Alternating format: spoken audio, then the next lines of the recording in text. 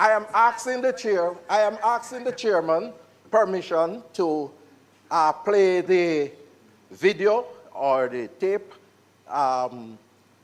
subject to Standing Order 82.6. Well, my approval can only be given if it were sought prior to, and so that I could have a hearing of what is going to be played, because I'm not going to, on the fly, permit the playing of any recording that I do not know what is contained in the recording. Mr. President, sorry, Mr. President, excuse me, please. Excuse me. Excuse me. Mr. And President, so that we understand what the standing order is. And Mr. President, Senator Floyd Morris, I'm speaking at the moment. I want to move on from the point, Mr. President. Take it easy. I want to move on from the point. Take it easy for me, please. And so that everyone, because sometimes persons who are watching think that we are just making up rules on the fly. And I am wanting to read the appropriate standing order that we have all agreed. Give me back my time, Mr. President. You will get back your time that I take in order to. It's not running. Thank you very much. All right. So, Senator Morris and members of the Senate, be guided, please.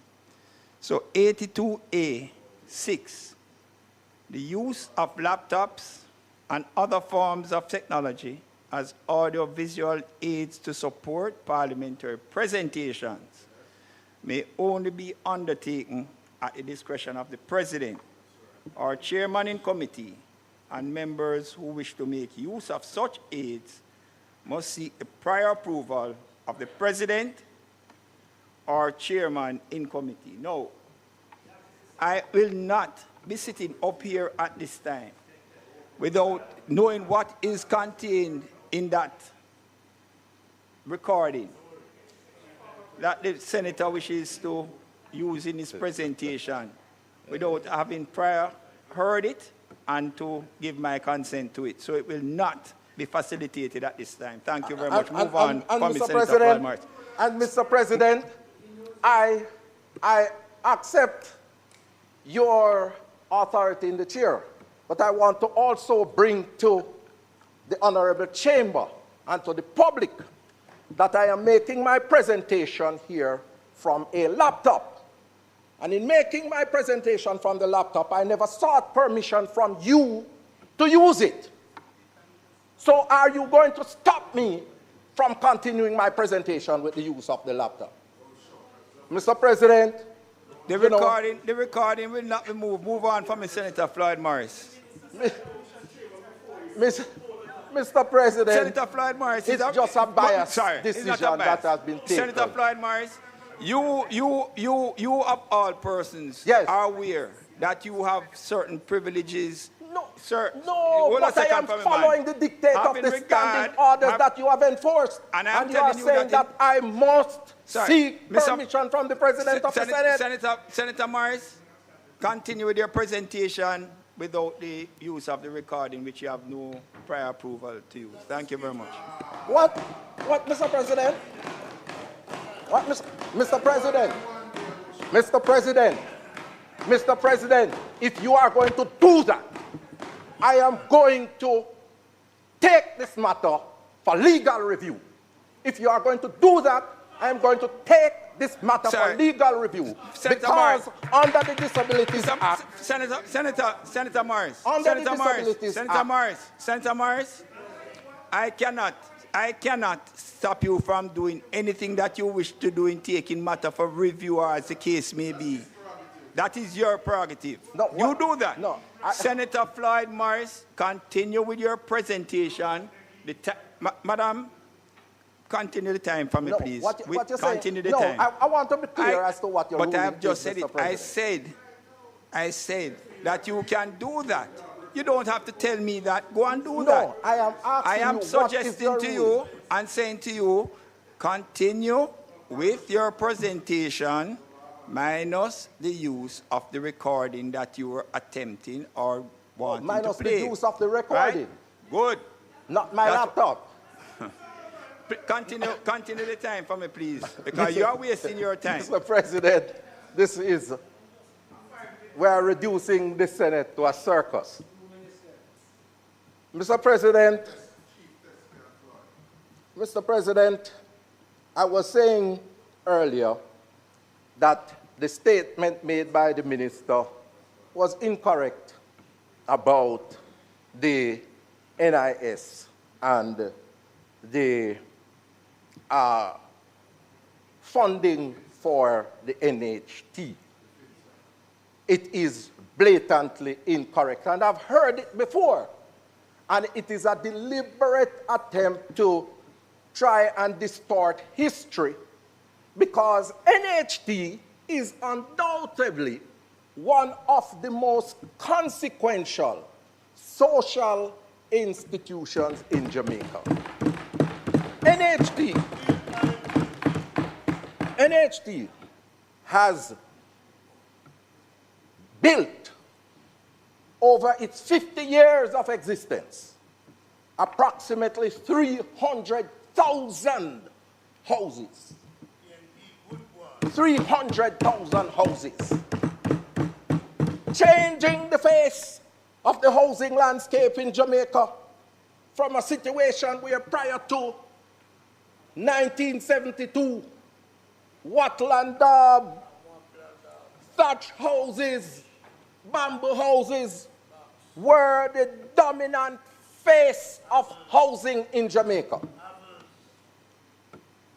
And what Michael Manley did in 1976 was say enough is enough. Our people deserve better. And so NHT was established to change that. And oh, what a marvelous job this institution has done. And this is why, much to my chagrin, at the 50th anniversary service, Senator Scott Motley, which was celebrated at a wonderful church in the city, Webster Memorial. I want to send special commendation to Reverend Carlyle.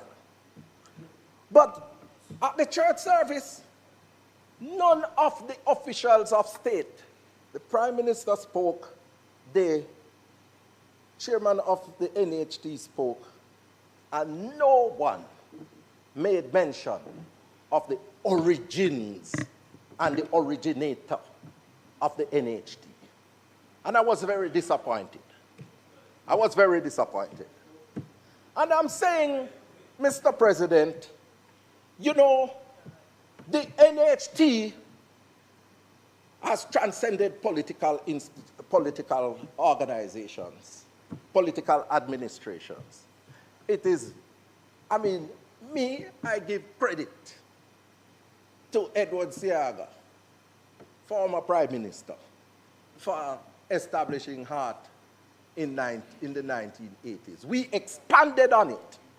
We expanded on it. But at least let us establish some decency in the politics and recognize those who have made their contribution. And we on this side is not going to allow the legacy of Michael Manley to flicker or die. The NHT is a part of the PNP saving pack for Jamaica. Mr. President, I want to quickly mention some things that are associated with what the government is trying to do with the NHT fund, because the minister made mention that in light of Hurricane Melissa, that the funds are needed to deal with and aid the recovery. And Mr. President, housing is critical to the recovery effort. Based on data, over 154,000 houses were affected. And the government did an assessment which showed 113,000 houses assessed. From the government's data, 18% had their houses totally destroyed. When you do the raw mathematical computation, you see it's about 20,000 houses. And then you have 40% that had partial damage in terms of just minor damage, and then you have another 42% with significant damages. Now, Mr. President, the government has allocated $10 billion to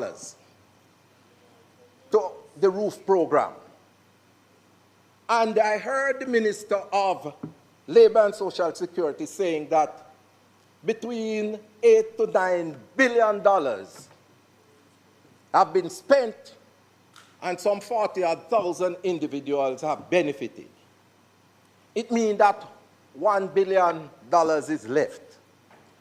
But yet I don't hear where the rest of funds going to come from and what the government is going to do to cater to the other 70,000 people who have not received any benefit as yet. And also, how is it those 20,000 individuals who have seen their houses totally destroyed and they have been living under tarpaulin in St. Elizabeth, in Westmoreland, in Hanover, and in St. James? And I say, how can we talk about we care about our people? And we have so many of our Jamaican brothers living in houses where all you see when you go in St. Elizabeth and Westmoreland and Hanover is tarpaulin covering the houses. And I say that we from this side, what we are proposing is that we amend this legislation to allow for 2 years. And in those 2 years, the monies that are earmarked go specifically towards providing houses to the people in Westmoreland, in St. Elizabeth, in Hanover, and St. James who need this service, who need this support. They are our Jamaican brothers, and we make contribution to the NHT, and we are prepared to support that so that our Jamaican brothers can have a restart. And we propose to do it for 2 years. For 2 years. For 2 years. Mr. President, I'm winding down, and I want to say, Mr. President, that last year the government signaled that it was going to purchase 5,000 houses, 5,000, okay, 5,000 modular homes. And these were to come in by January 2026. January 2026. And to date, we have heard that 900 has arrived, and we have 300 that came, it has been made available today, I heard.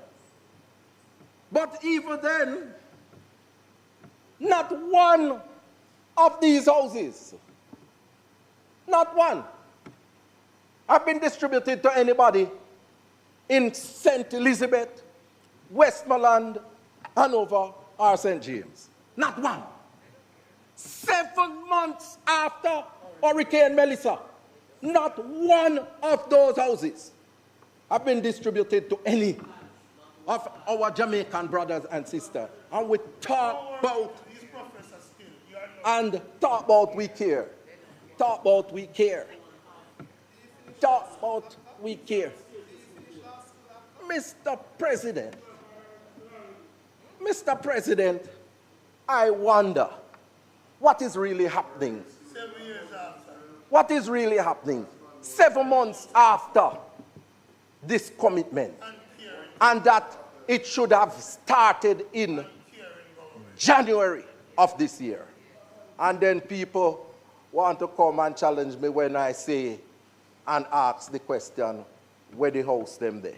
They're still asking the question. Because until the houses are in the hands of the people, I am going to ask where they house them there. Let me correct that because I will be ruled out of order by the president. Not this president. You know, where are the houses? Where are the houses? I'm complying with the standing orders. Mr. Mr. President, you know, my heart, our heart, is for the Jamaican people. And we want to make sure that the NHT, which was created to provide affordable houses for the people, to make sure that that remit, that vision, that mission, that commitment by Michael Manley, that is restored and that is fulfilled by an institution that has done extremely well over the past 50 years, but is being brought off track by an uncaring government. May it please you, Mr. President.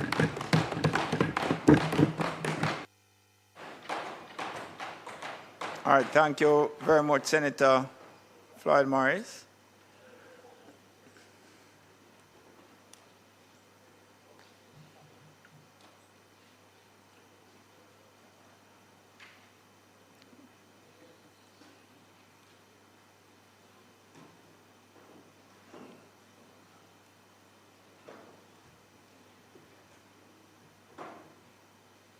Turn on the mic for me, please.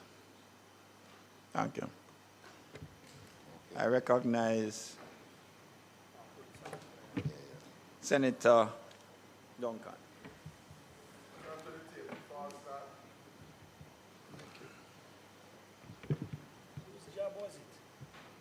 So, Senator Duncan, I recognize you. Go ahead. Thank you, sir.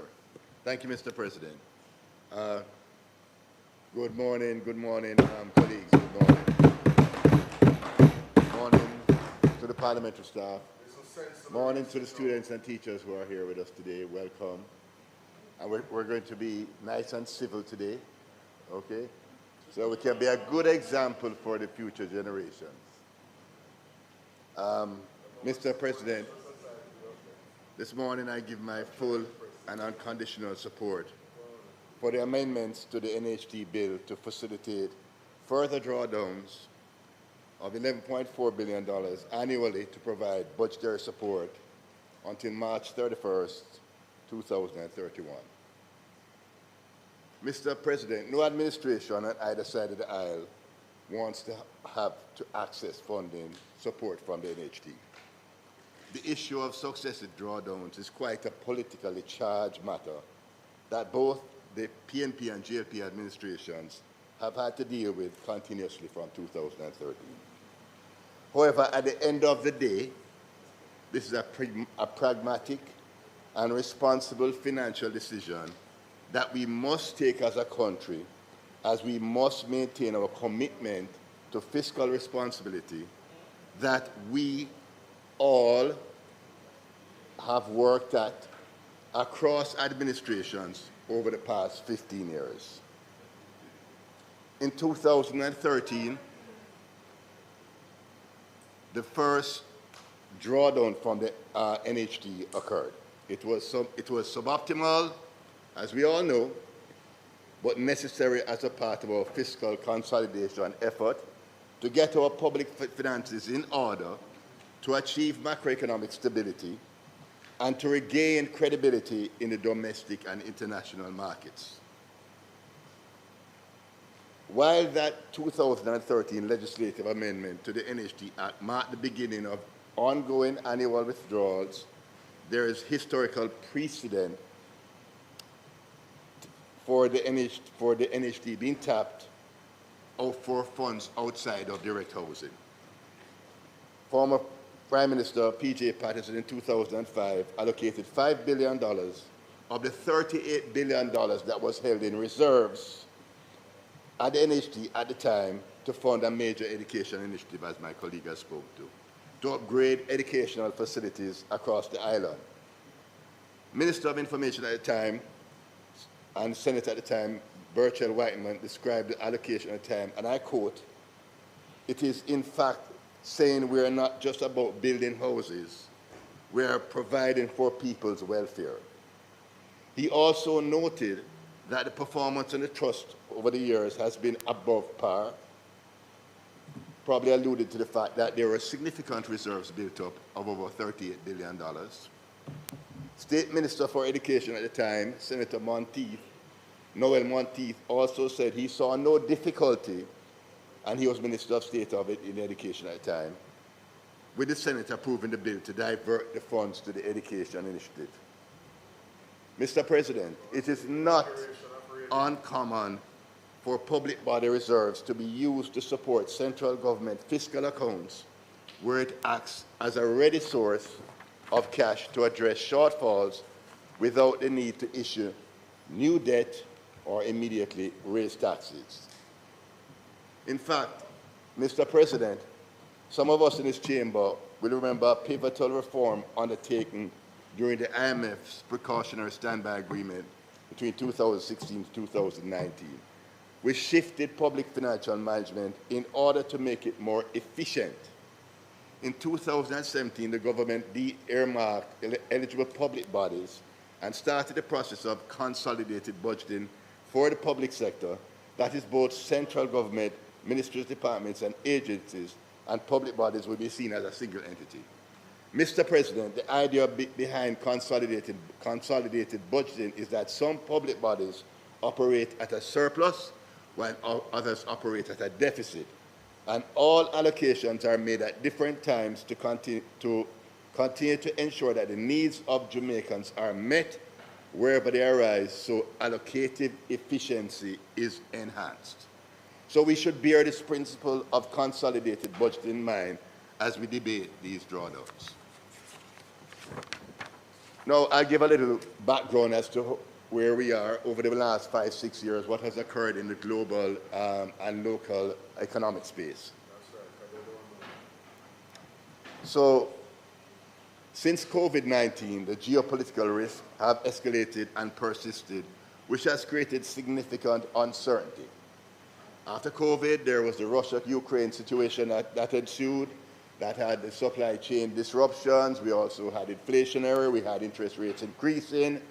So it has created significant uncertainty and continues, and this global uncertainty continues with recent events.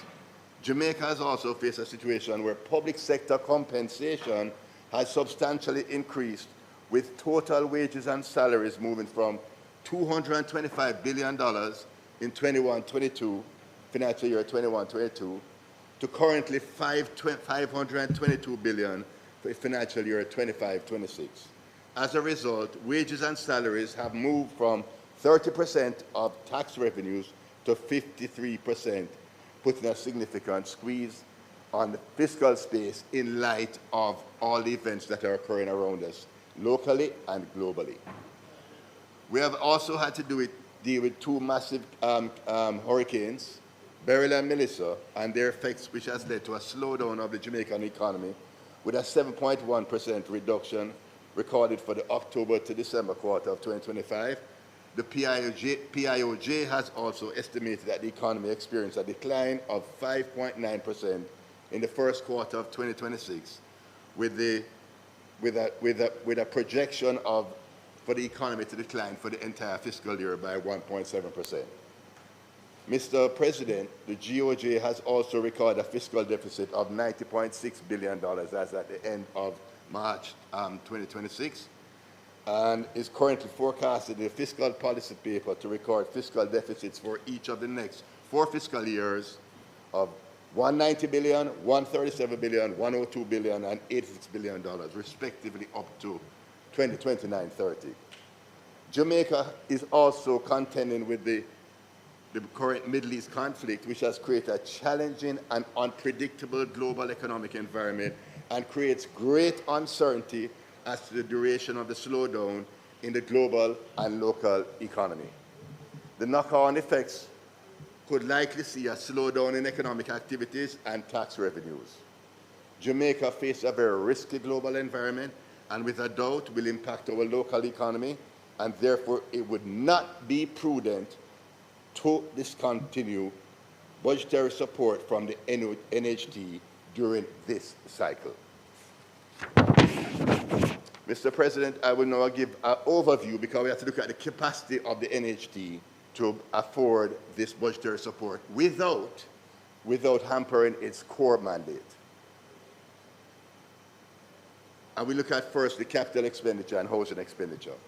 Despite these drawdowns, since 2015-2016, the NHT's total capital expenditure has more than doubled, moving from $24.9 billion to a projected figure of $54.7 billion for financial year 26-27. As a result, Just a projected figure, learn what that means. and $50 billion projected, yes. As a result, Mr. President, the NHT's total, but what is more important is the trajectory of that number moving on, almost doubling over this period of time in terms of capital expenditures and housing expenditures as a percentage increasing of contributions that are incoming, right? So the NHT is executed. Housing expenditure also more than doubled from $21.5 billion to a projected figure of 50.3. So CapEx and housing expenditure. Mortgages have also continued to increase over the period. Beginning like in 2013, there were actually mortgages increased from that period, from 2013 up to by 83,000 up to 250,000 mortgages in place at this point in time, with a further 5,400 mortgages for the current fiscal year. So mortgages continue to increase. So core mandate, CapEx, housing expenditure, mortgages are being increased. Now we look at contributions. The total amount of NHT contributions also continue to increase on an annual basis. So in 2013, total NHT contributions have more than tripled from $21.4 billion to $71 billion in 25-26. The NHT continues with these contributions and with the capital expenditure and with the issuance of mortgages, continues to operate with surpluses. Since 2013, the NHT has made a surplus in each year at an average surplus of around $18 billion and projects a further surplus of $14 billion for the current fiscal year. With these ongoing annual surpluses, as a result, what we have now is accumulated surpluses which have increased to $185 billion at the end of financial year 25-26 and projected to increase to $190 billion in 26-27. But, Mr. President, and we have to note this, the government does not take NHT funds from the annual surplus. However, even if that were the case, the NHT would still record an operating surplus every year if the $11.4 billion was taken from it. Instead, Mr. President, each year the NHT drawdown is taken from the NHT's accumulated surplus, which, as I said, currently stands at $185 billion, and which stood at $115 billion in 2013 when the first drawdown was done. So therefore, the accumulated surplus, the continuous generation of operating surpluses continue to increase, and the NHT is sitting on reserves of $115 billion in 2013 and $185 billion at the end of 25-26, right? So it is clear, Mr. President, from what I've outlined, that the NHT's financial position is sound and the surpluses generated by the NHT is significant, even with the 11.4 withdrawal per year. these withdrawals have not affected the capacity of the NHT to deliver housing solutions, and year on year it continues to increase its capital expenditure, housing expenditures, disbursement of mortgages to low-income earners and others. Therefore, Mr. President, the NHT is delivering on its mandate while staying financially strong and sound. It's also important to note, Senator Brown, it's also important to note that the $11.4 billion drawdown is taken entirely from the employer's non-refundable payroll contribution. The employee's portion is unaffected, and contributors continue to receive their refunds, which also continue to increase year over year. Mr. President, I believe it is important that we understand what is driving the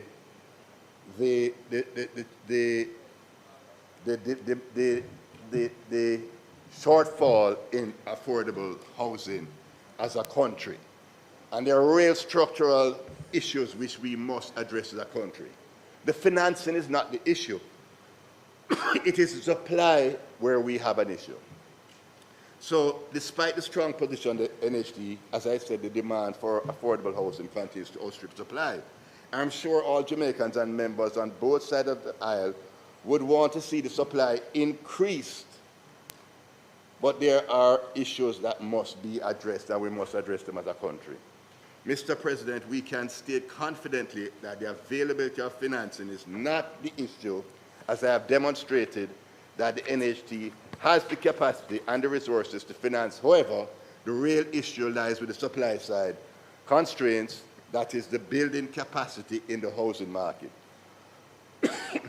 There is currently a mismatch between capacity, building capacity, and financing, which must be closed. The structural issues related to building capacity are not new to any of us in this House. The housing development sector, including National Housing Trust, is confronted by systemic bottlenecks that restrict housing delivery, including lengthy bureaucratic approvals, procurement delays, a severe shortage of construction labor, high material costs, limited availability of fully serviced land close to major employment and urban centers, and I will take some time to go through each of these. With respect to land scarcity and infrastructure, there is a lack of appropriately zoned and serviced land that includes roads, water, and electricity. Informal settlements also continue to grow due to the housing deficit, making formal infrastructure development significantly more expensive and complex. Bureaucratic delays also means that it takes time to get approvals through parish councils, NEPA, among other agencies building approvals, which creates a time lag, meaning projects often span several years from application to completion. Lengthy permitting and inspection bottlenecks also limit the pace at which developers can break ground and deliver units, hence NARA. Construction sector limitations. Mr. President, there's also a limited number of local large-scale, adequately equipped contractors capable of delivering massive master plan townships, and the construction industry also faces shortages of both skilled labor from time to time, and also from time to time essential building materials, hindering ongoing project timelines. So we have very few developers that can operate at any scale to close the gap between supply and demand. And that's an area that we need to pay attention to also.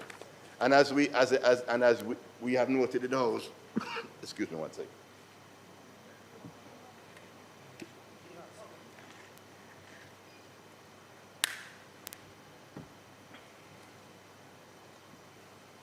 The NHD also assists buyers with low-interest loans.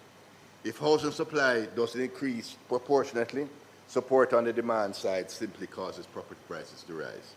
High global and local costs for foundational materials like cement and steel also make development progressively more expensive resulting in higher final unit costs.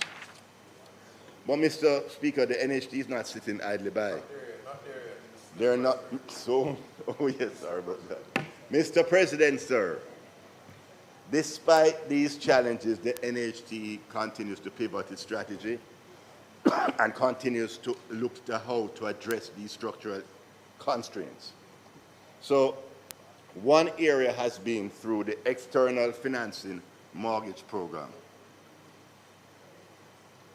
This, the EFMP program, leverages the existing financial sector presence in the mortgage market, with the financial sector covering the full mortgage amounts which have been previously funded by the NHT. This is not outsourcing, but a deliberate effort to mobilize private capital while freeing up NHT funds to be deployed towards addressing the housing supply gap. After 3 years, the EFMP program has disbursed over $33 billion in NHT loans, with of course, the NHT providing that interest rate subsidy, which brings down the cost of borrowing to the homeowner. Mr. President, the EFMP program, with the EFMP program, the NHT does not have to pull from its own reserves, does not have to deploy funds upfront, and will instead put to increasing the supply of low-income housing. Therefore, rather than primarily finance individual demand, the trust is now focused on the supply side now, because this is where the constraints are, the supply side, directly boosting housing supply through large-scale partnerships with developers for master plan townships such as Greater Bernard Lodge, Innswood, villages of Colbeck Castle in St. Catherine, Longwood Meadows in Clarendon, Friendship St. Elizabeth, among others, while partnering with private entities and the Heart Trust NTA to build contractor and labor capacity. The NHT will have to build on these efforts to tackle the supply side constraints in order to optimize and utilize the growing amount of contributions. Until such time, the NHT continues to run significant operating surpluses and continues to build reserves. So, Mr. President, the NHT continues to deliver on its core mandate: increasing housing expenditure, increasing mortgages, increasing partnerships with the private sector, financial sector, private developers, in order to increase supply to the market to meet the demand. Therefore, going along with that is the fact that the NHT is financially strong, sound, with significant resources, reserves, and its operations are not in the least bit hampered by these drawdowns, and these surpluses would likely have been invested in investment securities, repurchase agreements, or be sitting in cash. And as we note, the NHT sits on significant amount of liquid assets.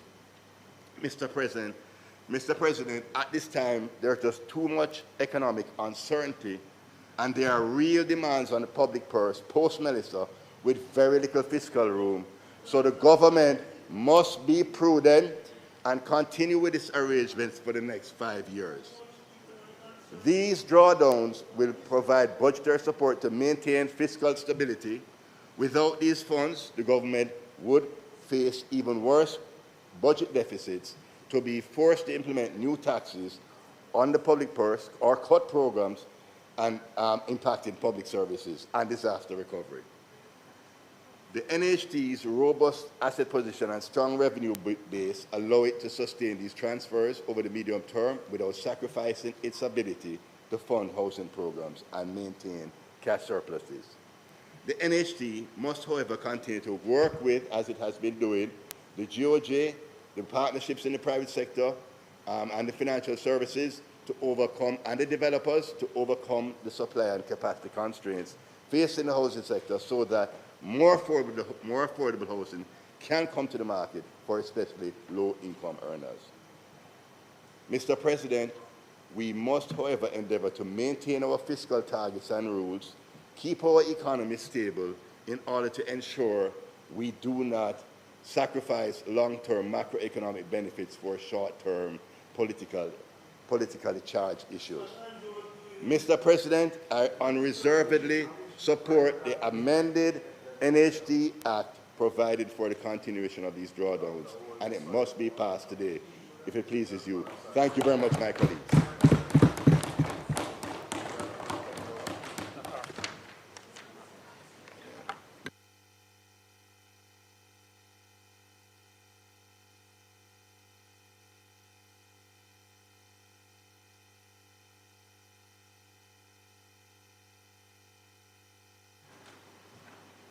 Thank you, Senator Duncan. Senator Tame.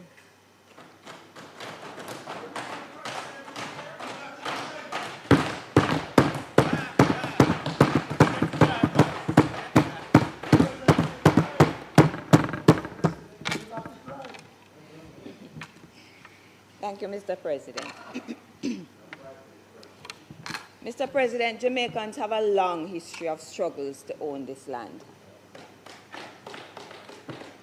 For example, Paul Bogle, who we revere, and his people understood that owning the land gave you political power. Today, the beach access struggles are a part of that bid to make Jamaica belong to the people who have lived here but were prevented from claiming this place as theirs. Home ownership is in that vein, Mr. President, part of the dream of many, many Jamaicans to secure themselves in Jamaica. Mr. President, both sides of this House recognize the value of housing to the Jamaican population.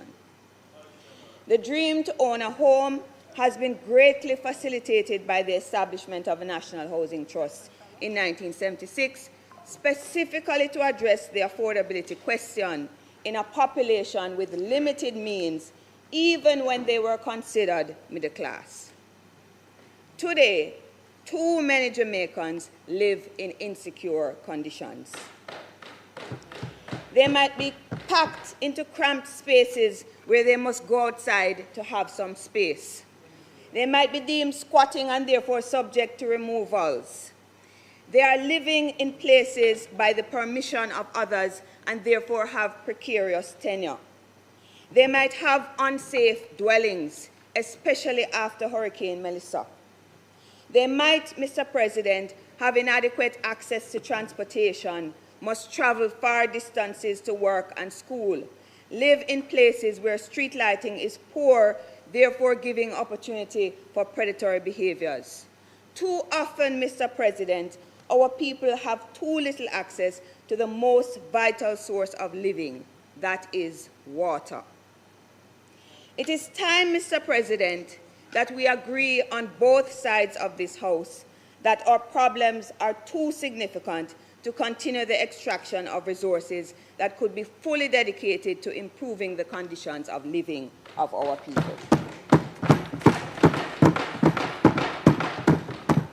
In the last 10 years, we have seen the construction sector booming, but the slums remain.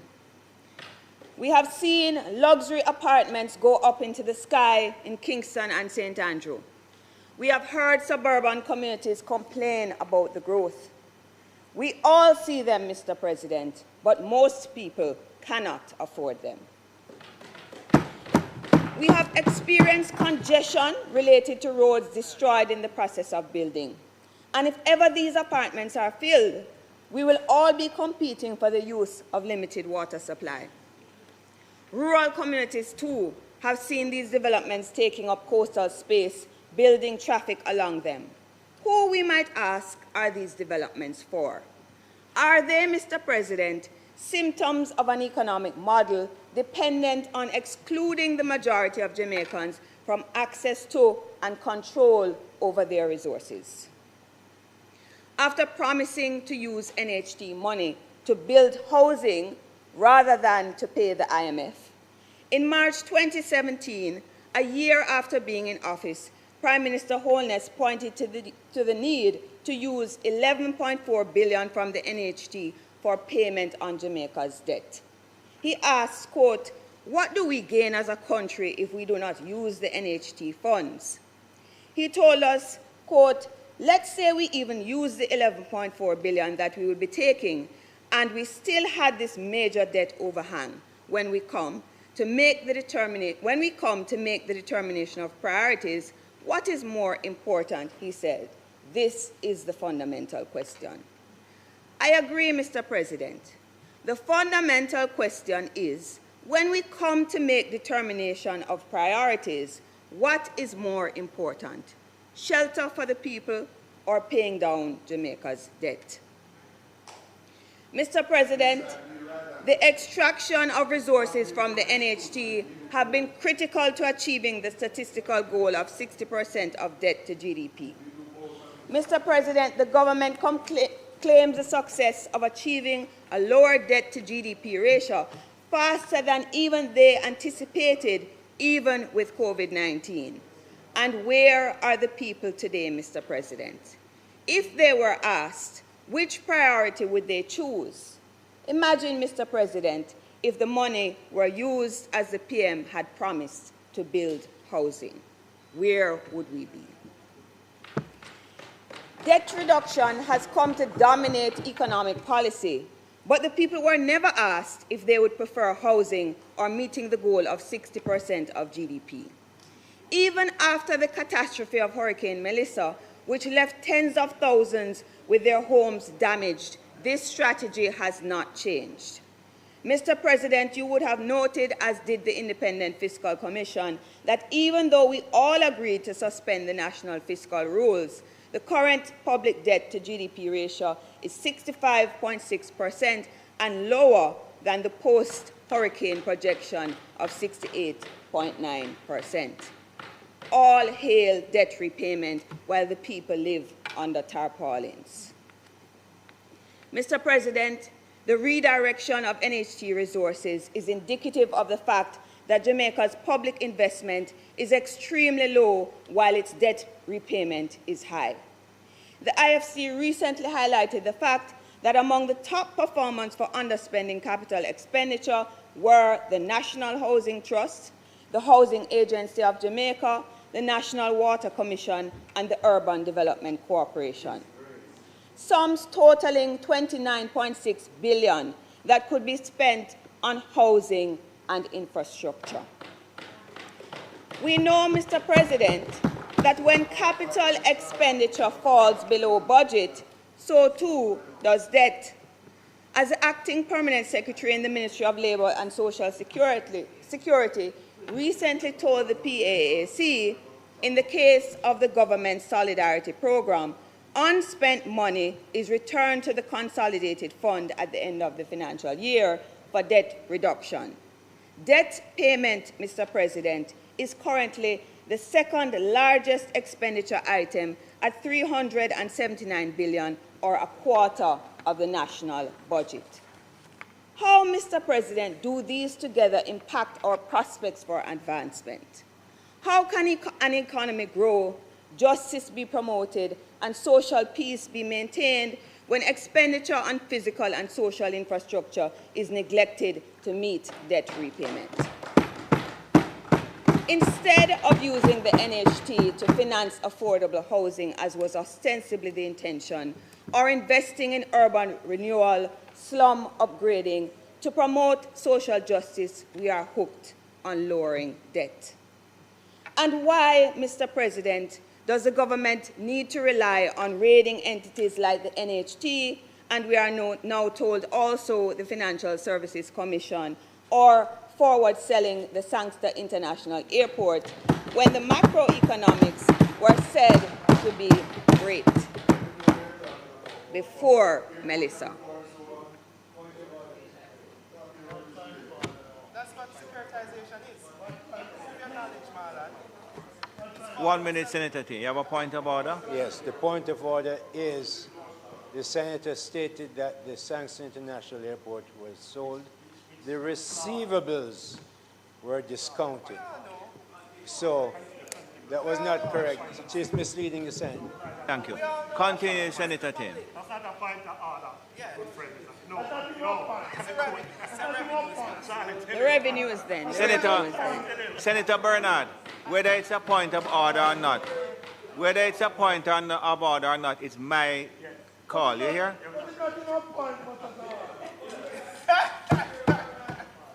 Continue, Senator And King. it doesn't end there, Mr. President.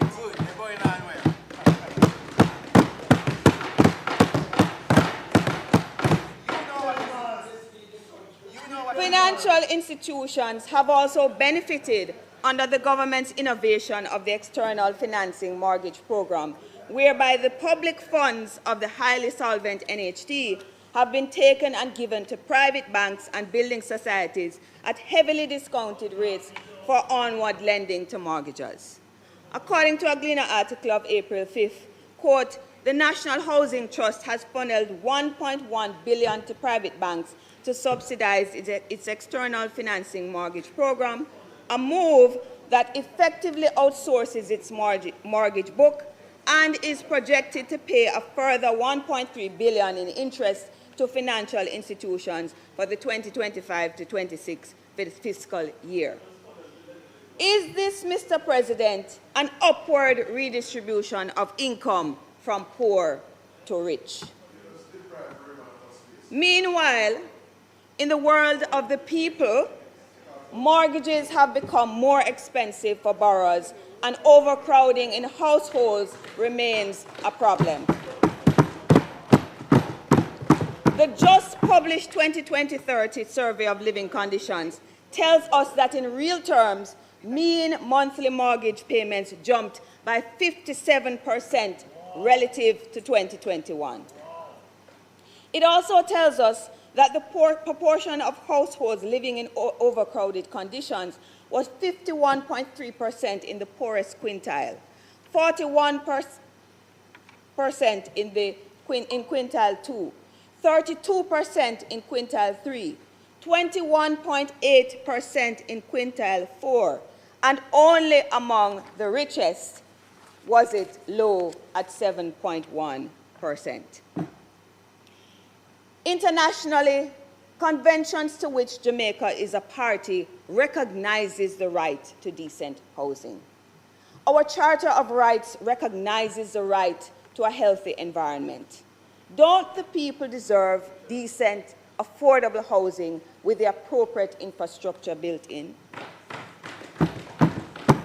Mr. President, what do you think the priority of Jamaicans would be if they had a say in the decision to withdraw $11.4 billion annually from the NHT? May it please you.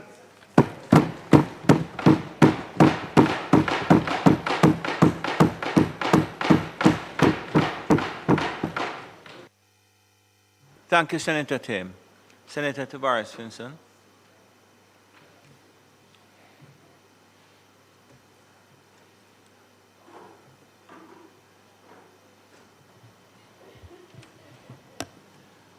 Do I need permission to speak from a seat other than my own? You have permission to speak from a seat other than your own. Thank you, Mr. President.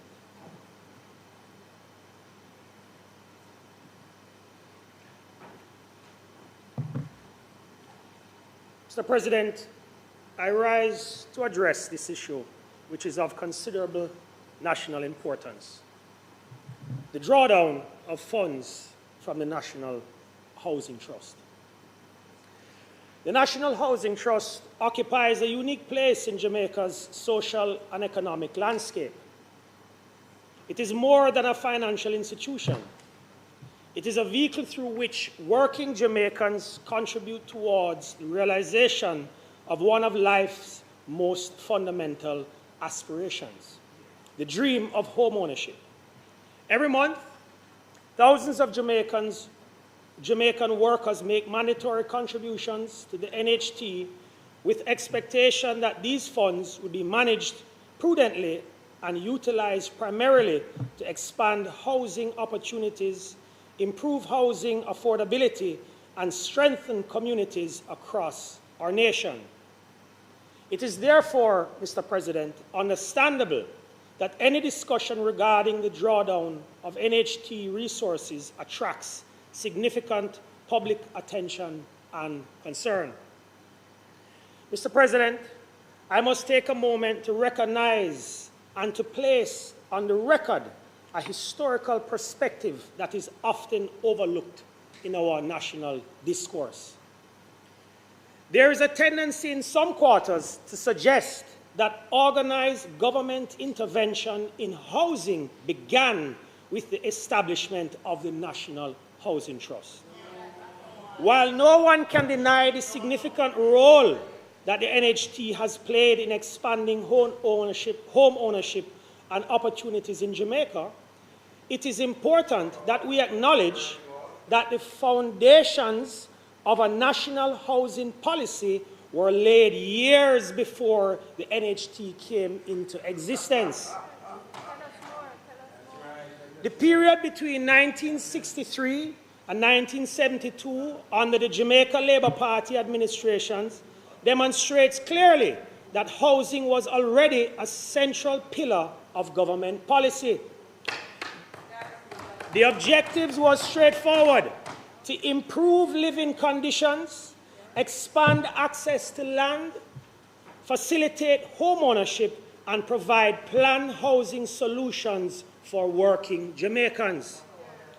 During those years, Mr. President, the government pursued programs that focused on the development of housing schemes, the provision of service lots, and the expansion of infrastructure to support new communities. The state worked through public housing agencies and development corporations to address the growing demand for housing that accompanied urbanization and population growth. The Jamaica Labour Party recognized that housing was not merely a social issue, Mr. President. It was an economic and developmental issue. Home ownership was seen as a pathway to personal security, family stability, and wealth creation. Consequently, policies were designed to encourage the construction of homes and the development of new residential communities across the island.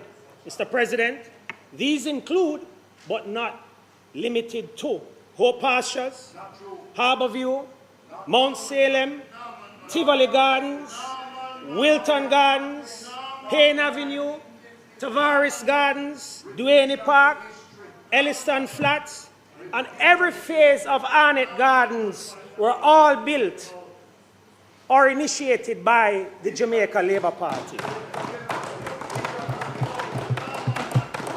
You hear that now?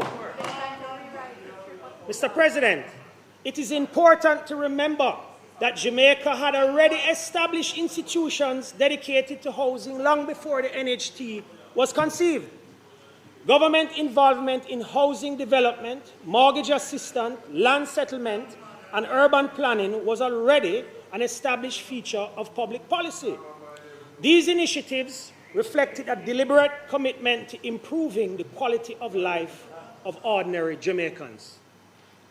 Mr. President, the historical record shows that the concept of affordable housing, government-supported housing development, and expanded access to home ownership did not originate with the NHT.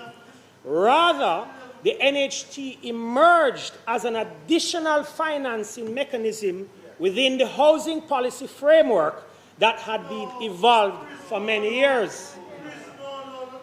The establishment of the NHT in 1976 represented an important innovation to housing finance, but it did not create Jamaica's housing policy from scratch.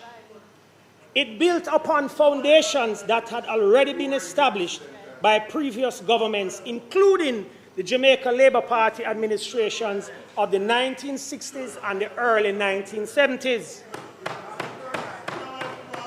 Indeed, Mr. President, many Jamaicans who obtained housing opportunities during the early period did so through government programs that existed without the benefit of NHT financing.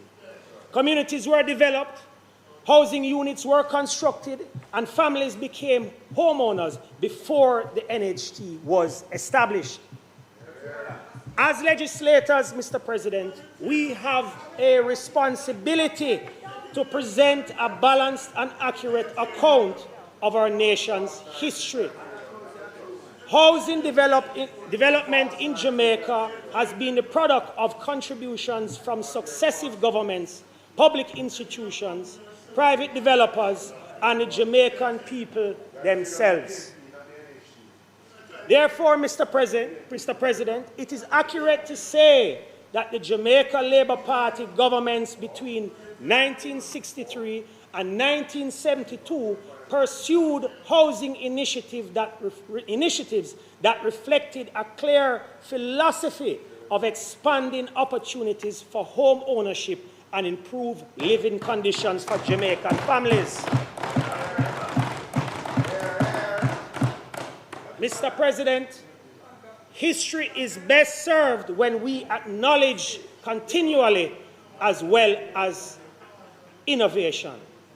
The NHT was an important chapter in Jamaica's housing story, there's no doubt. But it was not the first chapter. The housing policies and programs implemented before its establishment demonstrates that successive governments had already recognized housing as a national priority.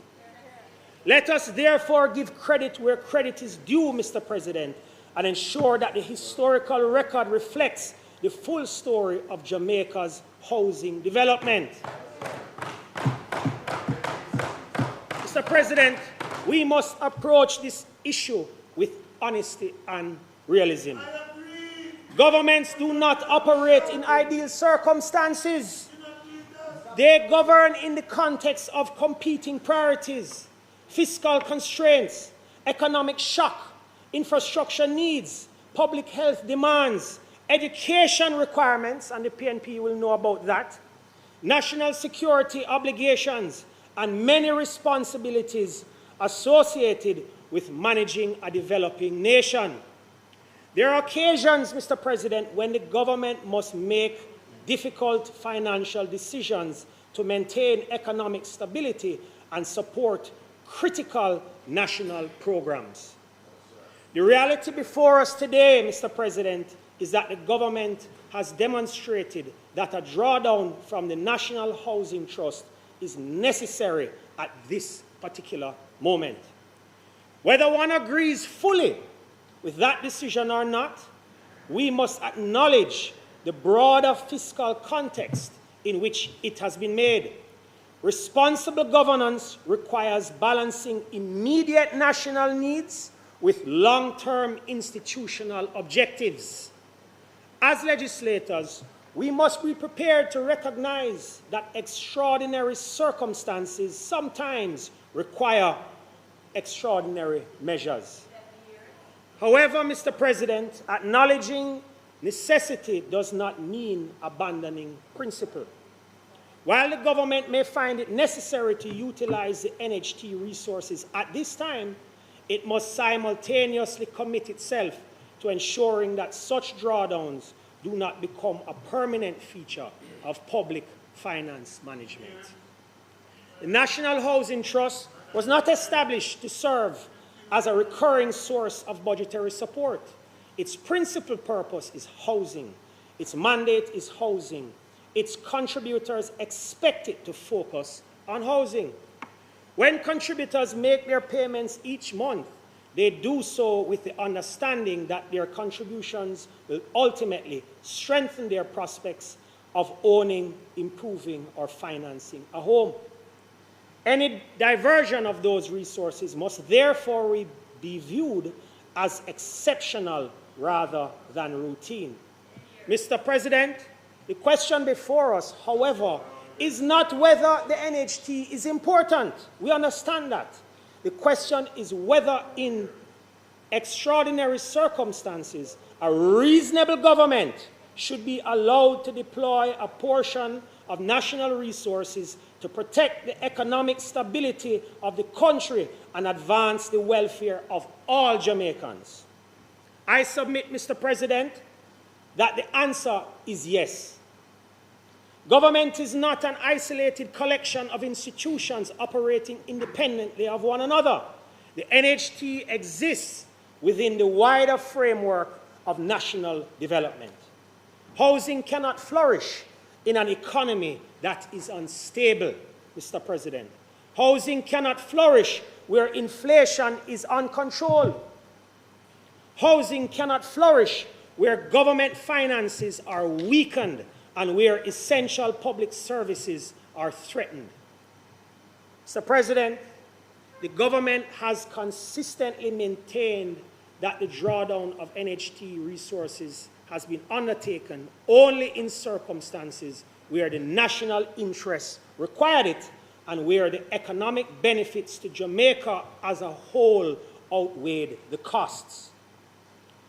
Prime Minister Dr. Andrew Holness has pointed out that previous administrations also utilized NHT resources to support broader national objectives, including education, reform, and fiscal stabilization. Mr. President, we must also examine the alternatives. We must examine the alternatives. Those who oppose the drawdown rarely answer a simple question. If these resources are not utilized, and I want you to listen carefully, Senator Brown. If these resources are not utilized, where should the government find funds required to address national priorities? Should the government increase income taxes on working Jamaicans? Should it raise general consumption tax? Should it increase payroll deductions?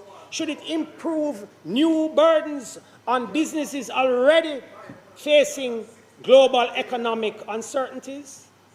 The Jamaican people elected this government on a mandate of fiscal responsibility, economic prudence, and a commitment not to burden citizens with new taxes unnecessarily. That commitment has been central to the government's economic philosophy. The choice, Mr. President, therefore, is not between drawing down NHT's funds and doing nothing. The real choice is between utilizing available national resources responsibly or imposing additional taxes on workers, homeowners, small businesses, and consumers. In that context, Mr. President, the drawdown represents a less burdensome alternative than broad-based tax increases that would directly affect every Jamaican household. Mr. President, it is also important to recognize that the government has not abandoned housing while drawing down these resources.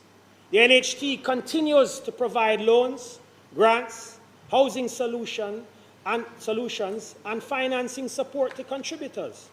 Loan limits have been increased, benefits expanded, the program strengthened to assist contributors in accessing housing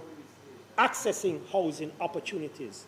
The institution remains operational, financially viable, and capable of fulfilling its mandate. Furthermore, a strong economy ultimately benefits housing contributors themselves.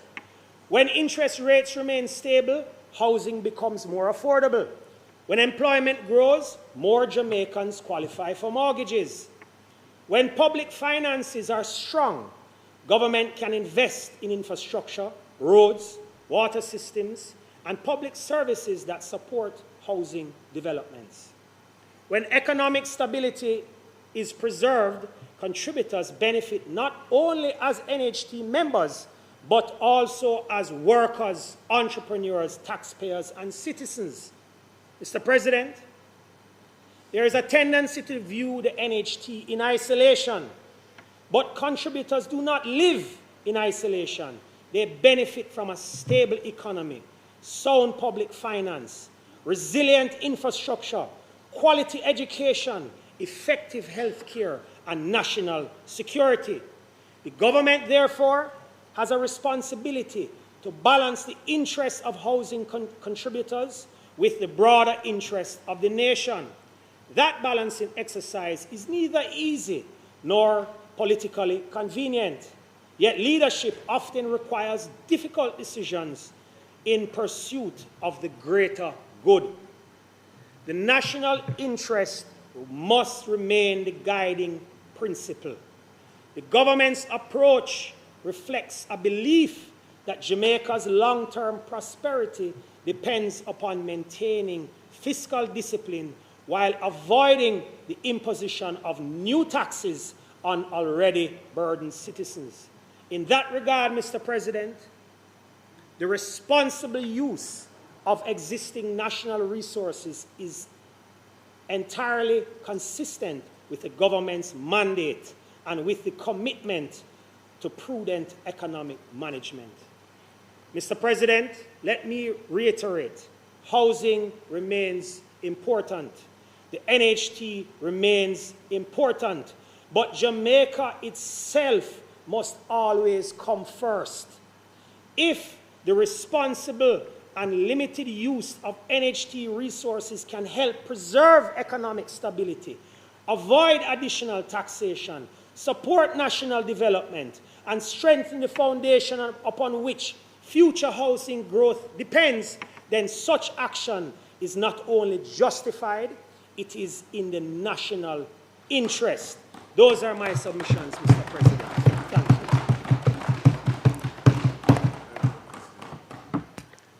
Thank you, Senator Tavares Vincent. Mr. Thank you.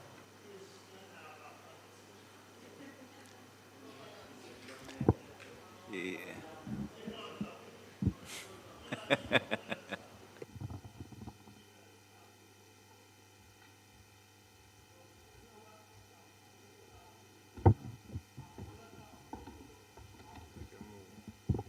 Thank you, Senator Tavares Vincent. Senator Small Ferguson.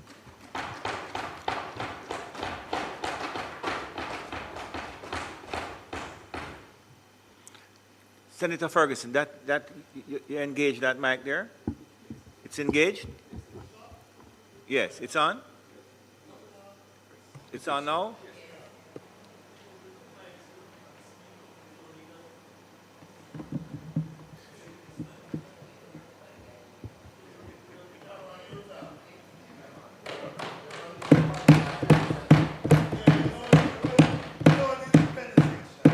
Mr. President, I rise to make my contribution to this very important debate, which seeks to extend the withdrawal of $1.4 billion per annum from the National Housing Trust for a further 5 years. Over the period, the bill will facilitate the transfer of approximately $57 billion from the NHT to the consolidated fund. And Mr. President, I think a lot has been said, but I want to say clearly that behind all of these numbers are people. The minister mentioned the teacher, the nurse, the police officer, the firefighter, the young professional, the public sector worker, the private sector employee who contributes every month while wondering whether home ownership will ever be within reach. For many Jamaicans, the NHT represents a sacrifice. It's a deduction from their salary. And Mr. President, underlining all of that is a representation of hope. The aspiration to own a home remains one of the most powerful aspirations in our society. There's an affinity to it. It speaks to stability. It speaks to dignity. It speaks to the desire to build something lasting for one's family and children. Across the world, home ownership remains one of the principal means through which ordinary families build wealth and achieve financial security. The Organization for Economic Cooperation and Development, the OECD, notes that owner-occupied homes represent the main store of household wealth in most countries. For Jamaicans, therefore, a home is not simply a place to live. It is the asset around which financial security and intergenerational wealth is built. It's a transformational asset. That's why this debate has attracted so much attention, as Senator Tavares Vincent said before me. And that's why it's generated such strong views, right, on both sides. And you know, the concerns raised on both sides, it's strange when I can resonate with arguments made on both sides of this House, right? I don't think it's a matter of political convenience in the main. Right? I think they arise because of the deep connection between the NHT and home ownership and our people. Right? I mean, I think at the end of this debate, we're going to have to commission a paternity test because everybody is claiming paternity for this thing, right? Yeah, I believe it arises because contributors view the trust as their institution. It's built with their contributions. It's intended to advance a purpose that touches their lives in a very direct way. You know, the debate, therefore, I think requires us to look beyond the numbers, as I mentioned before, and consider the purpose, why the NHT exists as the main core of the discussion, and the circumstances under which withdrawals from the trust were first permitted, and the standards that should guide us when resources collected for one objective are being redirected to another objective. And those considerations lead us to a broader issue which extends beyond the NHT itself. And Mr. President, that issue from my perspective is the integrity of purpose. When the state establishes a fund for a very specific purpose and requires citizens to contribute to it, or whether it justifies the collection of resources, whether it's taxation or otherwise, on the basis of a very specific benefit, I believe it assumes a responsibility to preserve the purpose for which those resources are entrusted to it. Okay. And you know, that responsibility, Mr. President, does not disappear because fiscal pressures emerge, nor does it disappear because alternative uses can be found for the money. And it does not disappear because the fund has accumulated significant resources. Instead, I believe the internal purpose, or the purpose rather, the stated purpose, requires that the objective for which the resources were collected remains central to how those resources are ultimately used. As I've said in this chamber before, that principle is important because it goes to the heart of public trust. Mr. President, citizens are often willing to bear costs, make sacrifices, contribute resources, because they understand the purpose for which those resources are being collected and the benefit that will arise from the resources. And indeed, our citizens have made many sacrifices. The NHT was established with a defined purpose to assist Jamaican workers to access one of the most important assets that any family can possess. It's against that backdrop, Mr. President, that we must consider the history of withdrawals from the fund. And I've heard many different versions of history today. And it has been said before, and it should be acknowledged again, that the precedent for withdrawing funds from the NHT did not originate with the current administration. The previous administration did access the fund, but it was for a specific purpose in each instance. And you know, the circumstances surrounding the most recent decision to access the fund driven by the previous administration were extraordinary, as Senator Duncan said. Jamaica was emerging, or well, in the midst of one of the most severe fiscal crises in modern history. What he didn't say, however, is that at that time, the country was seeking to restore credibility following the collapse of the previous IMF arrangement under the JLP administration prior. The People's National Party government of the day was engaged in a comprehensive program of fiscal reform aimed to stabilize the economy and restore confidence. The same program we enjoy the benefits of today.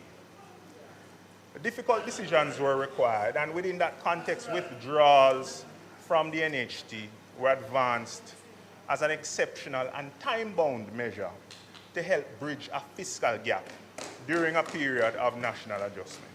And the measure was limited to 4 years at that time. It was not presented as a permanent feature of the fiscal framework or as a standing claim on the resources of the NHT. It was presented as an emergency response to exceptional circumstances. And as we know, the proposal was met with strong opposition at the time.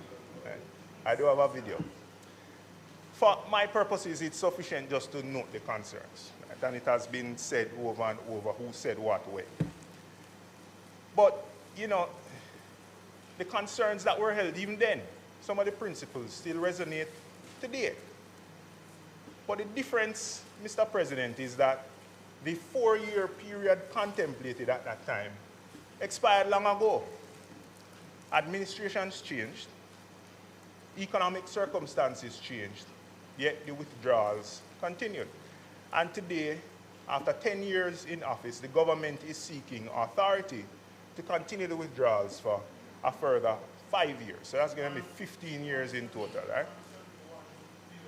What began as an exceptional measure has now become embedded within the framework. Right? In my contribution to the appropriations bill debate in March, I argued that the fiscal pressures facing Jamaica did not begin with Hurricane Melissa. It pointed to a reliance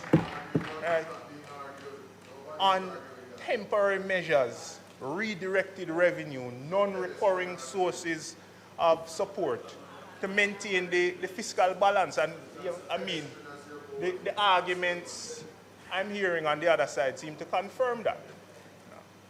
The continued withdrawals from the NHT was just a part of that pattern, and it remains true today.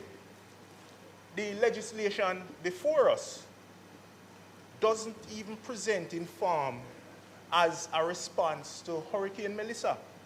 It does not identify the extraordinary event that is referenced adjacent to it for the temporary drawdown on the NHT. Indeed, the Memorandum of Objects states the government's economic program relies on these transfers to fund some expenditures in the national budget, without which expenditures would rather require reduction or a tax package tabled to cover the shortfall. And the rationale advance is clear. It's budgetary support. It's now been entrenched. Right? That's materially different from the position that it is driven by the events caused by Hurricane Melissa. The issue before us, frankly, is that a measure that was introduced as temporary and extraordinary has now become a permanent component of the government's financing model. And that's an evolution that raises concerns regarding the integrity of purpose. Because the further the measure moves from the circumstances that gave rise to it in the first place, the more difficult it becomes to reconcile its continuation with the reasons that the NHT exists. Mr. President, in my contribution to the appropriations debate, I also raised concerns regarding a very similar issue, the continued collection of revenues associated with the special consumption tax on fuel, which was initially designated to fund a hedging program which the government has since discontinued. In response to those comments, my colleague, Senator the Honorable Keith Duncan, referenced observations previously made by former Minister of Finance, Dr. Nigel Clark. He said that hedging is expensive unpredictable, and can lead to losses if poorly timed. Subsequently, during another debate in this honorable chamber, Senator Marlon Morgan sought to equate hedging with gambling. Yes, very creatively so, I must say. Mr. President, these comments, I think, provide an opportunity to clarify an issue that may not be familiar to many Jamaicans. Yeah, Mr. President, there's a distinction between hedging and speculation, or gambling, as has been called. And it's not a matter of political opinion. It's one of the foundational concepts that is well understood throughout modern risk management and finance. Permit me, therefore, to explain as simply as possible the difference between the two. A party who enters a hedge, Mr. President, is somebody who already has a risk and uses a financial instrument to reduce that risk. It's very much like insurance, which resonates with everyone. While somebody who chooses to speculate or gamble is somebody who deliberately assumes a risk in the pursuit of profit. Very much like the gambling that Senator Morgan would have spoken about, right? Before entering the transaction, somebody who is looking to do a hedge already has an exposure, while after the transaction, the hedger has less exposure. Before entering into the transaction, a person who is looking to gamble has no exposure. And after the transaction, the gambler gets more exposure. So the two activities are fundamentally different, even though they are being conflated together conveniently.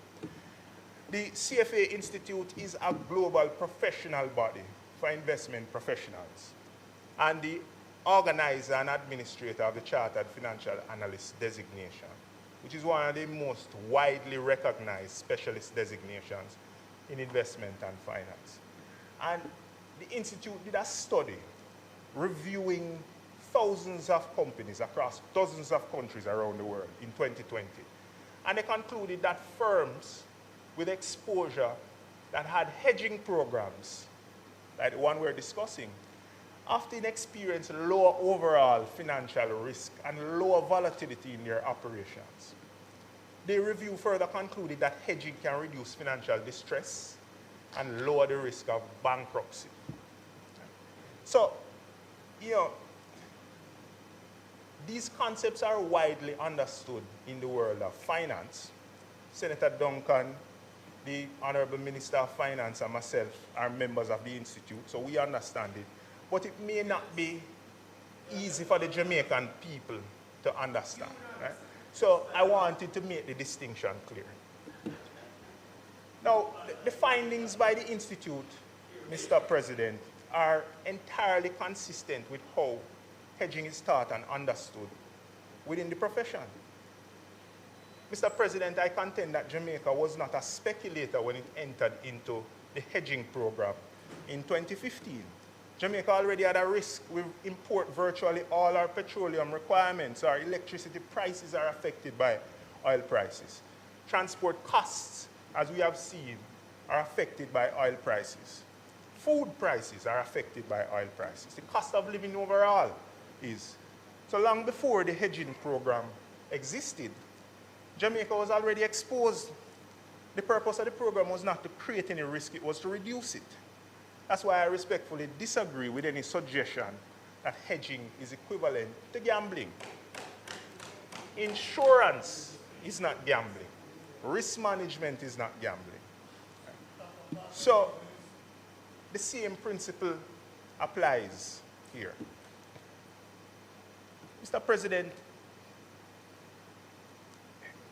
the fundamental issue going back to the integrity of purpose is that in this instance, as with the discussion that we're having here, the purpose has gradually fallen away with respect to this tax.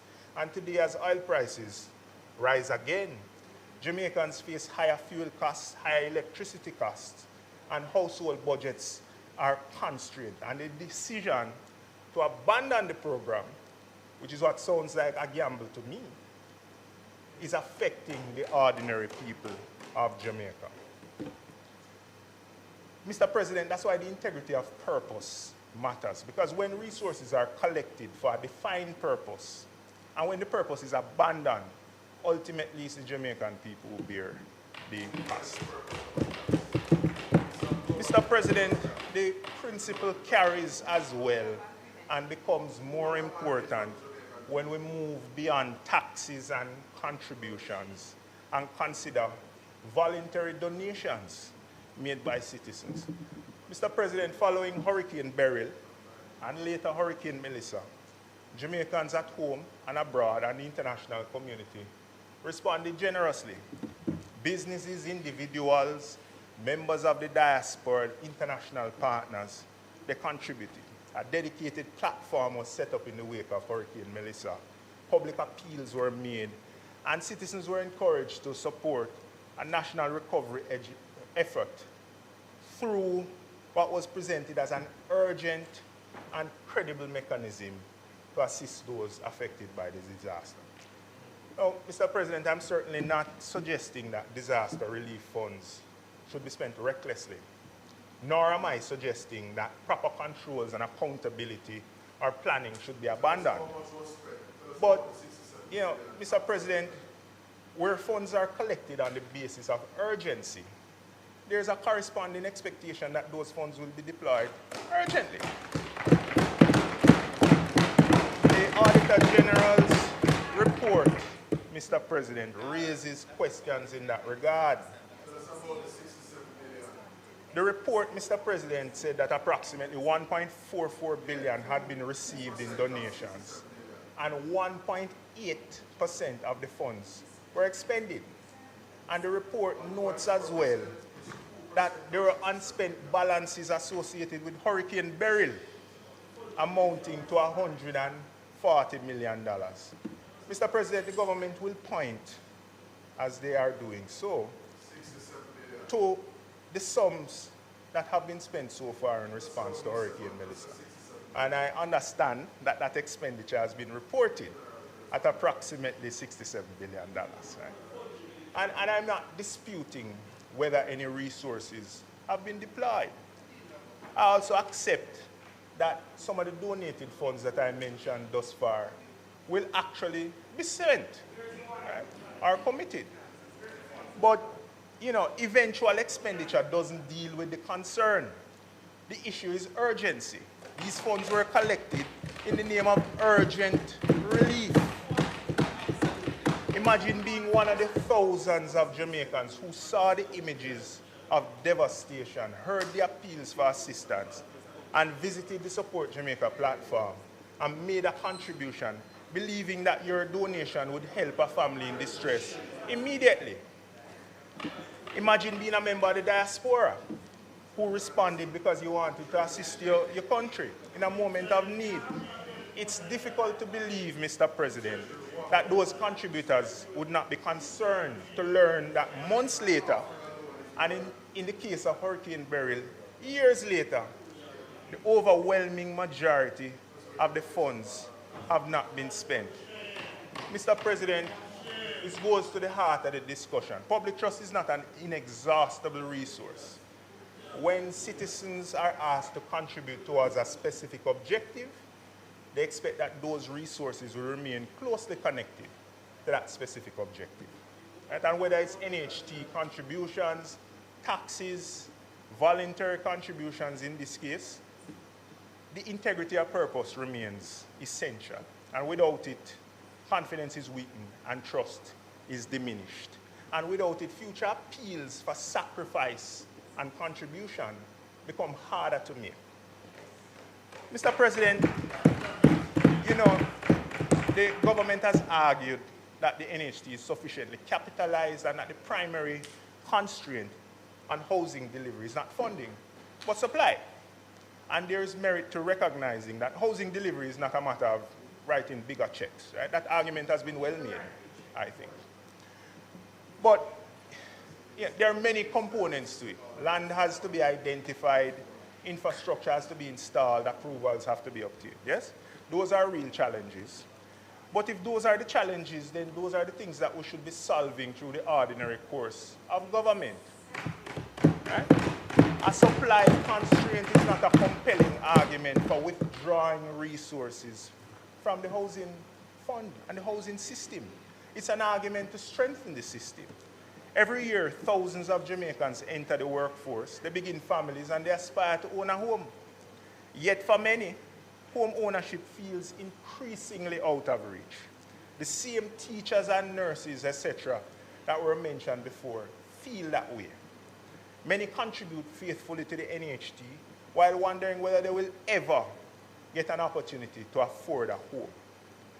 So if land is the constraint, then the NHT could play a greater role in bringing additional lands into the housing stock. The government controls significant land resources across the island. Some lands may be suitable for large-scale housing developments. Others may be suitable, in particular, for affordable housing developments, starter home programs targeted to young Jamaicans who have an aspiration to get that kind of beginning in life. If infrastructure is the constraint, then resources can be directed towards enabling infrastructure. The minister said that some of these places are not piped or wired. I mean, who is complaining? The people who have control. Roads, water systems, sewer networks, those are all within the control of the ordinary business of government. So the government is complaining about the government. Right? These investments are fundamental. They may not receive the same kind of instant benefit and instant gratification, laying the foundation and the infrastructure as others do. But without them, these housing projects can't happen. Right? So there's a strong case, Mr. President, for expanding the National Housing Trust role to make not only housing accessible, but to improve the conditions of those who have already accessed a home. When you look at NHT schemes, for example, the program to upkeep roads is not far-reaching enough, Mr. President. Across the country, you have NHT schemes where the infrastructure is run down, deteriorating the value, that store of value that families hope for in their homes. Right? And, I mean, the program surrounding that is unstructured and not far-reaching enough. Mr. President, the consequences of that are felt directly by the residents. Right? And, you know, it comes out in the reducing quality of their lives and the values of their homes. We can review loan limits and expand them. Right? If there are surplus resources, these are the kind of things we need to apply in terms of our mindset to housing. We need to broaden our ambition, Mr. President. And if the NHT possesses resources beyond what it can use, then we could focus, Mr. President, on an expanded housing agenda vis-a-vis continued withdrawals. Mr. President, you know, I've listened carefully to the arguments advanced so far in the debate, and particularly those in support of the bill. And let me be clear in terms of my own perspective. I personally don't dismiss the fiscal pressures that are confronting the country. And, you know, I certainly disagree that those fiscal pressures are solely because of the hurricane. However, the hurricane has imposed significant costs on Jamaica. It has damaged infrastructure, it's disrupted lives. We know what it continues to do. Right? It's not has, it's doing. Those realities are undeniable, Mr. President. But what is less clear to me is why Parliament is being asked to approve a further 5-year withdrawal from the fund in almost automatic way, right, in a way where it's stylized as being embedded in the economic program without any off-ramp. There's no communicated off-ramp. You know, everybody is happy to acknowledge that this is an undesirable measure, a particularly undesirable measure. Then why is there no focused effort around its discontinuation? Mr. President, one of the lessons that you see play out in public policy is that exceptional measures have a tendency of becoming permanent out of convenience.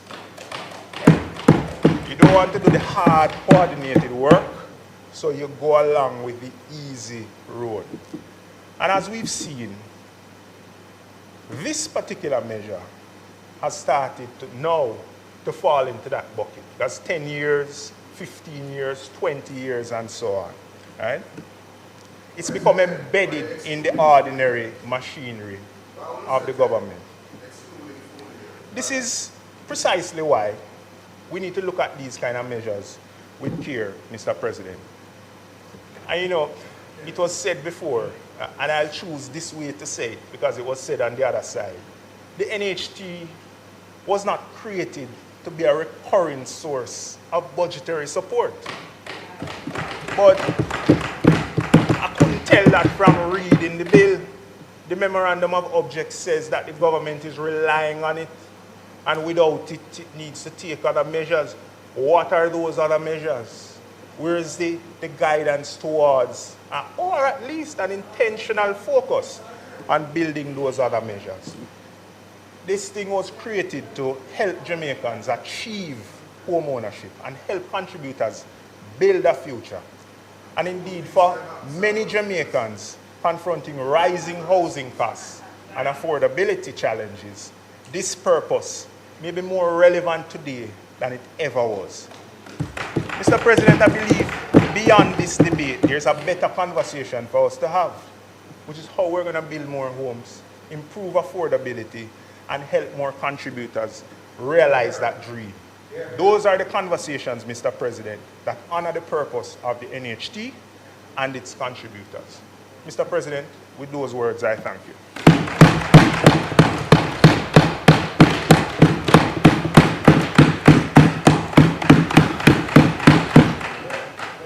Thank you, Senator Small Ferguson. And I noticed that, Senator Ferguson, I noticed that you have been re-elected as the President, Chairman of the Jamaica Security Dealers Association. Congratulations.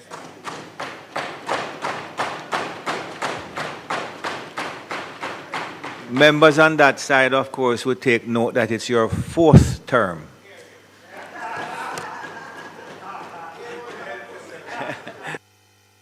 Let all who have ears hear. Thank you very much, Senator Small Ferguson, and you went right down to the wire. I appreciate it. President General, Senator Cavan Gale. Thank you, President. Senator Gale, engage your other mic for me, please. Is that your usual seat, Senator Gale? No, I'm asking you, appealing to you that I can speak from a... Yeah, go ahead. Thank you. This time. You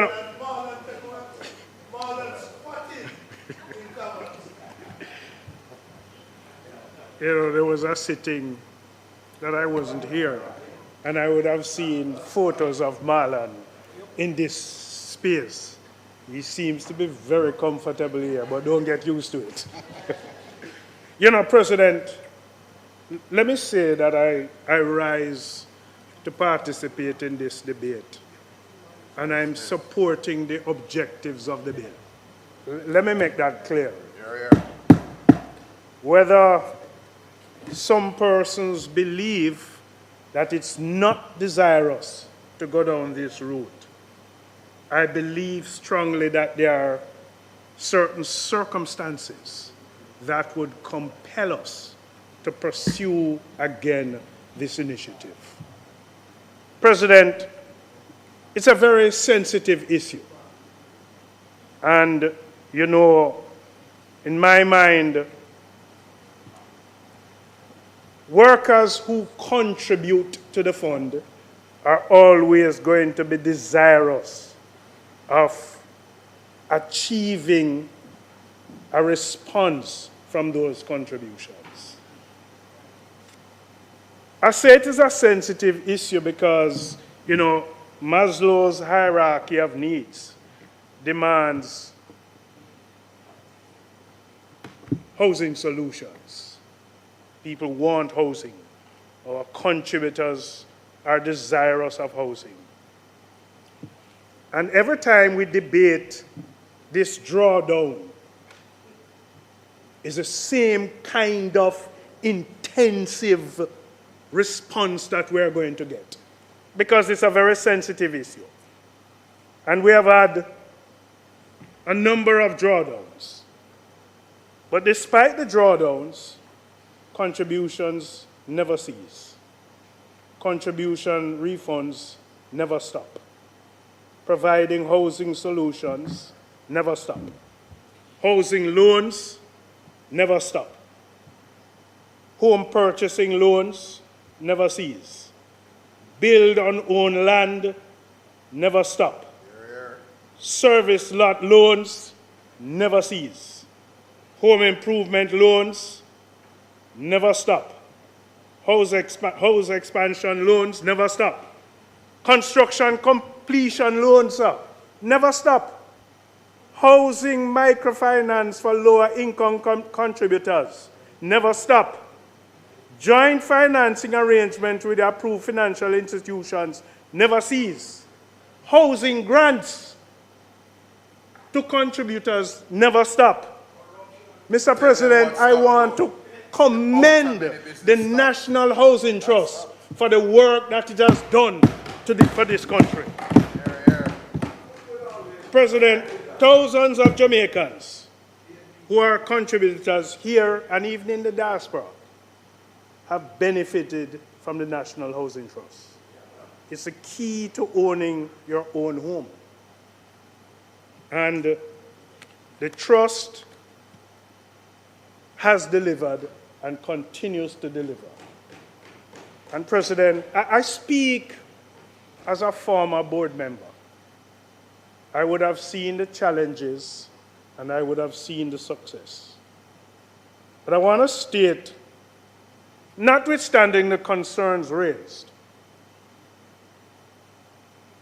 under this administration, there has been significant expansion in housing delivery.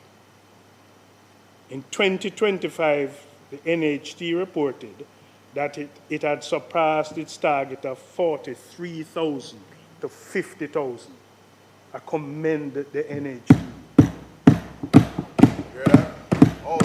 The NHT has reportedly invested over $343 billion in housing over the last 9 years, the largest housing investment program in the history of this country.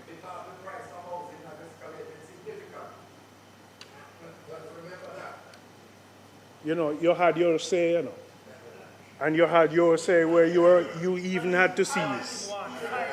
There has been increased access to affordable housing financing. There has been a higher loan limit for individuals and joint borrowers. Mr. President, there has been increased finance support for the lower price homeowners. Major housing development across Jamaica, Longville Meadows, Friendship, Mount Nelson, Chantilly.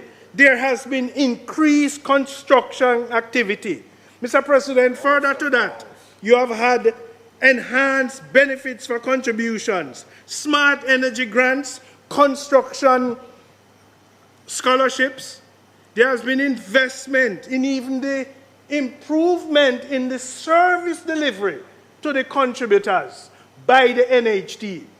All of this has taken place with the drawdown. Mr. President, we are progressing as a trust. Mr. President, the National Housing Trust projects housing expenditure of approximately $50 billion and an additional $21 billion in mortgage subsidies for 2026-2027. So notwithstanding the intent of this drawdown, the National Housing Trust as an institution, with its board and its management and this government, is approaching the pursuance of its targeted approach with a level of flexibility and high confidence. Mr. President, you know, notwithstanding the fact that over the last years, it had expanded its role as Jamaica's principal provider for affordable housing. It has undertaken some very ambitious programs in the country's history. And these achievements represent a significant improvement compared to previous decades. And I think the NHT deserves commendation for its effort to modernize operations, increase project starts, expand contributor benefits, and improve access to housing opportunities for the ordinary Jamaicans.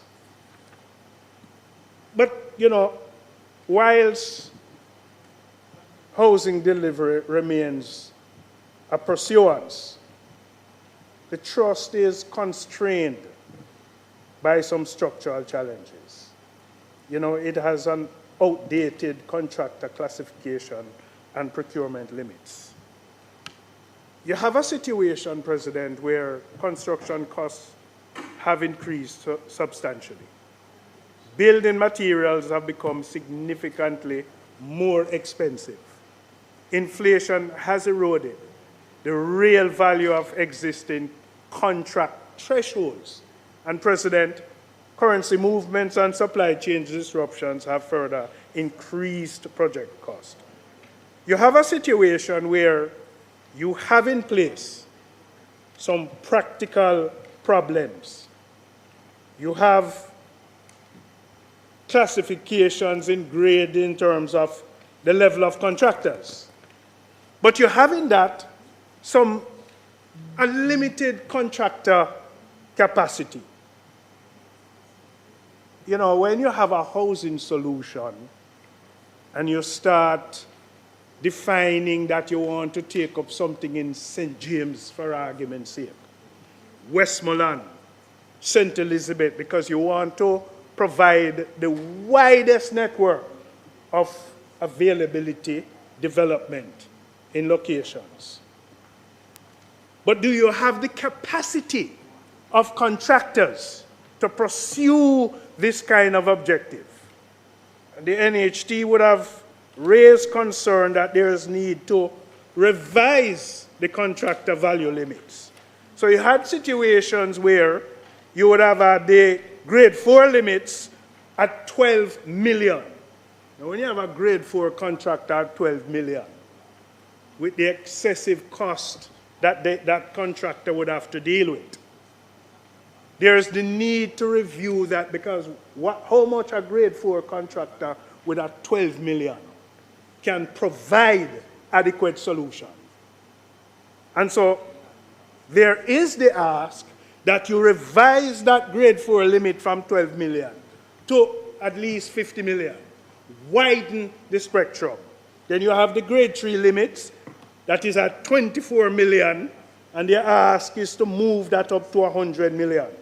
And the grade 2 limits from 75 million to 300 million. What it is doing, President, is giving a wider capacity, wider resource in terms of the allocation and those that can bid. But the second issue, and I find this from a trade union's perspective to be a real concerning issue, and that has to deal with the construction labor force shortage. The leader of government business would have referenced it in her opening presentation. Senator Keith Duncan would have also referenced it. You know, construction employees are nomadic in nature.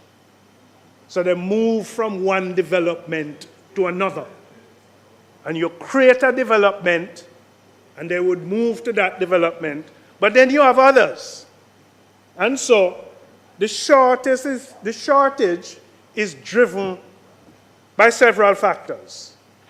The migration of skilled workers overseas, because if these workers have an opportunity and they are skilled workers, they're going to move to a space to which where we cannot really compete. You also have the situation where insufficient graduation rates from the vocational institutions. And I want to delve into that a little bit because I have a particular concern. There are some developers who are employers who want what I consider ready-made. They don't want to take those graduates coming from institutions. They want the experience. But the experience comes with a particular price. And there are often times when the experience, because of that level of experience, they are valuable elsewhere. We also have to deal with a significant concern that we have an aging construction workforce. So not everybody wants to come into construction. Not everybody wants to ply their roads into construction. And you have this increased competition for labor from reconstruction to infrastructure projects with the same players. And so everywhere financing is available, Mr. President, and contractors are secured, projects cannot proceed efficiently without sufficient skilled workers. And so you have this shortage in relation to the number of carpenters, masons, steel workers, electricians, plumbers, the finishers. And so it would have caused a delay on the impact of certain projects. A delay in project completion, difficulty in staffing multiple projects at the same time.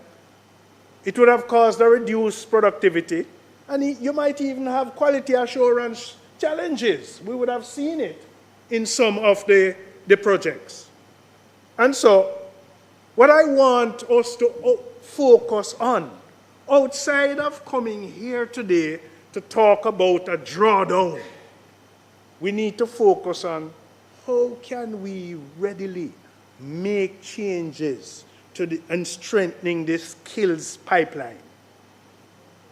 And, you know, to address this challenge, and Minister Morris Dixon is here, consideration should be given to some sort of a formal partnership between the NHT and the Heart Trust in creating a more dedicated construction trades program aligned to the trust housing demands. Mr. President, there are some real challenges where bridging the gap of this skill is concerned. You have the outdated procurement thresholds. You have the limited contractor participation. We have the insufficient construction capacity. And we have this acute shortage of skills labor. We cannot not attend to these concerns. And President, I want to also suggest, if Jamaica is to meet its long-term housing targets and broaden infrastructure ambitions, and this is outside of housing now because we're a developing state and we have to continue to pursue our own development, but we need the skills in pursuing that. And the reality is that we must continue investing heavily on training and certification and workforce development. But, President, what I'm going to advance might appear controversial in nature, but we need to talk about it. Many countries facing similar demographic and labor market challenges have adopted carefully managed programs for temporary importation of skilled labor in sectors experiencing acute shortages. Jamaica may eventually need to consider similar measures, particularly in areas such as the masonry, the carpentry, the electrical installation. And I want to say, such a policy, however, must never come at the expense of the Jamaican workers.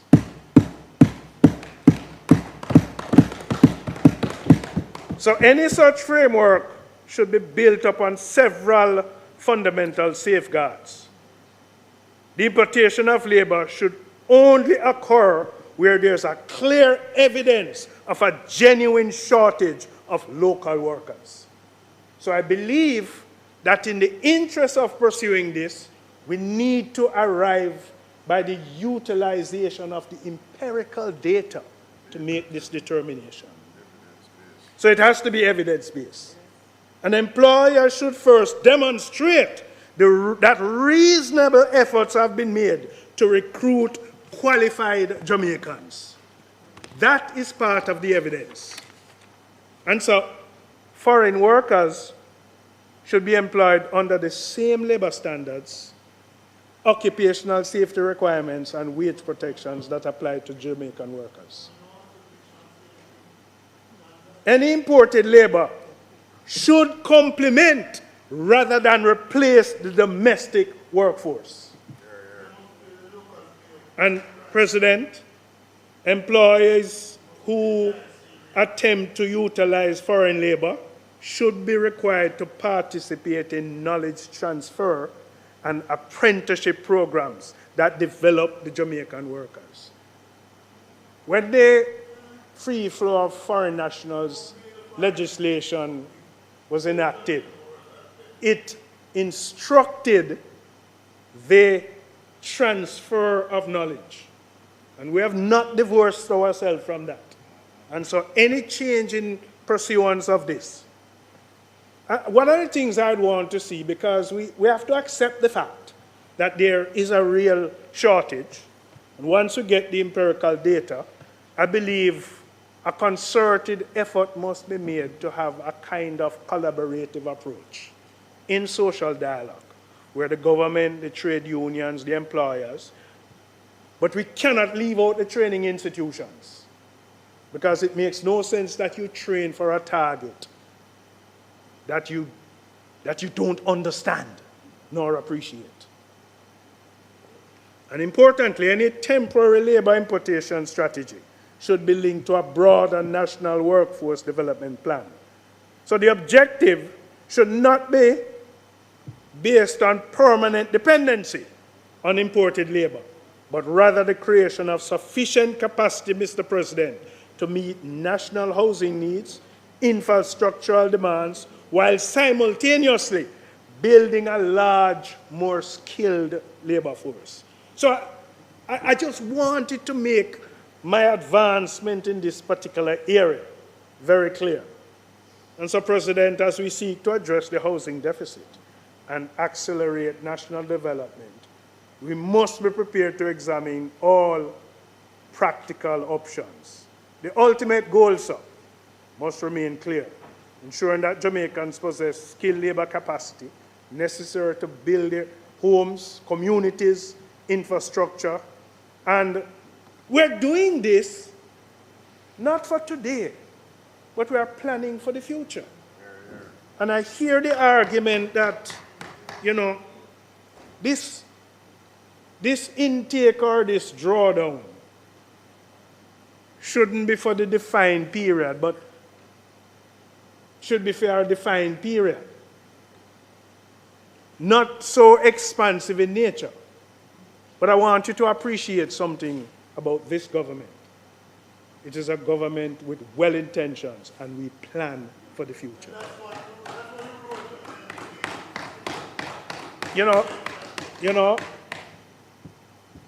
Because of who I am, I don't look at the road to hell.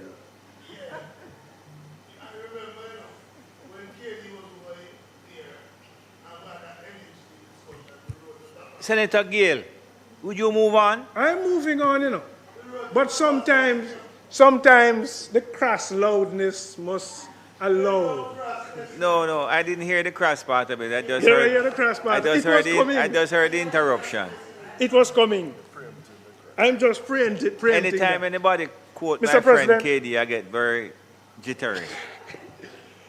Therefore, while this debate focuses on transfer to support fiscal consolidation, we must equally focus on reforms necessary to strengthen the NHT's ability to fulfill its core mandate.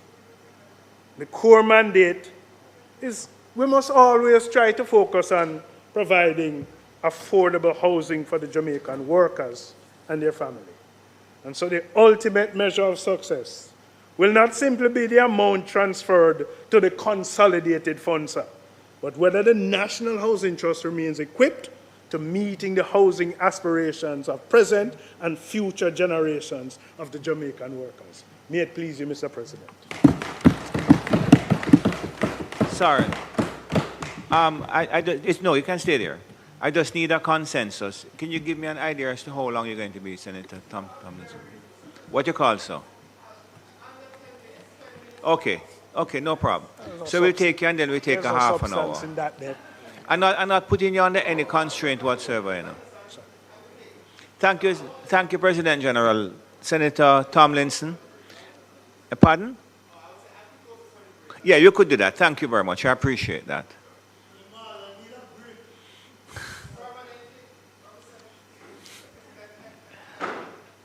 Thank you, Senator Gale. Senator Tomlinson. You know, I must tell you, I was at an event last night with Senator Tomlinson. Listen to me now. And I was walking around. The thing that said reserve on the chair was stuck onto my back. And I was walking around with it all night. And I heard the snickering behind me and I couldn't figure out. And Tomlinson wouldn't even say to me, President, you have on the reserve on the back of your shirt, you know. Senator Tomlinson, go ahead. Thank you, Mr. President. Mr. President, I've sat and I've listened keenly to the contributions from my colleagues on that side. And I've realized a pattern on the part of this administration. And, Mr. President, this is a very whiny government. It complains a lot, and it sends the impression as if it is in opposition. Because what it does is that it identifies the problem, and it complains about the problem as if it doesn't have state power and the authority to resolve the challenges. It is a very whiny government, and the people of Jamaica did not elect you to complain. They elected you to resolve the issues so that their lives can be better. Much has been said about the capacity of the NHT, its financial capacity. In fact, much has been said about its liquidity and its ability to undertake the necessary projects needed to deliver housing solutions to the people, notwithstanding the annual extraction of the $11.4 billion. Mr. President, in fact, I heard a comment in the presentation on that side that the NHT sits on significant liquid assets. So I pulled the financial statements from the NHT from the last available annual report. And the last available annual report would have been 2024, 2023. And I examined the balance sheet, Mr. President, published. And I'm just going to pull, for example, 2024. And the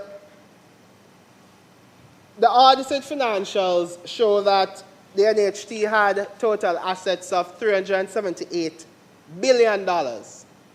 But of that total asset amount was only $9.6 billion in liquid asset. The actual cash, the actual assets that NHT could pull on in terms of those that are liquid cash and those that can be converted to cash quickly. That's really just $36 billion in 2024. If you look at 2023, it's really $18 billion in liquid assets. That was just 5.4% of the total asset base of the NHT. Let's take the higher of the two figures.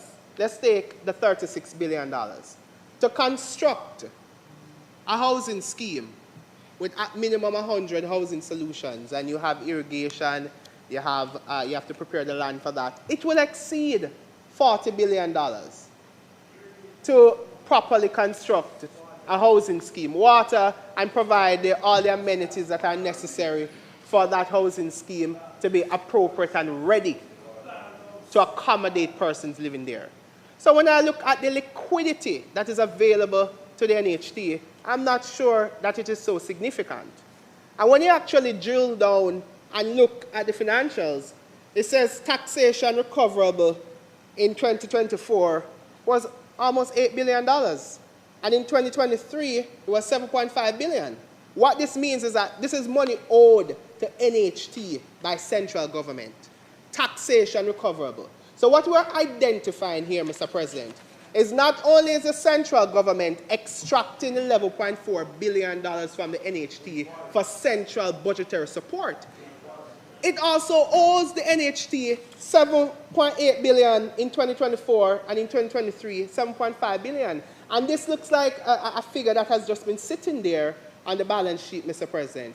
We have to take into account the costs that the NHT has to face. The NHT has an outsourcing program, Mr. President, where it outsources the mortgages through the external financing mortgage program. Mr. President, what that means is that persons who earn $30,000, more than $30,000, or $30,000 and above weekly don't have a choice. They have to pursue the NHT loan arrangement through private commercial partners. Mr. President, the NHT pays those private commercial partners a subsidy to provide that financing to borrowers at the NHT interest rate, which would be lower than market rate.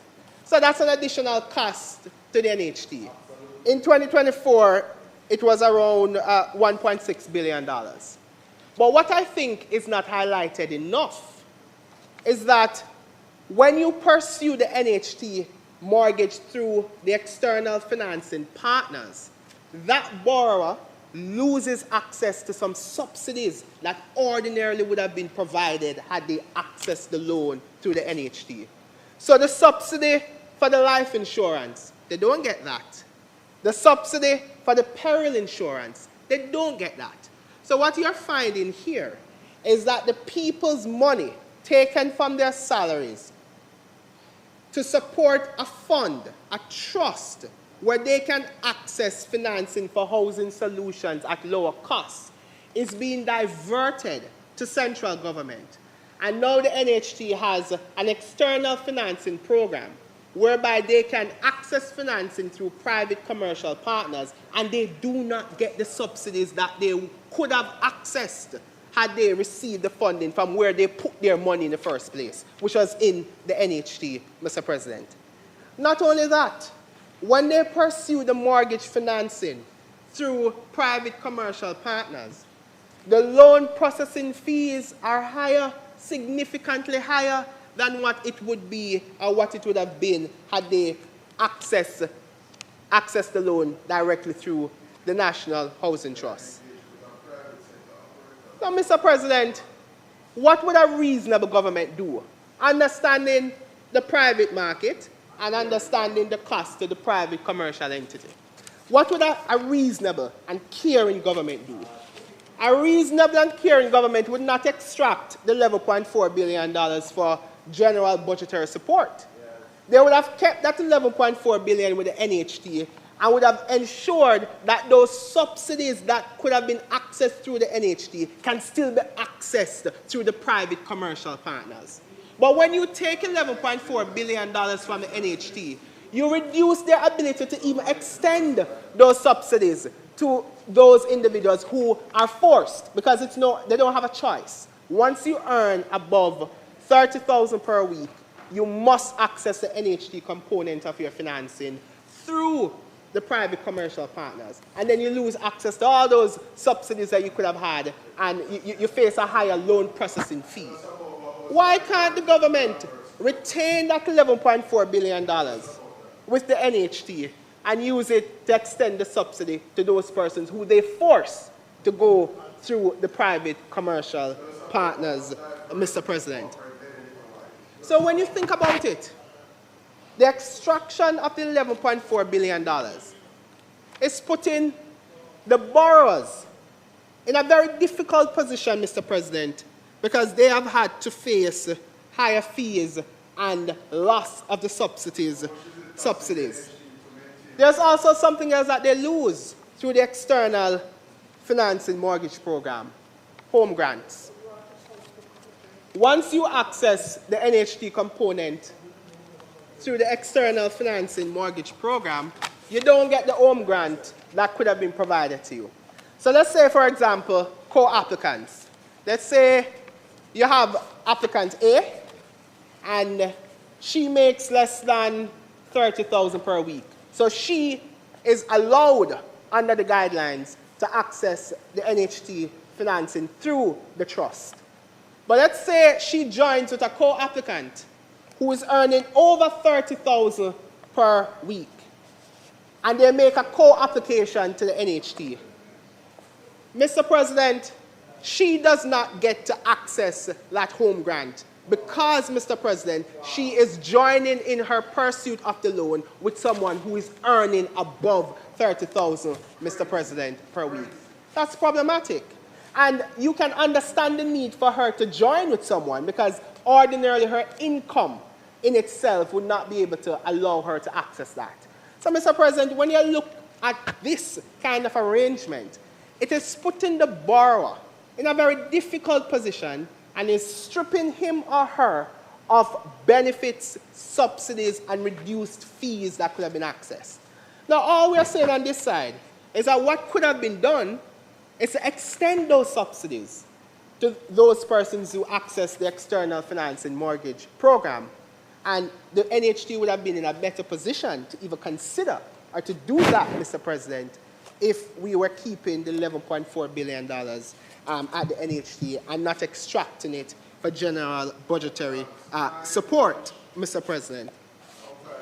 We also have to think of what costs the NHT has had to face, particularly in wake of the passage of Hurricane Melissa. Recall the government announced a moratorium, which would eliminate interest payments in the mortgage payment for those persons who have been impacted. And recall that the mortgage payment has three components. You have the principal, you have the peril insurance, and you also have the interest payment. So those three components constitute the mortgage payment that you make on a monthly basis. So the government announced that they would waive the interest payment. That is loss. That's a loss to the NHT. And we understand why it was done. I don't think anyone is reasonably arguing against that. It was a response in wake of the hurricane, and that's understandable. But the problem is that that money has been lost and has to be recorded on the books of the NHT as an expense, Mr. President. And then you come and you seek to take $11.4 billion, not just 1 year, not just 2 years, but 5 years from the NHT. I think that that is very problematic. Furthermore, Mr. President, the NHT has to keep on its books roughly, Mr. President, $40 million US thereabout in roughly $40 million US, Mr. President, in peril reserve on its books. That has to be there every single year. So when someone looks at the NHT finances, the financials, and say the NHT has this significant reserve, some of it cannot be touched because of the arrangement with the peril insurer. It has to be on the books. It has to be there, Mr. President. So we are saying that it is unreasonable to extend over a 5-year period the continued extraction of the $11.4 billion. And any attempt to create an equivalence between the crisis during 2013 and 2016 to what is happening now is a false equivalence, Mr. President. At the time, we understood the severity of the economic collapse that we faced on account of the poor management of the economy under their administration between 2007 and 2011. I understand that you're in the Ministry of Finance at the time and contributed to policy making there. No wonder why the economy was on the brink of collapse. Mr. President, we had to do it at the time, Mr. President. So the false equivalence that they want to make on their side with respect to the crisis that we faced then and what we're looking at now, Mr. President, must be highlighted. And that is an hypocrisy on their side.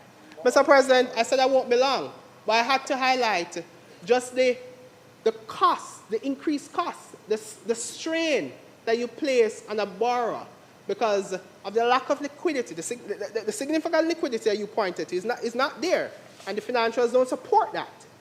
But you rob the NHT of the amount that could have been available to provide subsidies and reduce fees, Mr. President, and put, Mr. President, the borrower in a very difficult position. We don't support it on this side, and we will vote no, Mr. President. Thank you. Thank you. Thank you. Thank you, Senator Tomlinson. This Honorable Senate will now rise until 2:30. Thank you. No one wrote a speech for me, no, like you.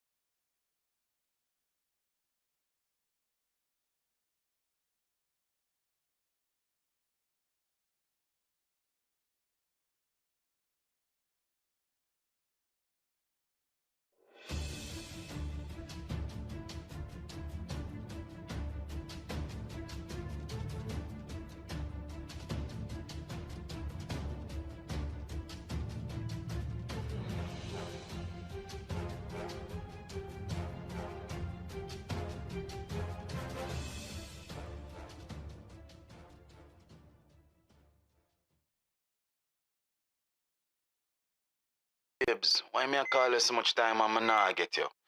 Sorry me lick you again yesterday. Yo, me know me mess up, but you can't wear them something there road and expect me to react. I know me jealous and fool and easy to lose my temper, but call me back here.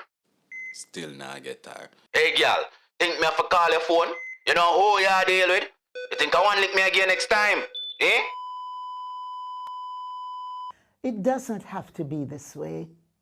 You can leave an abusive relationship. Just call 876-553-0372. We will help you.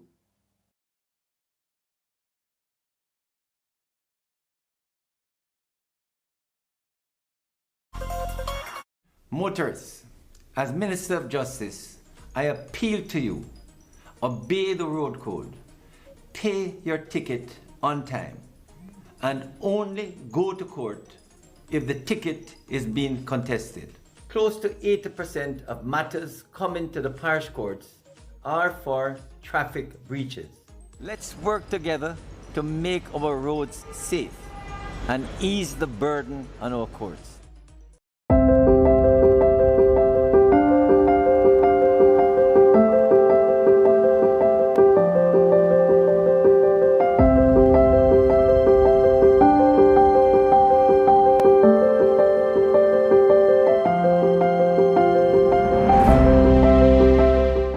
Out of the ashes, Jamaica will rise.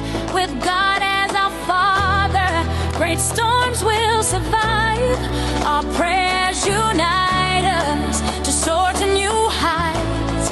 With our hearts together, we'll win any fight. We will rise, with the strength of a lion. We will rise, Jamaica will rise, with the wings of an eagle. We will rise.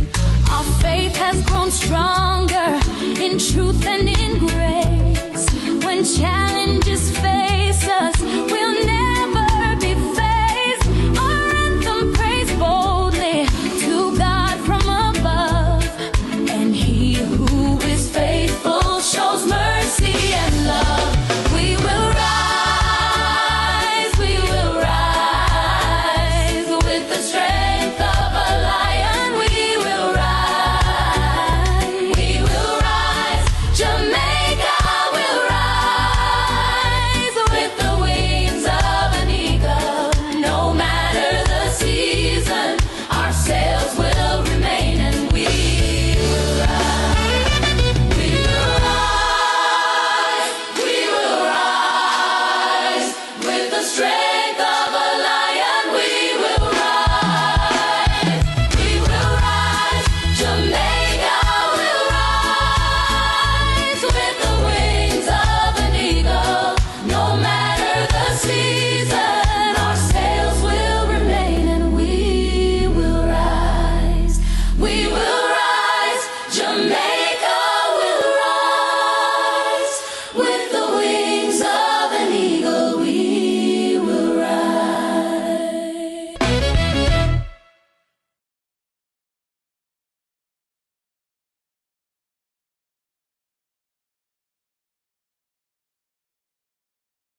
Hi everyone, here are 5 benefits of being a beneficiary of the Students' Loan Bureau. 1. Benefit from our 99% approval rate. 2. Benefit from our low interest rate, so less burden when you need to repay. 3. Benefit from the fact that we require no collateral when applying. 4. We're giving you more time to focus on your studies while we focus on the financing. No need to worry about repaying while in school. Number 5. Receive a 14 months grace period after your graduation date before you enter repayment.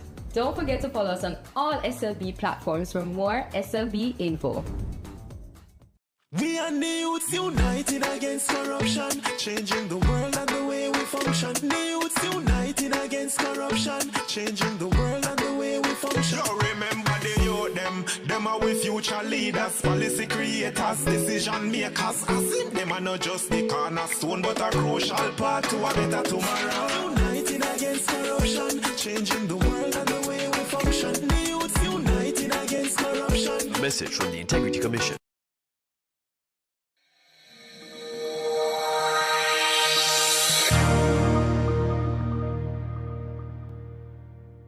It's Friday, June 5th. In the headlines, Jamaica and Ghana reignite ties with new cooperation agreements. In business news, Stock Exchange suspends Derrimont trading. Regionally, the Caribbean Development Bank leaders discuss navigating global uncertainty. And in sports, Cricket West Indies offers free admission for women at Sabina Park for the ODI on June 6th. This is the Weekend News on PBC Jamaica. I'm Simone Absalom Gale.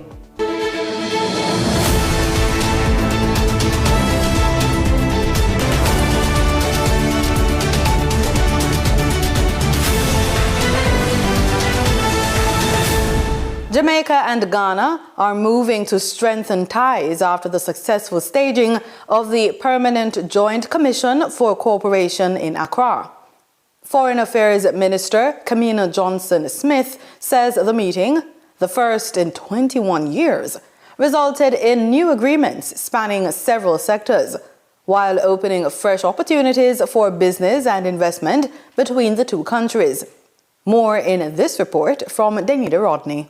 While giving an update at the most recent post-cabinet press briefing, Foreign Affairs Minister Kamina Johnson-Smith says the engagement has re-energized relations and laid the groundwork for expanded collaboration across several sectors. The visit provided an excellent opportunity to advance and re-energize our cooperation in the areas of health, in the areas of defense, trade, air services, culture, sports, and education.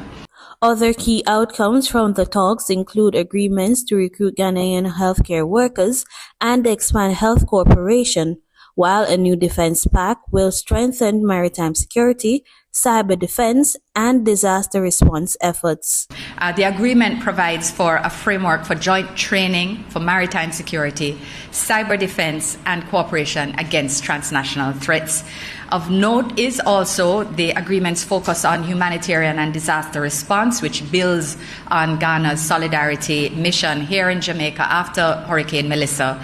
Minister Johnson-Smith says Jamaica and Ghana have also agreed to strengthen trade and investment ties while exploring opportunities to improve air connectivity between the Caribbean and Africa. So just to add to that, we also agreed in our commission meetings that both of our countries will advance the operationalization of the bilateral air services agreement, which we signed in 2018. Ghana on their side is working on their airlift, and there will be more to say about that in due course. And we are ultimately examining the opportunity for establishing direct air links and by extension increased people-to-people ties between Kingston and Accra, both gateways to our respective regions. Prime Minister Dr. Andrew Holness says another 300 container housing units are expected to arrive in Jamaica as the government continues efforts to assist families displaced by Hurricane Melissa. Speaking during the handover of 27 service lots by the National Housing Trust in Malvern on Thursday, Dr. Holness said 1,200 housing units are already in the island, with the remaining 1,000 expected by July. Another contribution of the NHT to the recovery is that the NHT has spent over $29 million to purchase 2,500 semi-permanent modular housing solutions. Yes? 1,200 of these housing solutions are already on the island. 300 will be here by Friday, and the remaining 1,000 we expect to be here by July. The Prime Minister said the modular housing solutions will support persons whose homes were destroyed or who must be relocated from heavily damaged areas, including residents of Parity. Dr. Holness noted that the relocation process would involve consultations with residents and would aim to preserve livelihoods, property value, and dignity. We have already indicated to the people of Parity that that area has to be relocated. And we will do it in such a way that their livelihood will be preserved, the value of their asset will be preserved, but most importantly, their dignity will be preserved. So it's not going to be an overnight process. It will be a process that involves them at every step. They can be assured of what we are doing. He added that the NHT, the Urban Development Corporation, the St. Elizabeth Municipal Corporation, and the National Reconstruction and Resilience Authority will work together to coordinate the relocation initiative. Opposition spokesperson on Justice Zuleika Jess is raising concerns about what she describes as a crisis within the court system in Western Jamaica following the impact of Hurricane Melissa. Making her contribution to the sectoral debate this week, Jess accused Justice Minister Delroy Chuck of failing to adequately address conditions affecting courts in St. Elizabeth and Westmoreland. How can this administration boast of a modern justice system when our court workers cannot even wash their hands? Under this government, Madam Speaker, The wheels of justice aren't just turning slowly, they are grinding to a dirty halt. She also raised concerns about court security.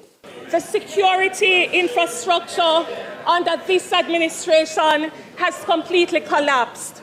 Just months ago in Santa Cruz, it was reported in the news that a member of the public barged straight into the court office and grabbed a box of legal files.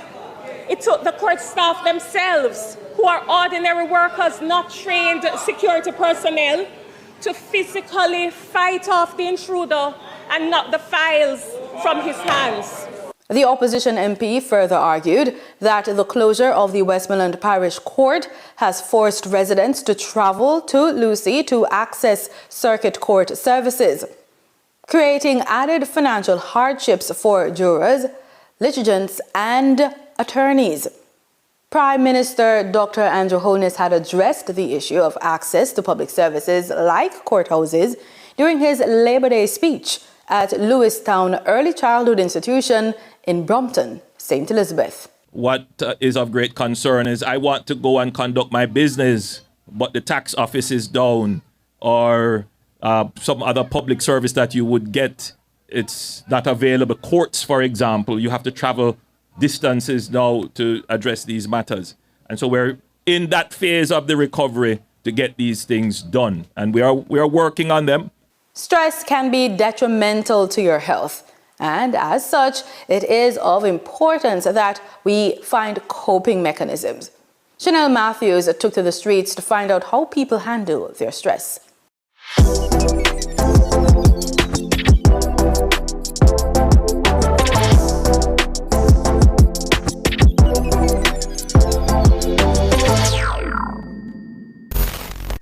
How do you cope with stress?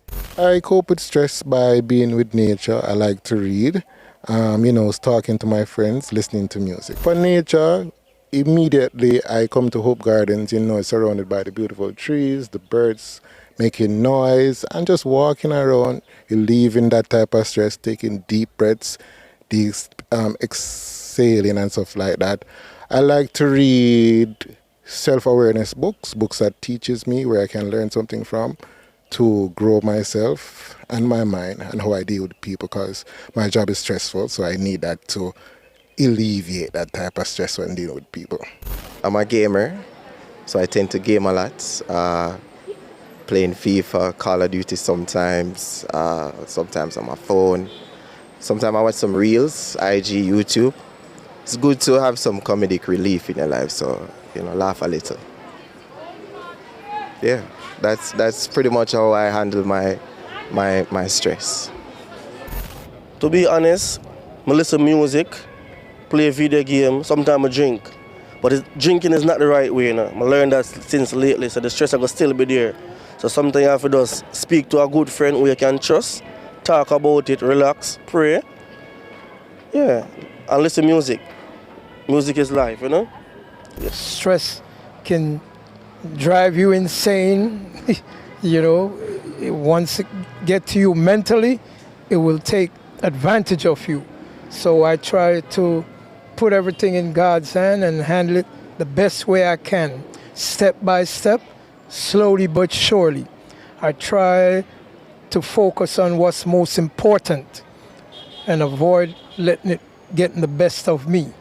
With me I always listen to music. If it is not country music, reggae music, pop, soul, anything that I am a music girl, so I always listen to music and those stuff. So that is how I cope with stress.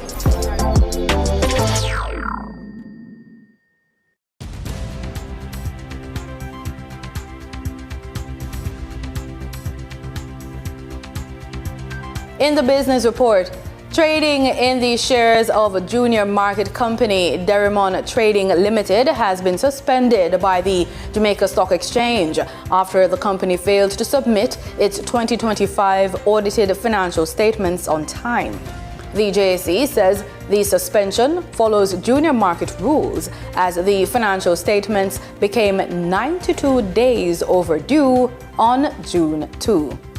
Derrimon says issues identified during the audit require further review and validation before the financial statements can be finalized. The company's board says it is committed to ensuring shareholders receive complete, reliable, and properly assessed financial information before the audited results are released. Fosrich founder and CEO Cecil Foster has outlined a 5-point turnaround strategy after the company reported a first quarter net loss of $178.8 million for the period ended March 31, 2026, up 170% from $68.6 million a year earlier. Loss per share widened to 4 cents from 1 cent. The recovery plan includes sale and lease back of real estate assets to repay loans and boost cash flow for inventory purchases. Opening of the Malines Superstore by the end of the third quarter to drive revenue and cash generation.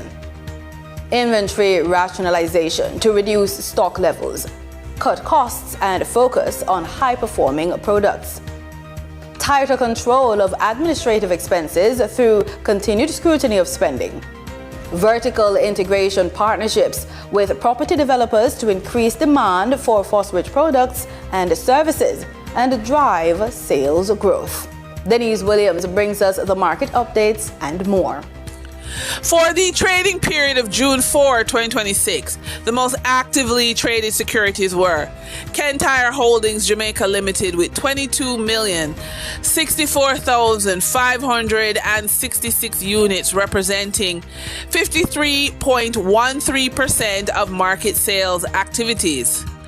Trans Jamaica Highway Limited with 5,810,982 units representing 13.99% of market sales activities. Wigton Energy Limited with 2,333,339 units representing 5.62% of market sales activities. Investor activity remained concentrated in transportation, distribution, and solar energy plays, signaling continued interest in dividend-producing and strategic assets. Turning to the foreign exchange market based on Bank of Jamaica data for June 4, 2026. Forex traders recorded significant activity with strong demand across major currencies. For the US dollar, trading margins reflected steady liquidity, with the US selling at $156.97 and buying at $158.38. Moderate gains supported the Canadian dollar, which had $6.73 transaction spreads. The Canadian dollar sold for $116.77 and was bought for $110.04. The British pound had continued volatility, which offered short-term trading opportunities of 65 cents in profits for the banks. The British pound sold for $212.30 and was bought for $211.65. These movements underscore the importance of cash flow timing and currency awareness for businesses managing import costs, debt servicing, or overseas exposure. For our credit report tip of the day, we recommend that over the next 90 days, every small business owner should embark on a deliberate credit roadshow, a structured effort to build a personal financial ecosystem that can support growth, expansion, innovation, and resilience. So what is a financial ecosystem? Well, it is a network of funding relationships that provides access to different forms of capital throughout the life of a business. Rather than relying on a single bank, entrepreneurs should build connections with commercial banks, credit unions, microfinance institutions, development finance agency, government funding program, angel investors, venture capital firms, private investors, equipment financing companies, trade and supplier credit providers. Each serves a different purpose, and together they create a strong foundation for financial growth. The objective is not to secure a loan tomorrow. The objective is to become known, credible, and finance ready. In our funded and focused feature, business owners know that growth requires capital. The most successful entrepreneurs understand that funding is not a one-time transaction. It is the result of a carefully constructed ecosystem of relationships, credibility, assets, and opportunity that continuously attract capital. Instead of asking, where can I find funding, entrepreneurs should be asking, how can I build a business that funding is naturally attracted to? So we want you to build your system before you need it. Too many owners begin searching for financing when they have already reached crisis point. But by then, lenders are concerned, investors are cautious, and opportunities may have already been lost. So the smartest entrepreneurs build funding relationships long before they need money. They establish banking relationships, they go to investor forums, and they engage with business development organizations to position themselves as credible. Capital tends to flow toward businesses that demonstrate preparation rather than desperation. And that's today's business report. I'm Denise Williams. Until next time, stay informed, stay intentional, and keep building forward. See you soon.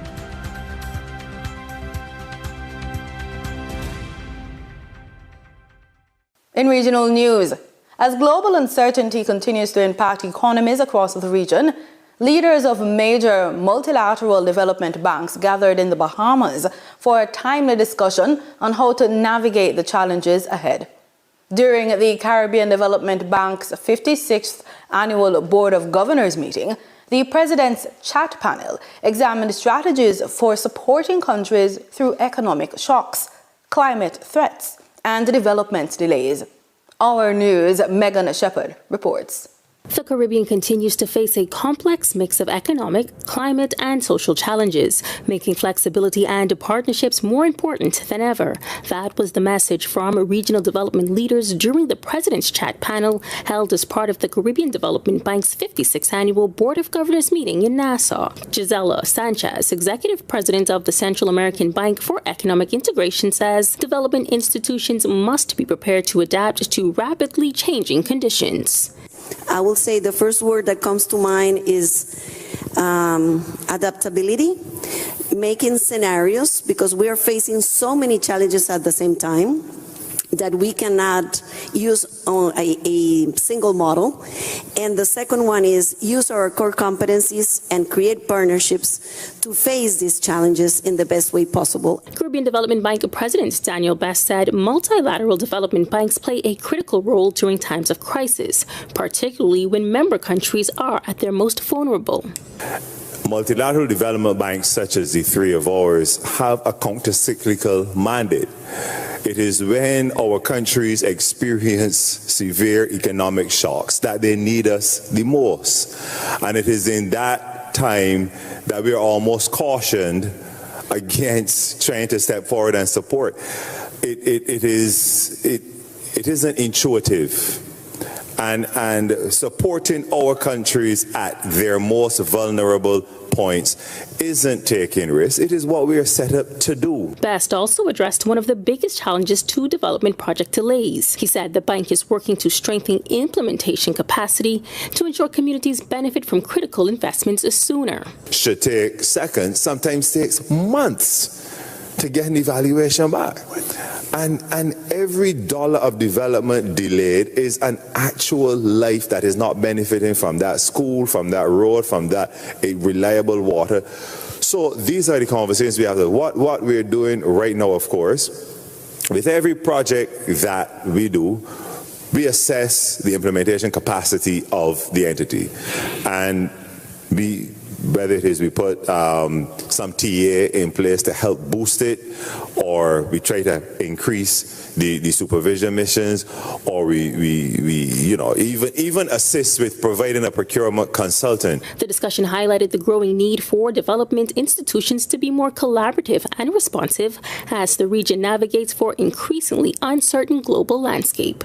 Reporting for Our News, I'm Megan Shepherd. The Turks and Caicos Islands has become the first territory in the Americas to eliminate mother-to-child transmission of hepatitis B and has also been certified for eliminating mother-to-child transmission of HIV. The achievement was recognized by the Pan American Health Organization and the World Health Organization, which praised the territory's strong healthcare system and commitment to maternal and child health. On behalf of the Pan American Health Organization, PAHO, I extend congratulations to the Turks and Caicos Islands on the historic certification of the elimination of mother-to-child transmission of HIV and hepatitis B. This is a major public health achievement and a testament to what can be accomplished through focused leadership, science-driven policy, and strong community solidarity. Today, we celebrate not only the elimination of HIV infections in infants, but also an extraordinary milestone. Turks and Caicos Islands is the first country in the Americas to receive official certification from the World Health Organization, WHO, for the elimination of mother-to-child transmission of hepatitis B. This achievement marks a defining moment for the region and reflects what investment, commitment, and strong partnerships can achieve. It also sets a powerful example for continued progress toward triple elimination, including congenital syphilis, a very important public health challenge nowadays. To the healthcare professionals, including doctors, nurses, midwives, laboratory staff, vaccination teams, community health workers, program managers, and support staff, as well as outreach workers, civil society, organizations, and national partners. Your dedication, skill, and compassion made this achievement possible. You ensured mothers received testing, counseling, and treatment, and infants received timely vaccination and follow-up care, delivered with quality, respect, and equity. Through your collective efforts, you strengthened health services, protected families, and helped turn policy into action. This achievement reflects strategic leadership by the Ministry of Health and Human Services, supported by a strong public-private partnership across the health sector and civil society. As we look ahead, this milestone should inspire continued investment in maternal, newborn, and child health, stronger health systems, and progress toward eliminating other communicable and neglected diseases. Once again, congratulations on this outstanding accomplishment, and particularly for the leadership of the Ministry of Health. PAHO reaffirms our commitment to continue working alongside with the government and people of the Turks and Caicos Islands, supporting efforts to sustain these gains and advance toward the elimination of additional public health threats. Thank you. Health officials say more than 95% of pregnant women receive antenatal care and infection screening, while over 90% of newborns receive timely hepatitis B vaccinations. The milestone follows years of investment in accessible healthcare, strong surveillance systems, and targeted outreach programs, including services for migrant communities. Officials say efforts will now focus on maintaining achievement through continued monitoring and equitable access to care. The Turks and Caicos Islands join a growing number of countries and territories in the Americas that have achieved this important public health milestone, contributing to the regional goal of ending mother-to-child transmission of HIV, syphilis, and hepatitis B.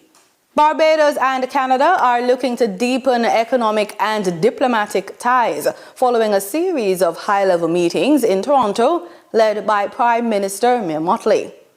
The visit included discussions with Canadian Prime Minister Mark Carney, private sector leaders, and academic institutions, focusing on new opportunities in logistics, quantum computing, maritime research, insurance, and energy security.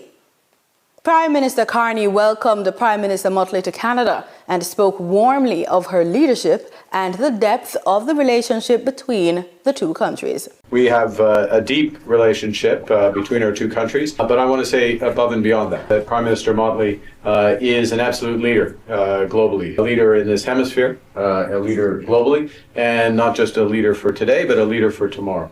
And you think about the areas where we're cooperating, and part of today will be about how we further that cooperation.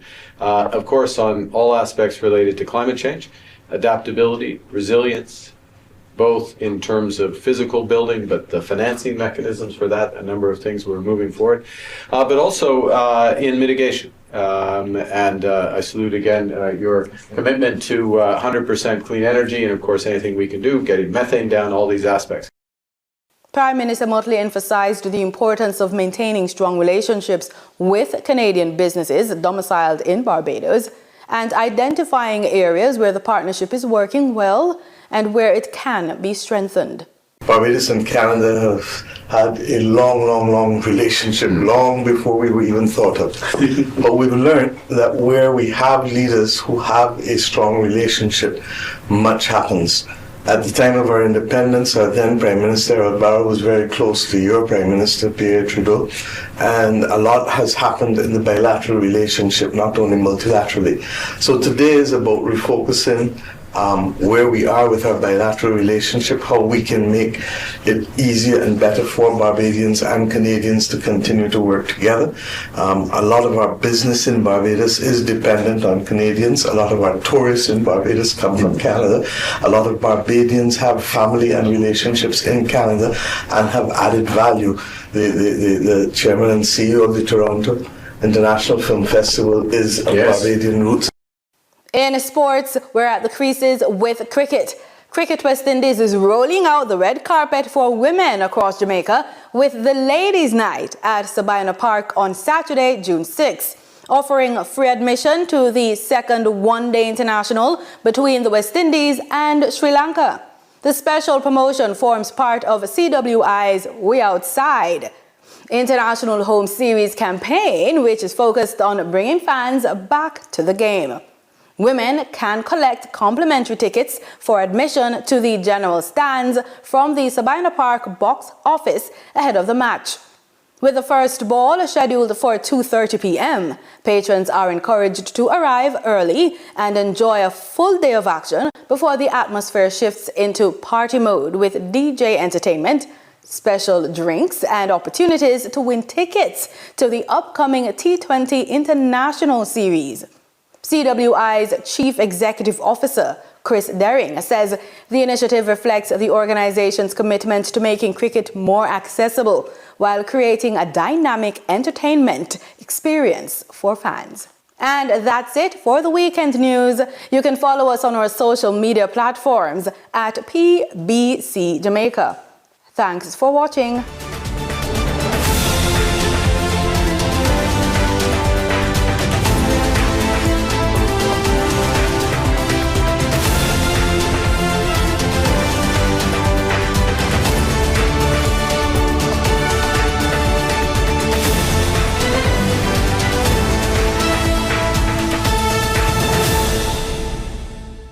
Peace begins with us. Every act of kindness, every step towards understanding brings us closer to a brighter tomorrow. Let's choose unity, compassion, and hope. Together, we can build a future where peace reigns. Brighter tomorrow starting today.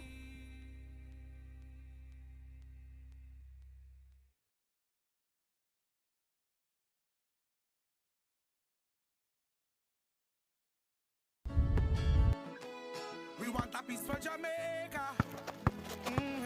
Yo, what are you? Oh, man, none of that. Yo, no, brother, no, man. You see you ever play ref? Dirty game, man, play. Look a bad game. No, I said, person to come from, brother, I want to live good, man. I have to live good, brethren. The shake and I can play a little ball, brethren. Really have to shake Yeah, hand? man, and a badness, brethren. Just live good, man. Come together as one and make the violence done. Jamaica, let's spread the word around to let the world know that we are proud to be one republic. We on the road to republic. Well then, let's propel we nation moving forward in a new direction. True independence, that's the projection. No more dependency, it's the best plan. Yes, we know what's best for us, cause we want we country prosperous. So make we just pull together as the general public while on the road to republic. Jamaica, let's spread the word around to let the world know that we are proud to be one republic. We on the road to republic. A message from the Ministry of Legal and Constitutional Affairs. We on the road to republic. The following is brought to you by the Office of the Prime Minister. Your government is empowering you through education, training, and development. That is why we have removed all fees for every Jamaican accessing training through the Heart NSTA Trust. So, whatever you desire training in, food and hospitality, beauty and cosmetology, housekeeping and hotel management, welding, carpentry, masonry, or any of the dozens of programs Heart offers, you can enroll completely free and change your life. We are building Jamaica. The proceeding was brought to you by the Office of the Prime Minister.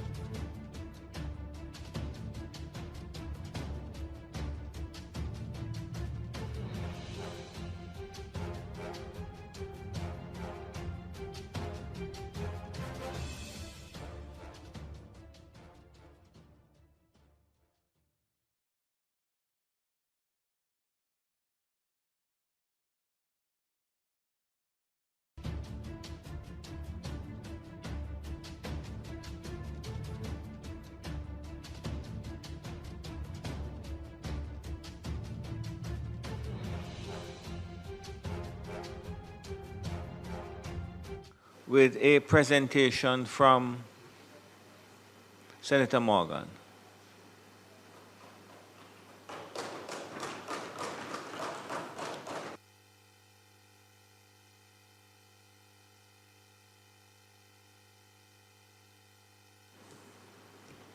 Thank you, Mr. President. I trust I have your permission, sir, to speak from a seat other than my own. Yes, you do. Mr. President, I rise this afternoon in support of the proposed amendment to the National Housing Trust Act to facilitate the drawdown of funds over the next few years in support of the national budget and the fiscal interest of the Jamaican people. For me and right-thinking Jamaicans, Mr. President, this debate is not to be framed as one of deprivation, depriving the NHD of funds, but rather it is one that is to be framed insofar as facilitation and practical fiscal navigation, literally helping Jamaica and Jamaicans recover from the ravages and displacement wrought by the passage of Hurricane Melissa back in October, while at the same time, Mr. President, moderating the burden on the Jamaican people by not extracting more from them in terms of new taxes beyond that which is reasonable and necessary. Mr. President, my support for the bill before us is predicated on three fundamental prongs. The first, the understanding that actuaries advise that the NHD budget support will in no way imperil the overall financial health of the trust. Two, the recognition that imposing taxes on the backs of already burdened Jamaicans working assiduously to recover from Hurricane Melissa-related challenges beyond what was levied would not only be unreasonable and ill-advised, but downright unconscionable. And the third, Mr. President, the appreciation that extending NHD budget support in the prevailing circumstances is not only good economic policy, but is prudent at this point in time. All this aside, Mr. President, it is the matter of demand-side measures versus supply-side measures that interest me most. I will return to this core issue, but firstly, let me use a moment or two to treat with some of the observations, and I would dare say, narrative that would contradict the prevailing realities that has been peddled both in and out of this debate so far by the members opposite.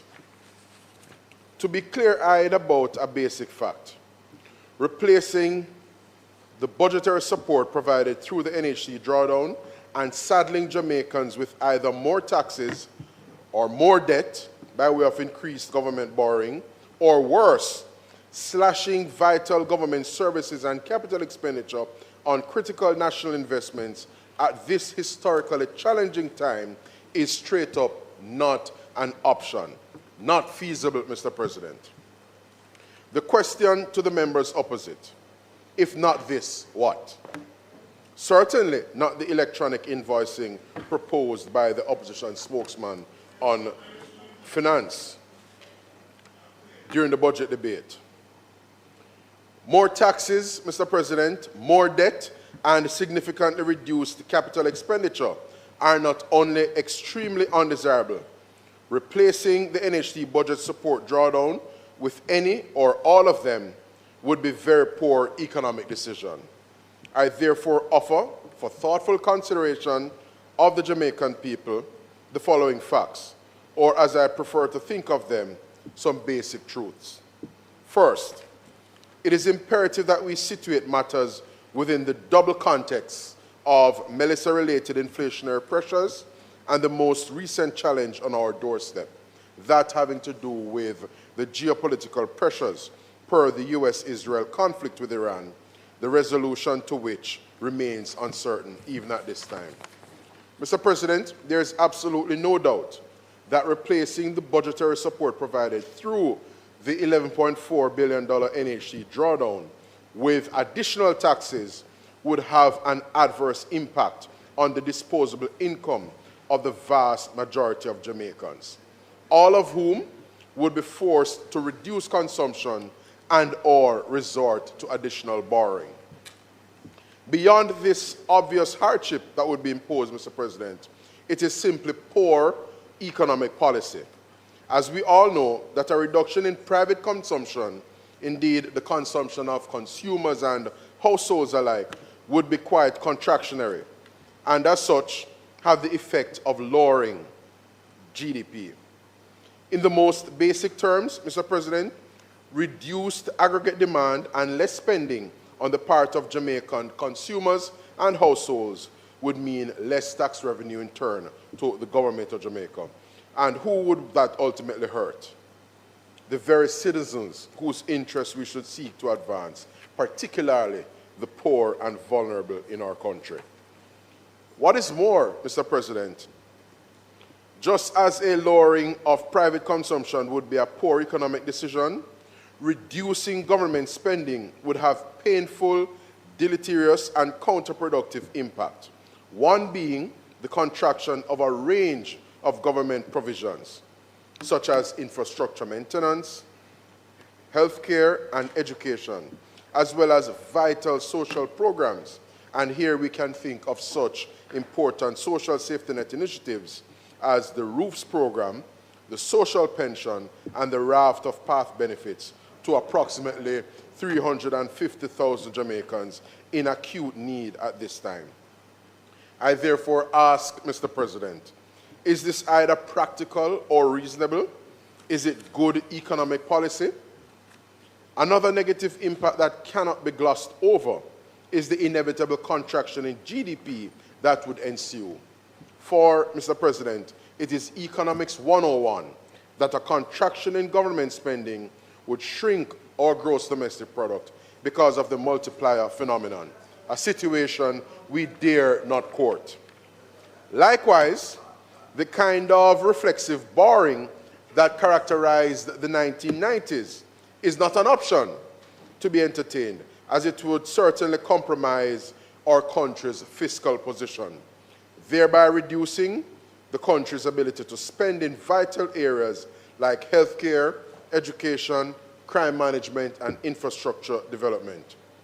Just as critically, Mr. President, such a move would burden us with higher interest costs, particularly if funds are raised externally, and the members opposite should be quite apprised of this.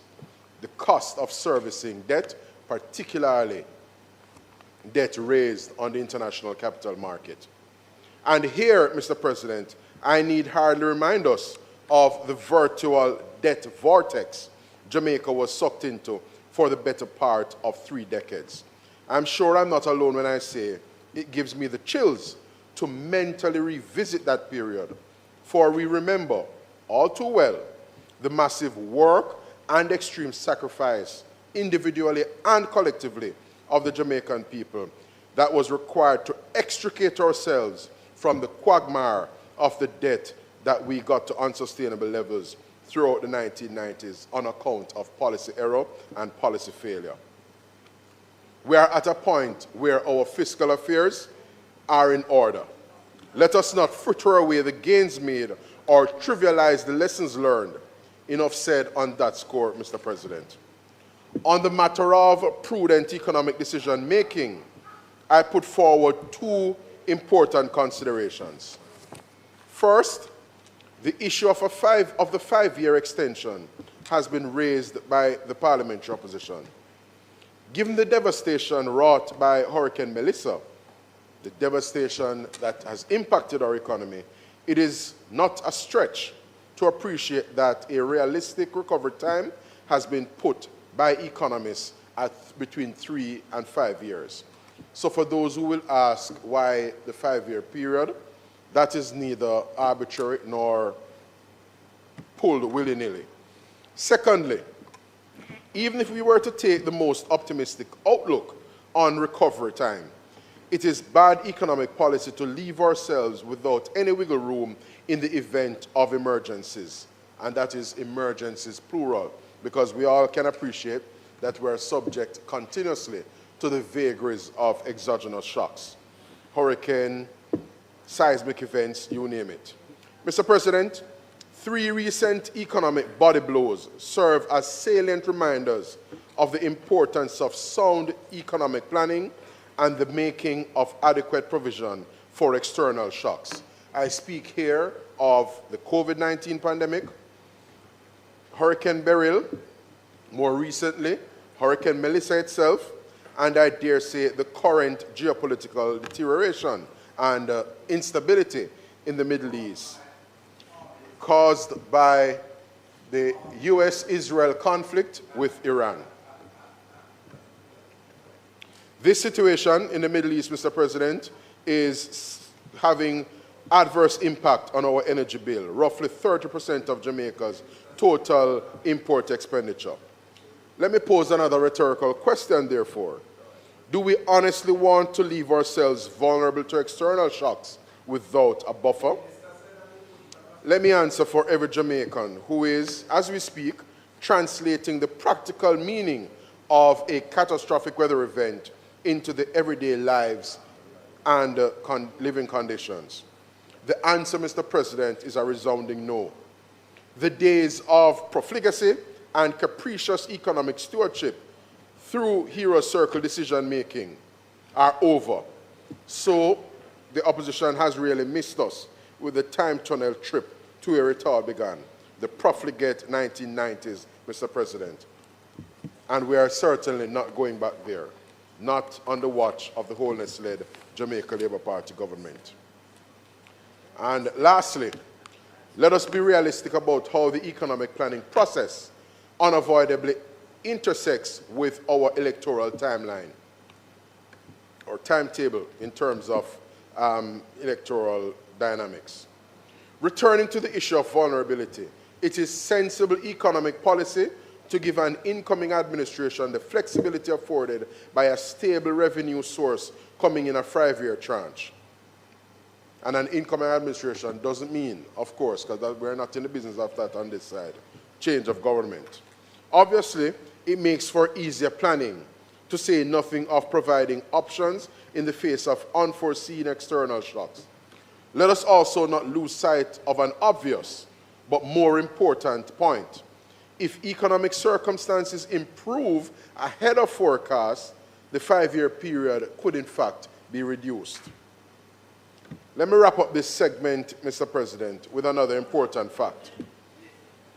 Where sound economic arrangements are concerned, it is far tidier, it is far more appropriate not to remove a steady source of revenue, such as the budgetary support provided by way of the $11.4 billion NHD drawdown, in one fell swoop. Experts agree, and I dare say, common sense dictates that it is better economic policy to phase out such a substantial sum. This would give technocrats time to model and do sector consultations as to new measures which would absorb the shock in a more manageable and sustainable way.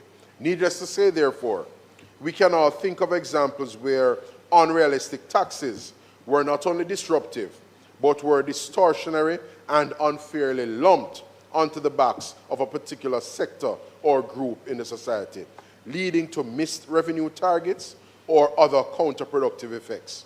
Again, Mr. President, this is Economics 101. I now move on to what, for John and Jane Public, is the core issue, addressing Jamaica's housing gap. On the matter of housing, governments have primarily used demand-side measures to address the gap. Measures such as increasing the NHT loan ceiling and introducing an ever-expanding suite of NHT benefits, such as intergenerational mortgages, Build on Own Land initiative, and the Build 9 plan, where a cluster of members can pool resources, Mr. President, to access loans to develop a piece of property. However, what we have been finding is that the real conundrum in relation to the housing market is situated on the supply side, rests on the supply side.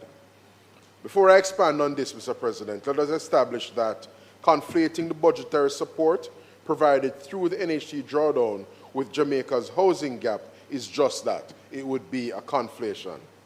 It is also insensitive and even somewhat cruel because it confuses anxious would-be homeowners and plays on the minds of their emotions. It, does them a disservice as they agonize over the challenges to secure a home to call their own.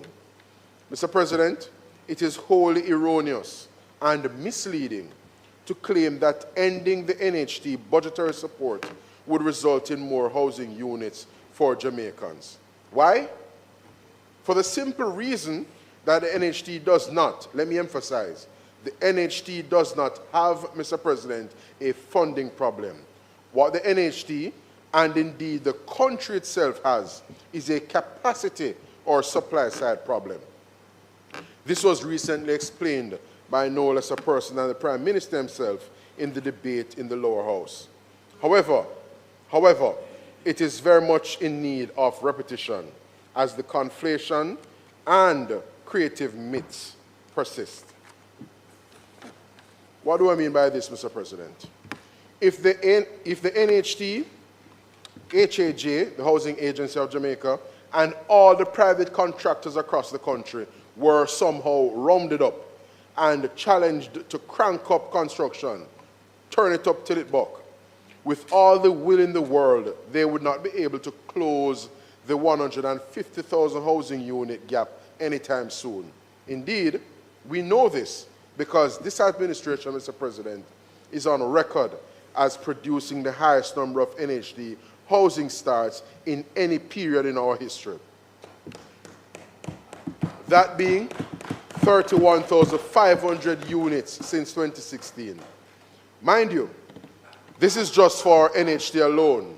It does not include the HAJ schemes and of course the solutions delivered under the social housing program. Impressive as this is, it falls short of the demand for housing. With such an unmatched record of achievement on one hand, but a remaining gap on the other, what does this tell us, Mr. President? It tells us exactly what the Prime Minister keeps underscoring, that what Jamaica really needs, and I believe it was Senator Duncan who alluded to it in his contribution to the debate this morning or earlier today, is enterprise-level contractors. In other words, contractors with the resources and capacity to deliver somewhere in the region of 10,000 housing units in a given year. Note, Mr. President, this is not meant to disparage the work of our existing and esteemed contractors over the years. As we know, their challenges have been real. Their challenges in many instances have been persistent, particularly as it relates to the availability of skilled workers in the required numbers. Mr. President, it is merely to face the real issue before us squarely with a view to overcoming it, an issue which the Prime Minister himself has made no bones about prioritizing and which is being addressed. With this in mind, I urge us all to get used to the term enterprise-level contractors. I say no more except to note, the foregoing is yet another reason why I welcome and remain extremely optimistic about NARA, Mr. President. This bill, and in particular, this provision, Section 25, subsection 2E of the NARA bill, which makes provision, Mr. President, for low-income housing. Mr. President, it is useful to give at least one relatable example of how the supply-side issue is impacting market conditions and, in turn, the Jamaican people, for we must never take our people from the center of the equation. Since taking office in March 2016, this administration has proudly and routinely increased the NHT loan limits and expanded the suite of products offered by the trust. Yet what have market observers been witnessing following every budget announcement? Like clockwork, Mr. President, housing prices increased by almost the exact sum of the increased NHT loan limit. As the loan limit increases from time to time, the impact is blunted by a near commensurate increase in market prices. This would not have been possible if market supply and demand were basically in equilibrium or close thereto. We all know this. Indeed, we could not want a more powerful economics lesson in demand and supply than that. So I urge my friends on that side, I urge the members opposite, let us not continue to play a game of fool up with the facts.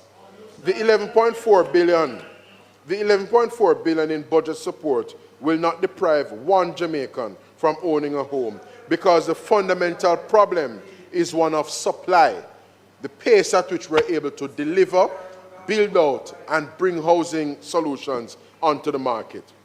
Nonetheless, Mr. President, it is worth noting that the NHT's annual expenditure on housing, that is, expenditure on mortgages, housing starts, and housing completions, have roughly doubled each year since the PNP administration's high water mark of 24 billion in 2012.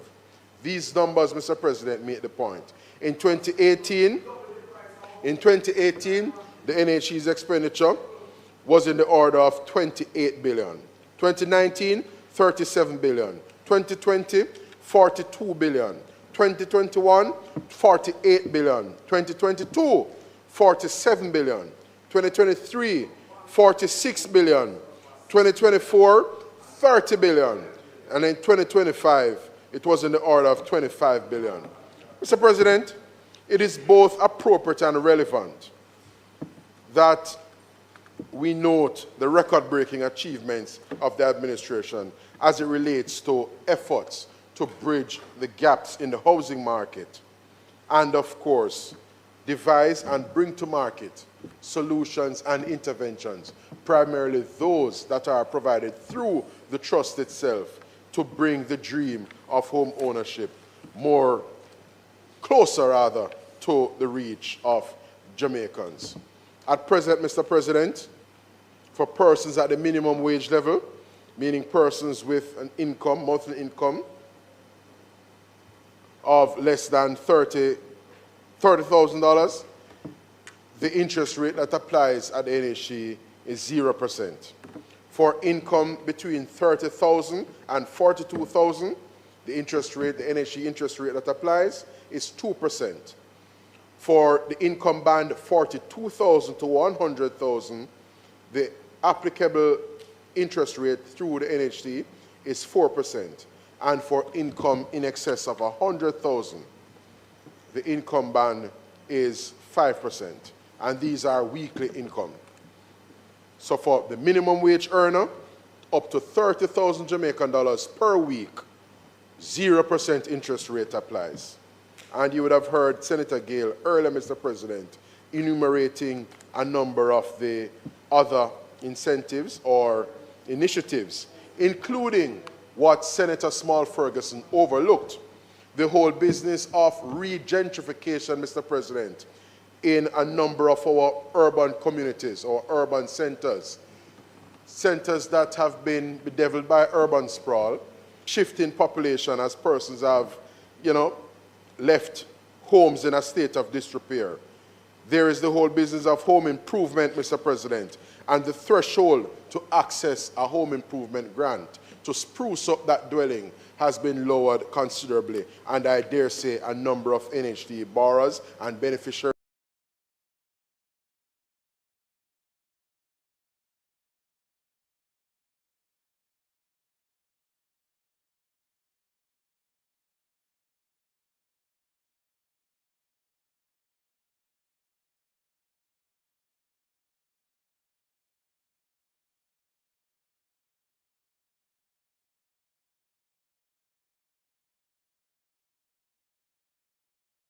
public sector. Noted, Mr. President, where these categories of workers welcome the concession They welcome the concession, Mr. President. So for home improvement loans, persons no longer have to wait. Mr. President, I'm certain that many will agree that this is a meaningful and responsive move on the part of the government to meet the needs of aspiring homeowners across Jamaica. While big moves are in the works to address the more substantive supply-side issues, particularly through such a mechanism as NARA, I am sure that many will welcome the offerings on in the marketplace, and given our track record in delivering on our undertakings, the public can rest assured that what has been for many this intractable challenge as it relates to attaining the dream of home ownership will sooner rather than later be a phenomenon of yesteryears. Mr. President,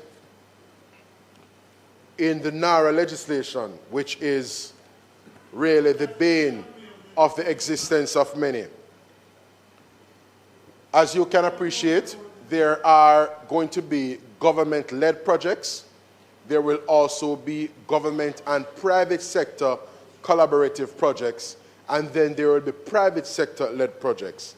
And what Section 25 of the NARA Act that we passed just recently, the very act in respect of which assent was given by the Governor General in recent days, 25 provides that the Cabinet may designate a project to be a strategic investment project if the Cabinet is satisfied that the sectors referred to in the subsection 1C, within any of which a project should fall, are as follows. And provision E in that, Mr. President, specifically, it expressly provides for low-income housing and urban development.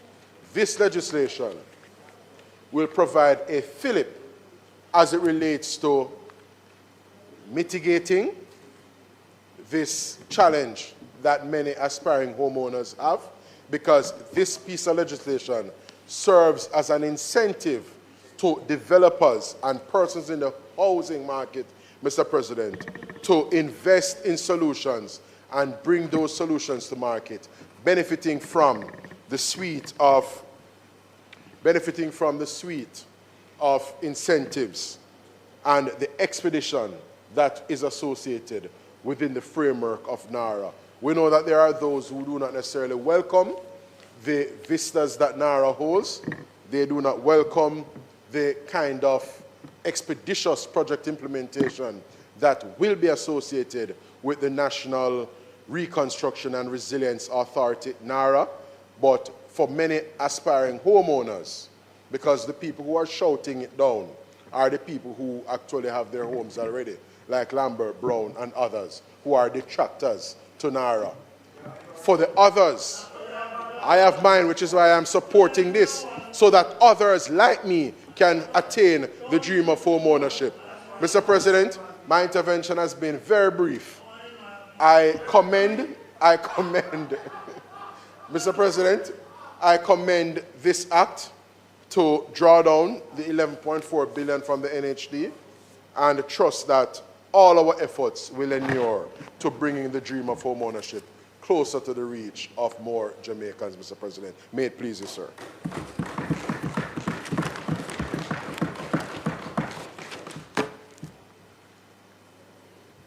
Thank you, Senator Morgan. Senator Brown? This debate and the withdrawal of 11.4. 1 minute. You don't. Hello, Mister. You don't want the. No, man. Okay. I don't use that. I don't need it. This debate and the withdrawal of 11.4 billion per annum for the next 5 years from the NHT comes at a time when many Jamaicans are left homeless, some roofless. It is Michael Abrams, the medical doctor and public commentator, who captured well the situation facing our people after Melissa in the poem Tapaling. Yesterday, I was elsewhere, and I was talking with a lawyer who goes to Westmoreland. She's from Westmoreland. She was literally in tears because another lawyer in the room had made a joke about Melissa. And she made the point that while you are making this joke about Melissa, the conditions of the people in the parish of her birth, Westmoreland, and I dare say St. Elizabeth, Hanover, it's real. And you don't have to go, my friend, Senator Tavares Vincent Jr. You don't have to go to Westmoreland to see it. Every night on television, they show you people under the blue tarpaulin. Nowhere to live. Nowhere to live. Nowhere to live. So our people, Senator Duncan, are suffering. So when I hear you say NHT is sound, I have to ask myself, why is NHT so sound and so many of the Jamaican people are suffering, are homeless, are roofless, and are in need of assistance? And that shows the difference between those who feel that Amal and I have at least 2 houses. So and I'm talking for the people still. I have 2 houses. People understand that. When I say houses, them think it's a big place. Right? So let me be clear. Let me be clear, President. Let me be clear, President. The people of Jamaica are in need of help 7 months after Melissa. 7 months. The people are in need of help almost 2 years after burial. And the government sits on money they collected in burial and still hasn't spent it 2 years after. That is a shame. That is uncaring. Our people need the help. They are suffering. And we are sitting down on money. And we say, oh, the economy is sound, stabilized. NHT is sound. Us is starving while the grass is growing. And we need to stop playing politics and look about helping the people, because that's what government is about. So, Mr. President, my plea today is for the government to do much, much more for the people who are suffering in the western part of the country after Melissa. I'm going to go further to say, that people like Andre Stevens and others like him have done more for housing the victims of the hurricane than the government of Jamaica with all the taxpayers' money. And them are threatening him. They have done more. They have done more to help the people than the government of Jamaica. Mr. President. I hope so. Mr. President, we are told that we're facing, I believe Senator Duncan put it this way, too much economic uncertainty. I'm surprised to hear that there's so much economic uncertainty, that it is even too much. After this government claimed great fiscal prudence, great economic stability,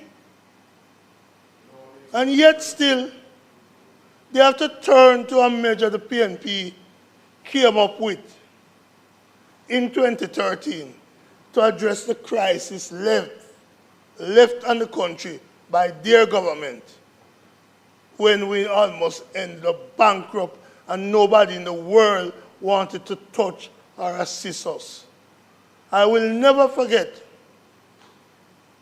the IMF MD Lagarde, who said, but for the visit of those black caucus of the US Congress coming on Christmas Eve over to the IMF, Jamaica would have been doomed. And we achieved that because people like Portia Simsimila was prepared to spend our political capital in defense of the Jamaican people.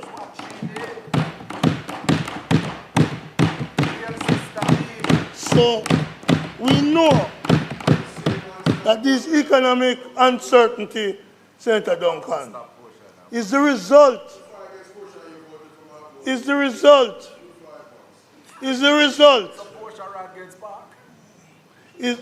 we know the economic uncertainty of which Senator Duncan spoke is the result of a failure in the last 10 years of that government to grow the economy. You came in with a bounce, with an economic matrix in place. You came in when we stabilized the economy. And in doing so, we had to take this 11.4 per year. And let us not forget that Andrew Holness opposed the pulling of the 11.4 billion. He opposed it. And they went further. They had proxy group, headed then by a former senator of the JLP who has since seen the light and crossover to take the government and the NHT to court over the withdrawal. Andrew Holness, we don't have to play the clip, you know. Andrew Holness is on record as saying, on Diane Jackson Miller's program, he would never use the money for this purpose. He said that on Diane Jackson Miller program. You can play the tape from the Cleveland. Anyway, we don't have to play the tape. We don't have to play the tape. But I just want to remind you, The real president that we have the tape. is in the chair. We have the and Cleveland is not just one tape we have. Several tapes of Andrew Holness saying he would never use the money for these purposes. He was going to ring fence it. And that's the hypocrisy of the politics. That's the hypocrisy of the politics that all of us need to move away from. If your government was able to grow the economy as promised, 5 in 4, we would need to be withdrawing money from the NHT now. It is a failure. It is a failure to have grown the economy while you still have to be raiding the bond. And Mr. President, they're raiding a bond in which they didn't plant a single seed. Let us be clear. It is the PNP, it is Michael Manley who accepted, Senator Gill, a proposal from the trade. I want to use you and the BITU in this history. It is the Michael Manley who accepted a proposal from the trade unions to establish the NHT. It's a time, Mr. President, it is, let me teach, because I was there. Whose proposal did you accept without It is, I tell you, Bruce Golding, Ed Bartlett, And I have letters from them. Right? So, we're going to release the letter there. So, let me make it clear, President. In 1976-77, the IMF was imposing wage guidelines, wage freeze.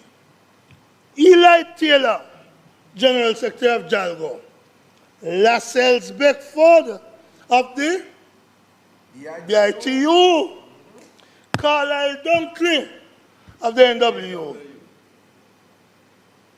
Shearer, Upton Cavan of the TUC, said to Michael Manley, if you're not giving the workers a salary increase, take some money from the employers,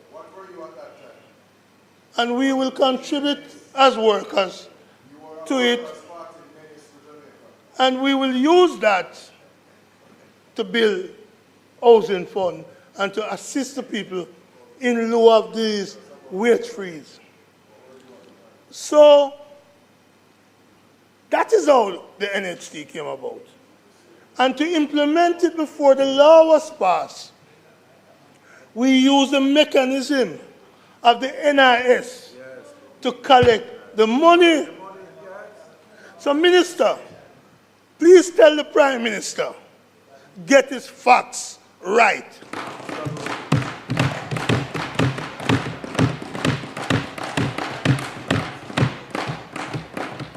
Ask people who were there. Ask people who were there how it came about. Ask people who were there how it came about, rather than trying to revise history, to put yourself in a more positive way. So, Mr. President, I hear, oh, Melissa, because of Melissa, we now need to pull this money more. Mr. President, truth be told, there was no, with or without Melissa, the 11.4 would be withdrawn. The truth be told, they say it often, if you want to hide things from a black man, put in a book. Twice per year, this Parliament is provided with two documents. One, in February with the budget, fiscal policy paper, and in around September, October, November, an interim fiscal policy paper. And if you go in the library now, and pull all colleagues, he's trying to distract from the lesson we're giving. If you pull those fiscal policy paper, you will see in each of them, as my friend Senator Gill well knows, you will see expected revenue and grants going all the way now to 2030-31. You will see it. You will see the amount expected for revenue and grants. You will see the expenditure, including salary, etc., and program. You know, if you just shut your mouth, you'll learn. Because if you check, you will find that those figures have come out almost exactly. Ask Keith. Ask Keith. He does it. Each does it. You don't know. President, so let me make it clear. So these numbers are already budgeted for. And I go further, President, that in 2013, when this NHT deduction was to be made for the first time, Dr. Peter Phillips had projected all the way, along with the IMF, all the way, Keith, you know this, all the way to 2025, the debt trajectory, salary payments, spend for programs. So this has nothing to do with Melissa. It's already, it was in last year's budget before Melissa. It was in the year before that, but before Beryl. And it has remained there since. It's in the books. I wish the camera would show your kid nodding in approval of what I'm saying. Because you know it. I am seeing. And as head of EPAC, you know it even better. So I want to make it very clear. This has nothing to do with Melissa. As you said earlier, President, I'm going to get you and I in trouble. I remember a debate about this when the first time the government of the JLP was going to extend this, the withdrawal. And Keith Desmond Knight, St. Albans KD Knight name too? Yeah, man. Had to talk about people on that side going on the road to Damascus. Because that which they had opposed vigorously, they were now embracing. Mr. President, you know, there's a TV program that reflects very much a sentiment in the country. I see Christophe Dunn talking about it. You know the concept of jacket? Concept of jacket? Well, you know, the government is, I've never seen a government hug up someone. No? Andrew Wallace is saying, this is in the national interest. All of a sudden, he's mugging up this jacket of 11.4 billion. He is the best baby father for other people's baby. And so, it's clear to me. Mr. President, I started by talking about the people in Westmoreland, in Hanover, in St. Elizabeth, and throughout the country who have suffered from Melissa. If this government cares about them, they would learn a lesson from something that Senator Gale and I did when we were on the NHT board together. We started a program called the First Step. The First Step program. Go to Tilston, beside Bounty Hall in Trelawney, where we build houses, a studio unit, bathroom, toilets, kitchen. We built that. We built that and allow poor people, sugar workers, because the unions, including the BITU, the UAW and the NW, negotiated with the PNP government for housing for sugar workers. And those houses,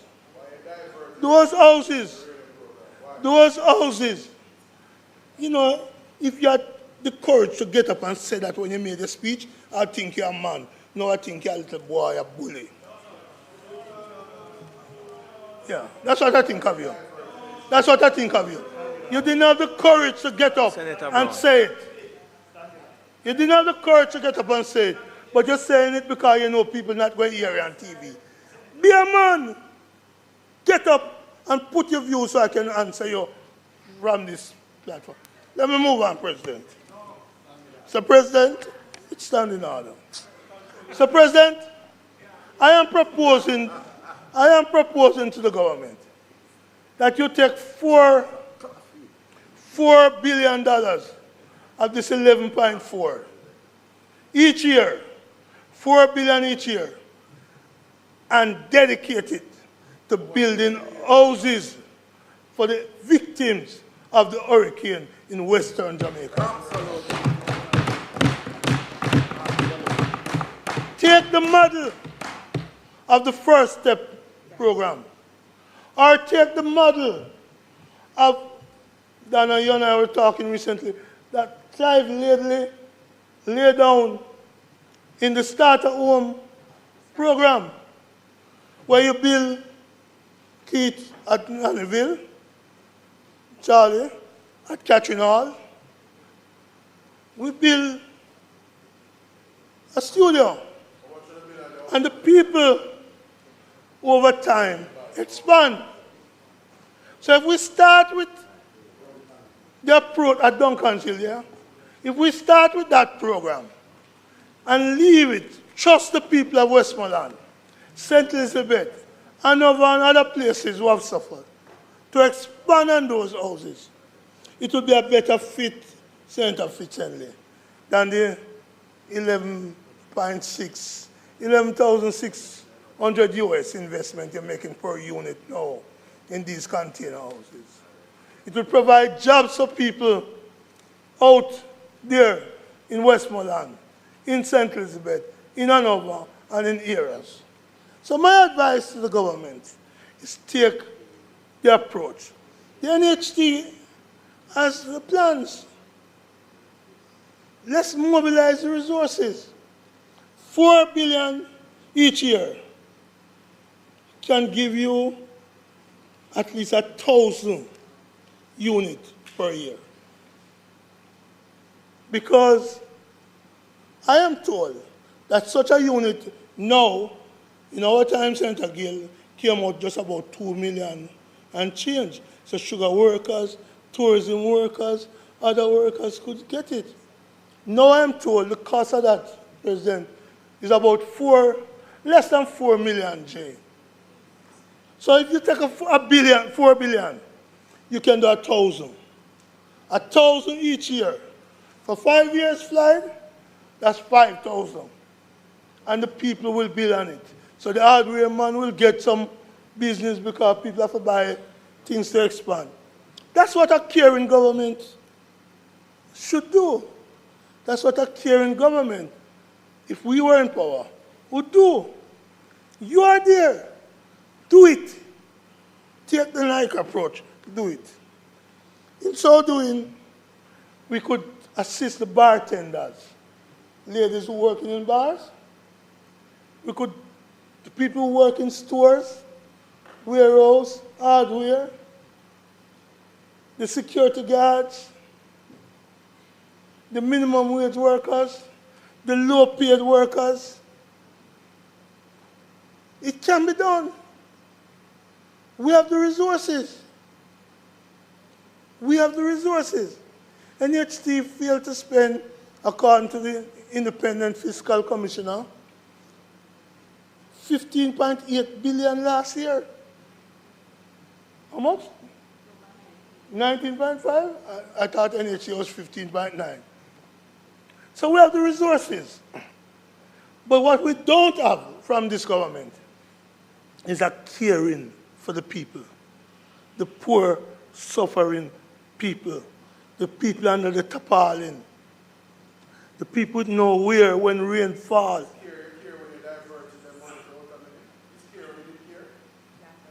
I'm not answering him. Donna, you think I'm so fool to answer him? Donna, when fools are speaking, I think over there, I think it's fool over here, so. And not go so. No sanky, no sing so. So, President, my call on the government is dedicate 4 billion per annum out of this money for the next 5 years. Build house. A crisis is a wicked thing to waste. And Melissa has given us a chance to transform the substandard housing of Westmoreland and St. Elizabeth and Hanover. It can be done. You should do it. 4 billion dedicated to housing for the hurricane victims. Minister, it can be done. Let's do it. Let's do it. The people deserve no less.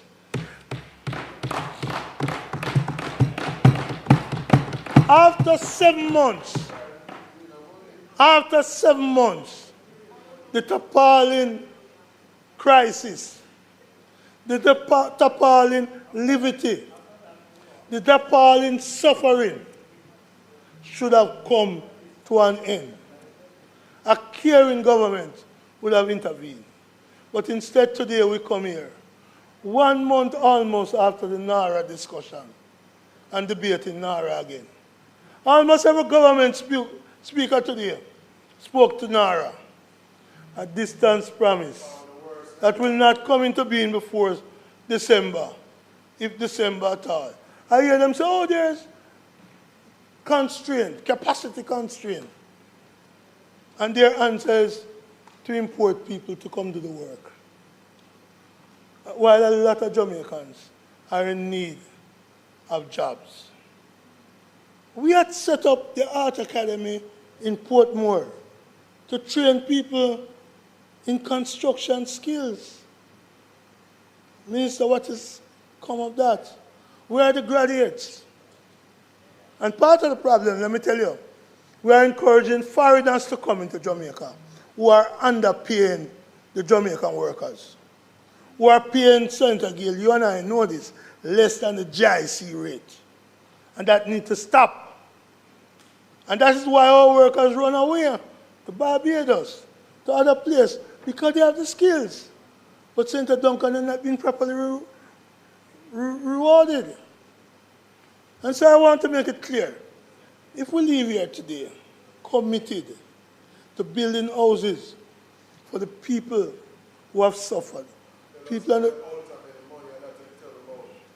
living under tarpaulin, if we care about people,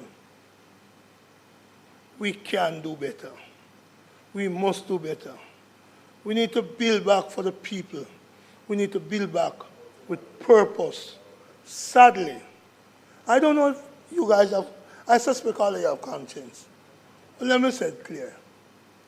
If the PNP was in power and 7 months pass and the people living in the condition they're living in now, would you be silent? Or would you be running your mouth against the PNP? Right? That's what you did. Go on side. Morgan, Senator Morgan, you have to lower the temperature a bit for me. Senator Brown, continue, please. I think, President, I'm going to be honest. You should blame me. You once said, don't poke the bear. And there I go poking the bear. I apologize for poking him. I apologize for poking him. But even if it's not me, I'm not going to change. It's the same way he is all the time.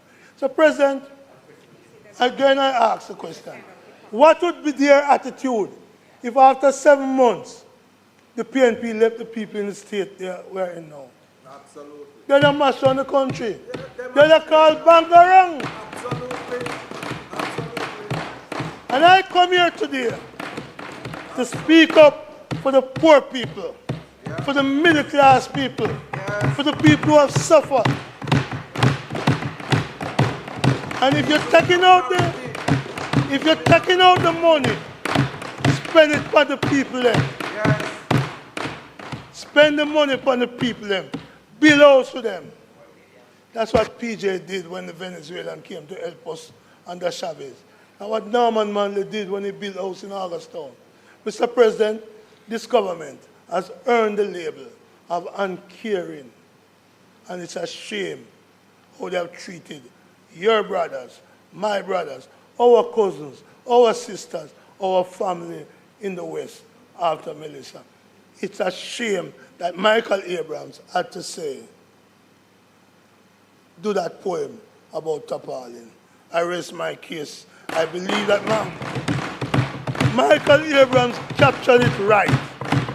Tarpaulin. It's time to end the tarpaulin regime because this government is appalling. 1 minute. Senator Brown, I have an issue, because sometimes things are said. No. Sometimes things are said sort of about that they are not on the record. You understand? So I kind of give a little leeway with that, and you have the capacity to respond. But on the record, you refer to a member as a boy. You need to just withdraw that for me, please. Because it's on the record. You understand what I'm saying to you? Mr. President. Yeah, but my problem is that it's on the record. You understand? Mr. President, let me tell you. I was provoked by the bullying tactics of the other side. But I withdraw the reference as a boy. But I don't if I know could you find to be something less than a boy, if I could find a term less demeaning than a boy, I would have substituted it. My apology for calling him a boy. Okay, He's thank a you. man, isn't he? Thank you. A big boy becomes man. Thank you. May it please you.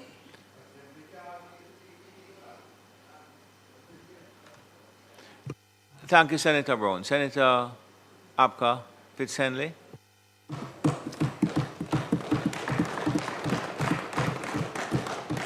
Thank you, sir. I shall endeavor to be as brief as possible.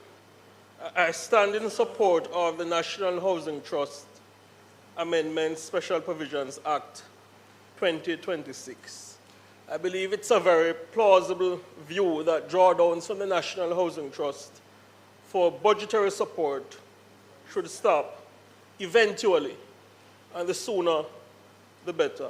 I don't for a moment dispute that perspective, but I find it an even more credible argument and a more mature position that given the current challenges which face the Jamaican economy, now is not the appropriate time to stop that expenditure.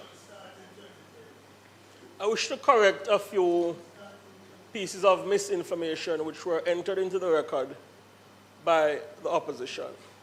Now, let me state very clearly, no one in the administration of Dr. Holness begrudges any of our former leaders for their contribution, and we don't seek to play down their legacy.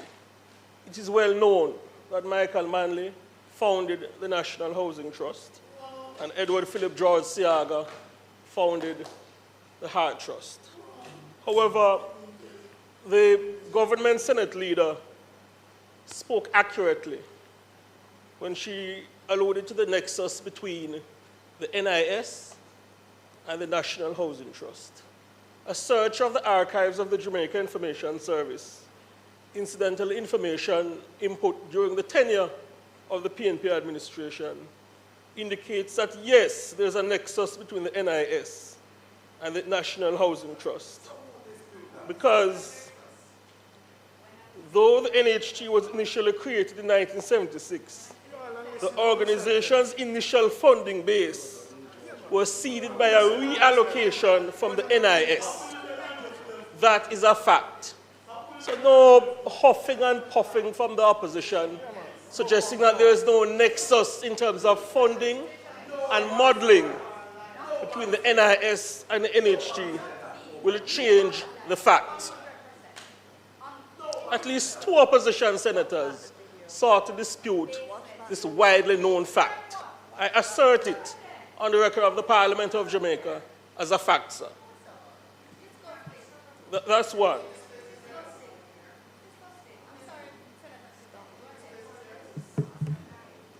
That's one. So we don't begrudge anybody their legacy, but the truth is the truth, and the parliamentary record must be corrected. So both the government Senate leader and the Prime Minister spoke accurately when they alluded to the nexus between the NIS and the National Housing Trust. That's one. That's one. Senator Brown and other members of the opposition sought to allude to the natural disaster of Hurricane Melissa and paint a picture of the administration of Dr. Holness as uncaring, and spoke to the housing needs of Jamaicans, including the focus on Westmoreland, but in fact it's several areas of the country. Westmoreland, St. Elizabeth, St. James. The government of Jamaica is sensitive to the plight and the housing situation of Jamaicans who have been affected and are being affected by Hurricane Melissa. And that's why the US equivalent of approximately $4 billion Jamaican dollars from the National Housing Trust have been put into the purchase of modular homes. 1,200 homes, not 900, Senator Morris, are in Jamaica. An additional amount is to arrive today that will bring it to 1,500 in Jamaica, and another 1,000 are to arrive in July. And the process of assembling the bases is taking place apace. The administration is aware and sensitive to the housing challenges facing Jamaicans, and we have invested billions of dollars in bringing to heel these challenges concerning shelter. And we have not stopped there. It is not well known that in the aftermath of Hurricane Melissa, the National Housing Trust disbursed $1.9 billion in home grants to approximately 5,078 households. This is in the aftermath of Hurricane Melissa. This is due to our sensitivity to the housing needs of Jamaicans. The government of Jamaica also gave mortgage moratoriums for approximately half a year, pausing payments for 36,000 mortgages in affected areas, while peril insurance claims were also waived. Again, this because we are sensitive to the plight that Hurricane Melissa occasioned on a number of housing owners. It is a fact as well that the government of Jamaica, who Senator Brown falsely sought to paint as uncaring, yes, via the NHT, issued hundreds of loans for repair of houses and ceilings to scores of Jamaicans affected by Hurricane Melissa. The NHT also processed approximately 4,000 insurance claims with a total value of $7 billion. $2.8 billion has been paid out as part of a phased process. So let the record of the Parliament be corrected that in addition to the $67 billion that have been allocated to recover from Hurricane Melissa, the NHT as well has been mandated and has in fact expended billions of dollars to assist Jamaicans to get back on their feet. So the senator alluded to playing politics when he sought to paint a picture of the government as uncaring. That is the epitome of playing politics, and it's unbecoming to a debate in the Parliament of Jamaica, which ideally should be of a particular quality.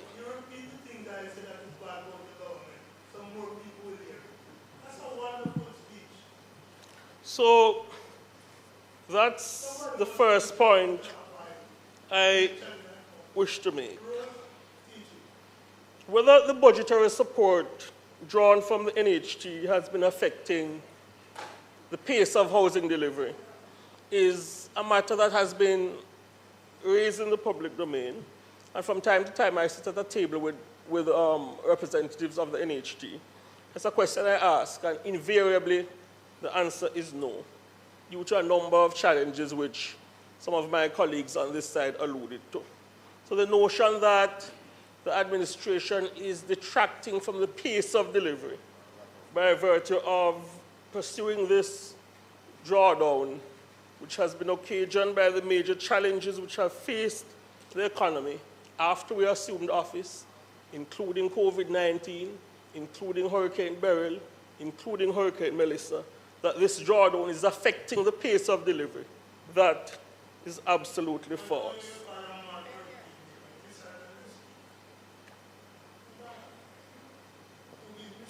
Before I close, sir, on the matter of housing, our posture is one that is characterized by maturity and an admission that more is to be done. In fact, we'd even say much more is to be done. But we are always seeking to invest heavily in the housing needs of Jamaicans and seeking to deliver by greater margins. It is not my favorite thing to do to come to the Parliament and compare the pace of delivery or the output of a Jamaica Labour Party administration versus a PNP administration. But based on the contributions of some of the opposition senators, I'm constrained to do so because the picture has been painted that the administration of Dr. Holness has been falling short or under-investing in the housing needs of Jamaicans. So I'm constrained to tell the truth to the people of Jamaica. The fact is, between 2016 and 2025, this administration has initiated 31,540 housing units. This averages an increase of 1,194 more housing starts each year compared to the administration which preceded us in 2016. That, sir, is a 57% increase in annual housing starts under the government of Prime Minister Andrew Holness. Since 2016, this administration has delivered 21,166 housing completions and issued 67,249 mortgages. These numbers exceed by double digits housing completions delivered by the PNP administration during their last 2 terms in office. So again, sir, even as we aspire to do more, the opposition is not speaking the truth. Senator Brown, Senator Morris, they are not speaking the truth when they suggest that housing delivery has dwindled under the Jamaica Labour Party administration. Let us look at the area of investment in housing. The highest level of expenditure. Let us look at the matter of investment in housing. I understand, Senator Brown, you don't want to hear the truth, but the Jamaican people will hear the truth. The highest level of expenditure, sir, in a single year under the PNP via the NHT in the area of housing was in 2011 at $24 billion. Senator, 2012, I beg your pardon, at $24 billion. Senator Morgan alluded to it. In 2018, under the Jamaica Labour Party administration, $28 billion spent on making available houses to our people. $37.1 billion spent in 2019, $41.57 billion in 2020, and in 2021, $48.2 billion. Senator Brown and Senator Morris. The fact is, this administration of Prime Minister Dr. Andrew Holness has far exceeded the former PNP administration in terms of expenditure on the people. I was about to go into the matter of investment in low-income earners and our sensitivity to the plight they face, but Senator Morgan dealt with that matter capably. So in closing, I will say, I listened keenly to the submissions of some of the opposition senators. I didn't banter too much today. I was listening keenly. Senator Morris characterized the continued drawdown from the NHT as a plunder. The word siphon was used by another opposition senator. And Senator Scott Ferguson spoke about resources being collected for one objective and redirected for another purpose. Senator Brown, you are downstairs. Just alcohol Ferguson being served down there? said. No, man, stop it. Let the man finish it. Let Senator Fitzhenry finish your prayer.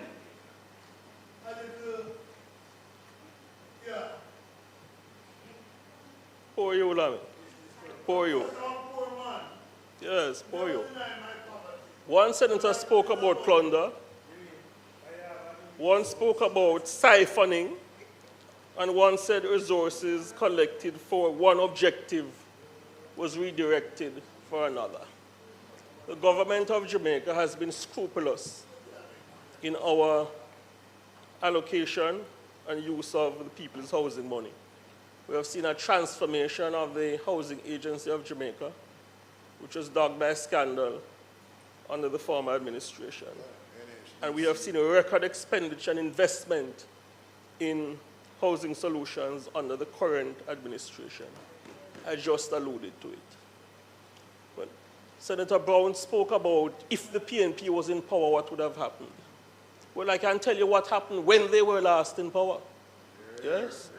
They expended approximately 180 million of the people's housing money in a failed investment owned by a politically connected, a PNP activist. That's how they expended the people's housing money. Yes? And then we had a thing they call Operation Pride. Senator Brown, please, Senator Brown, stop it now, man. Stop. No, don't say that. You could have made your presentation. You can respond to it later. Come on, Senator Fitzhenley. I want to burn you. You're behaving like 25. The PNP administration expended $180 million of the people's housing money to bail out a failed investment owned by a PNP activist. Senator Brown speaks about if they were in office. Well, that's what they did when they were last in office. A disgraceful and shameful use. And I'm going to borrow the words of Senator Brown, an uncaring use of the people's housing money. Yes? And corrupt. Senator Brown speaks about what would have happened if the PNP was in office. Well, they professed to the Jamaican people that they invested $16 billion in a program called Operation Pride. Well, what happened? $451 million of that sum, yes, was alleged to be stolen, pilfered, and a PNP activist was taken before the court. That is the way the PNP administration used the people's housing money.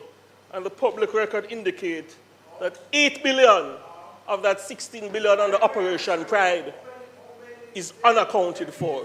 That is the legacy of the PNP administration as far as utilizing the people's housing money. The PNP administration cannot be trusted, sir. Senator Brown, stop it now, man, please. Resources. So the pilfering And the corrupt diversion of people's money. the corruption and the pilfering under Operation Pride, and the wanton misuse characterized by the Outermany scandal is the epitome of uncaring, wicked and scandalous government. And this is what characterized the tenure of the former PNP administration. The government of Prime Minister Dr. Andrew Holness remains committed to scrupulous, diligent, and strategic use of the people's housing resources. And we are sensitive to the needs of the people. This bill, sir, due to the challenges which face the Jamaican economy, due to the major challenges which face the Jamaican economy, this bill has my very, very strong support, and I commend it to my colleagues for endorsement. Thank you, sir.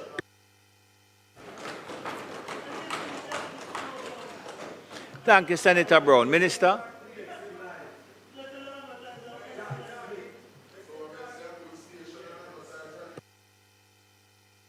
Thank you, Senator Fitzhenley. Minister Johnson Smith?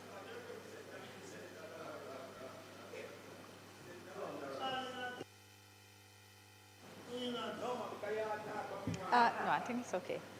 Thank you, though.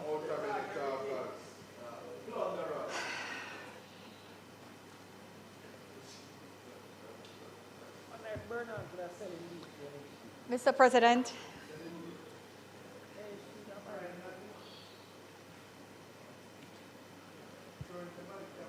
President, if I try to find one of the things on which we all agree in this House, I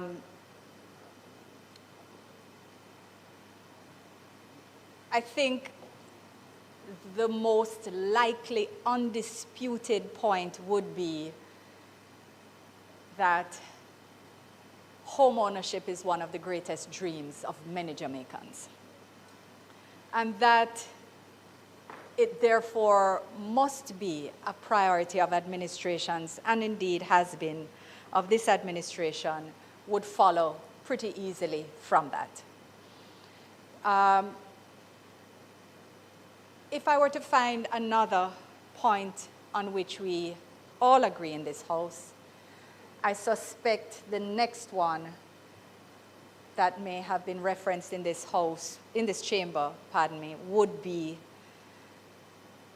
that there are many people who were impacted by Melissa who still need help. But there are other facts that must be brought to the table, on which it seems that we have some disagreement. One would be that this administration has absolutely been doing everything within its power to help people who need help to recover and reconstruct in the West. Mr. President, one thing that is certain, however, is that we have very different approaches. We have different approaches to governance, to government, to planning, and this means that we view the recovery process very differently. So we want to establish an institution, plan out a program, pull all the financing together, systematically ensure that when we rebuild, it will be stronger, more resilient. People will be in safer housing, in safer locations, not repeating disaster after disaster with the same level of vulnerability. We are committed to making sure that we build back better, Mr. President. And what that requires of us is not a scattershot approach where you do whatever you can in whatever little space immediately and think that you are helping someone for the long term. Tarpaulins are a part of a process and a path. They offer some protection, but no one is here on this side saying that they're the end of a process. And certainly, the fact that there will be an entire, I think for some things, you really have to just wait for the result to be able to demonstrate to people.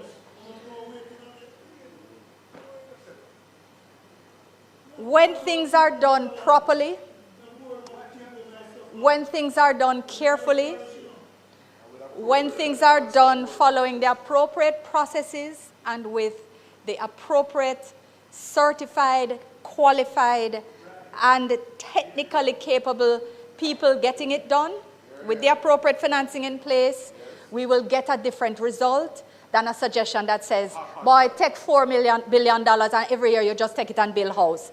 Sir, you missed the point that the issue that we are having in this country now is not a financing issue.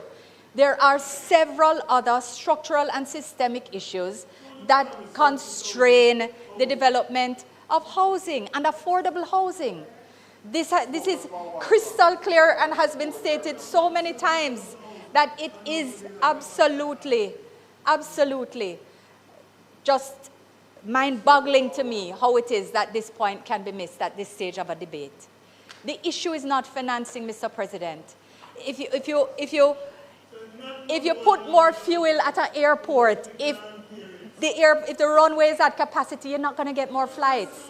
The issue is not money, Mr. President. The issue is the capacity. It is the existence of enterprise contractors. It is the ability to title and plan land. It is the ability to plan the changing land use and titling where you have to relocate entire towns and municipalities. These are not small things to be done, Mr. President. And if your best, most large-scale attempt at providing affordable housing is Operation Pride, you are the last people we are going to for advice. Literally the last people we are going to advise. When we took office in 2008, Mr. President, 2007, 2008, the NHDC was loss-making, had been through scandal after scandal, including Operation Pride. NHDC, sir, National Housing Development Corporation, we converted it into the Housing Association of Jamaica, Authority of Jamaica. We brought it back to profitability with strong governance. It started to operate again. When they took office again in 2012, by the time we took office again in 2016, it was again loss-making, Mr. President. Had lost billions of dollars once more, had to change out boards once more because of resignations due to misconduct. Mr. President,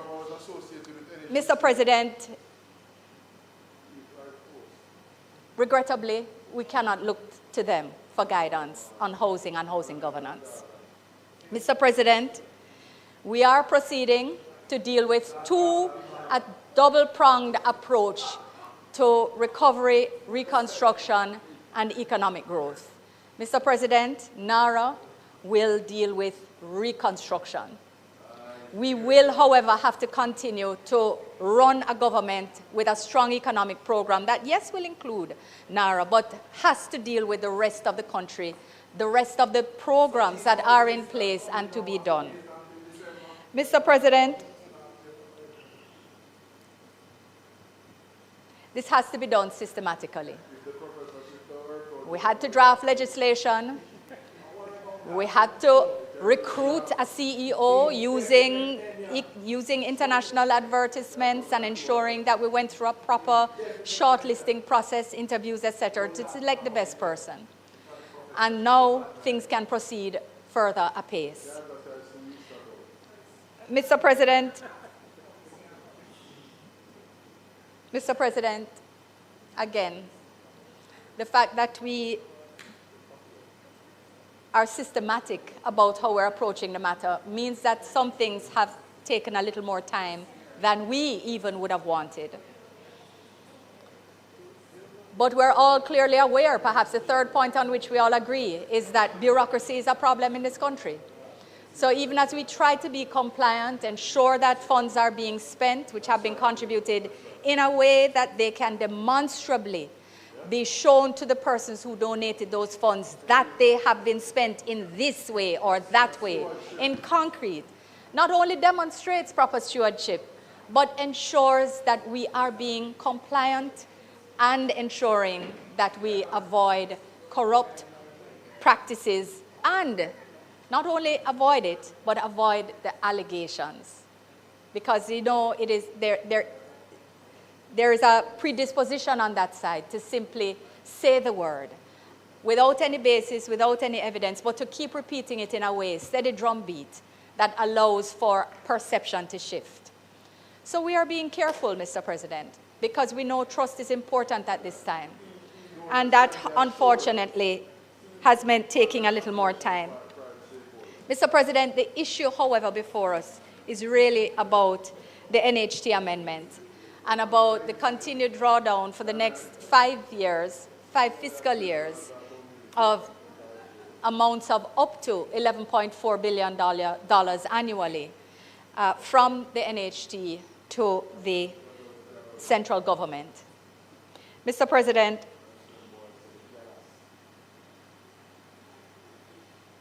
I think I can maybe use a question that was asked by Senator Tame on that side. She closed by asking what would people say if they were asked whether $11.4 billion should be withdrawn from the NHT. And my answer is that that would depend on whether you give them the facts or you give them a narrative bound up in a groundless, zero-sum alternative of debt payment versus houses. Mr. President, this would be because the facts are that the withdrawal will not harm the NHT financially or institutionally. The transfers cannot be converted in the short term into closing the affordable housing gap. Thirdly, the constraints which exist are other than cash-based. And even simply increasing loans, increasing loan amounts, only drives up the prices that again marginalizes the very people who you want to be able to have access to affordable housing. The choice between debt and housing is actually not the choice, but between the transfers and taxes or a cut to programs that are in place already delivering benefits to the Jamaican people at large. And it's in this context, Mr. President, that I think that the Jamaican people, who we know to be eminently reasonable, to be most likely to say, armed with the facts, that yes, it does sound reasonable that given that the losses incurred by Hurricane Melissa, Mr. President,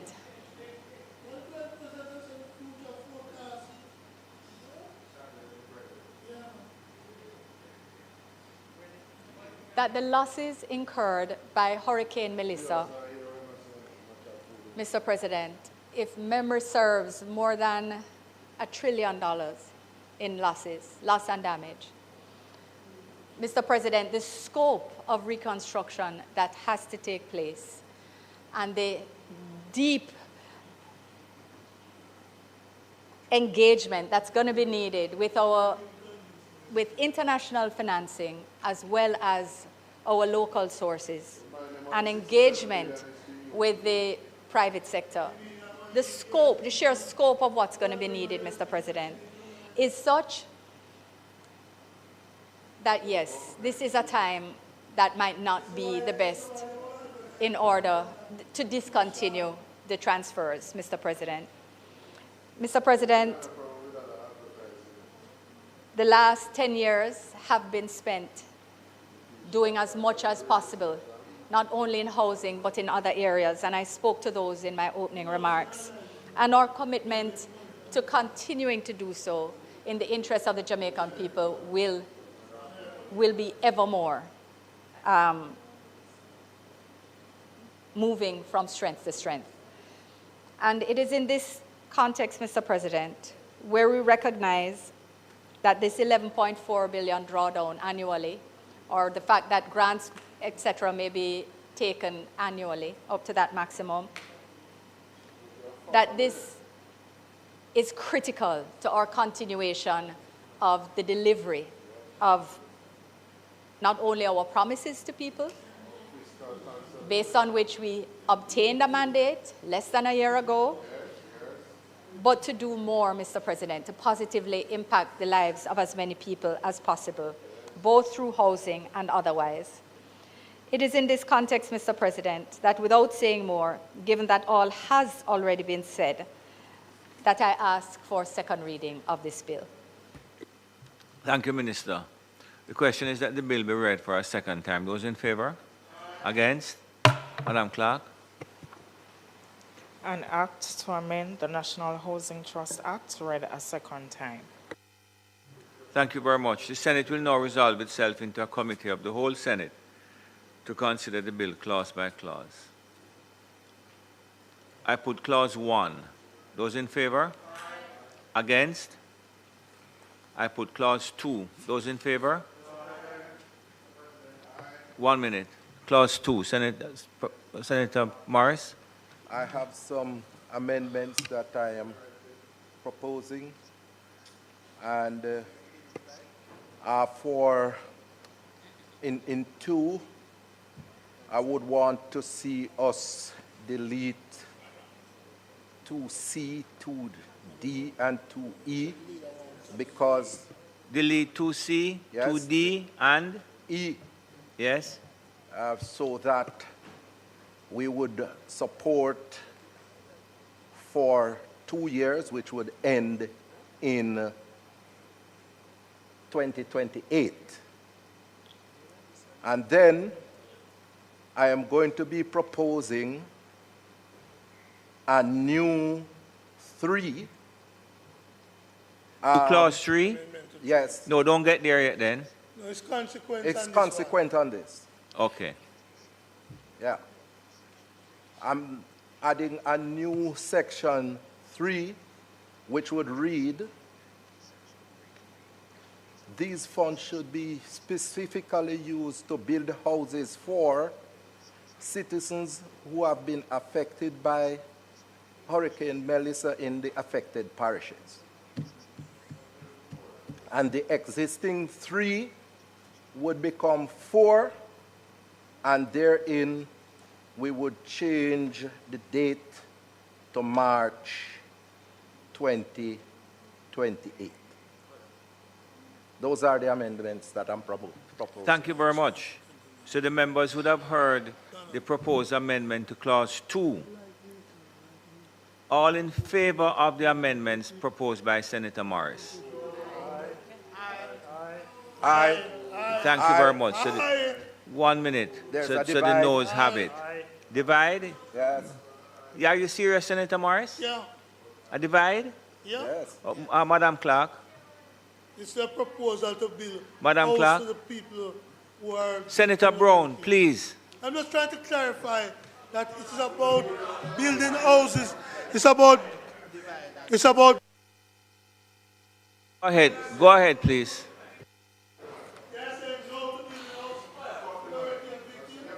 No, that's not what they are saying no to. They are saying no to the proposal to amend clause 2 in a particular way as identified by Senator Morris. That's what the vote was about. Continue, please. Continue.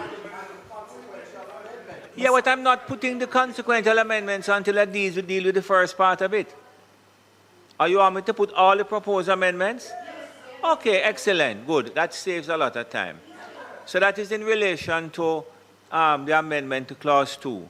Members would have heard the consequential amendment to clause 3 and renumber into 4. Good? So all in favor of that? Eh? I said it. Okay, so that is it. So, is there a divide on that? Okay, so Madam Clerk, you're dividing in relation to the amendment to clause 2, clause 3, and clause 4. Ms. Anderson? Mrs. Bennett Cooper? Mr. Bernard? Mr. Brown?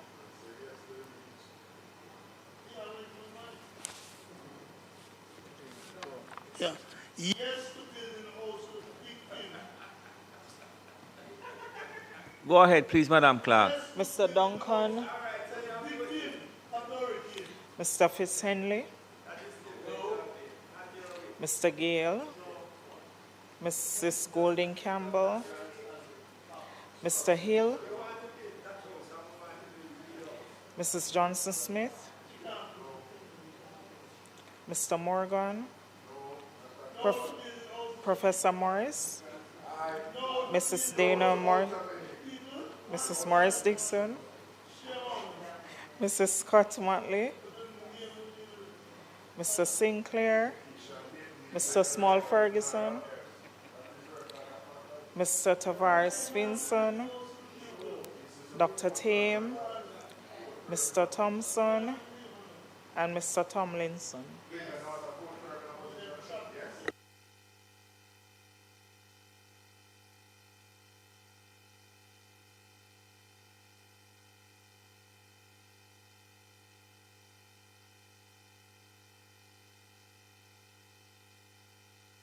I do report the ayes 8, noes 10, 2 members absent. So the noes have it. I now put clause 2. Those in favor? Against? I put clause 3. Those in favor? Against? I put clause, I almost said clause 4. I put the title and enacting clause. Those in favor? Against? The question is that I do report the bill as having passed committee stage without amendment. Those in favor? Against? I do report the bill as having passed committee stage without amendment. Minister? Thank you, Mr. President. Mr. President, I asked for third reading. I'm ready to move on to the next. The question is that the bill be read for a third time. Those in favor? Against? Madam Clerk? An act to amend the National Housing Trust Act, read a third time and passed.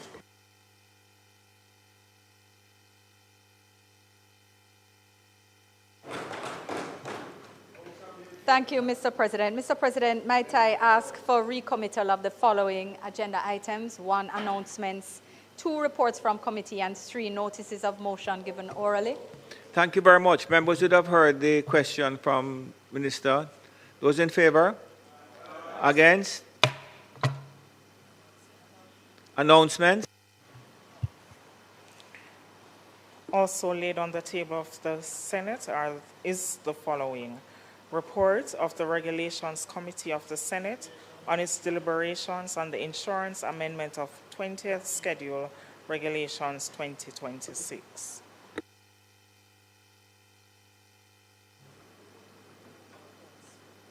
Reports from committees?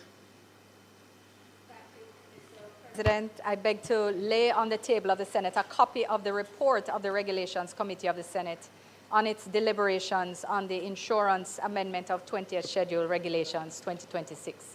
Thank you very much. Notices of motions given orally?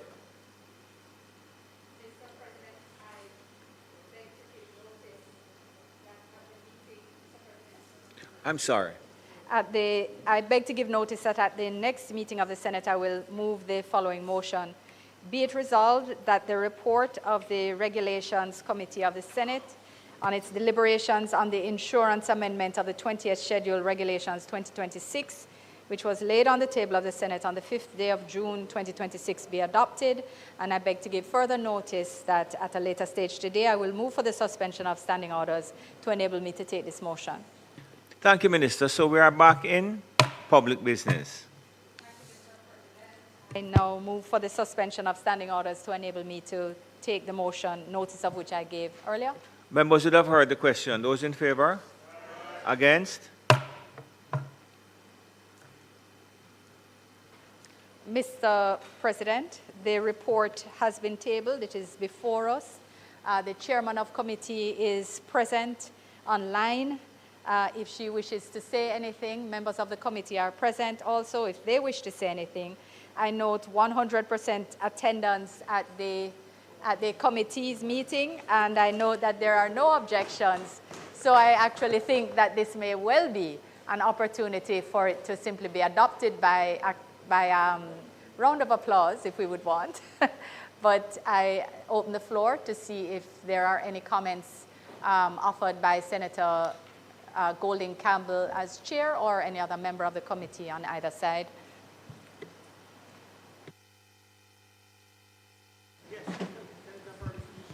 Senator Ferguson, go ahead.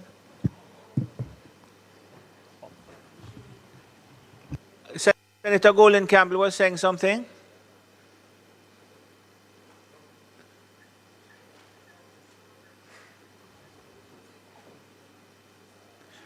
Technician, we have an issue here. Mr. Brown, we have an issue here with hearing Senator Golding Campbell. Yes, Senator Ferguson, you could go ahead and then ask.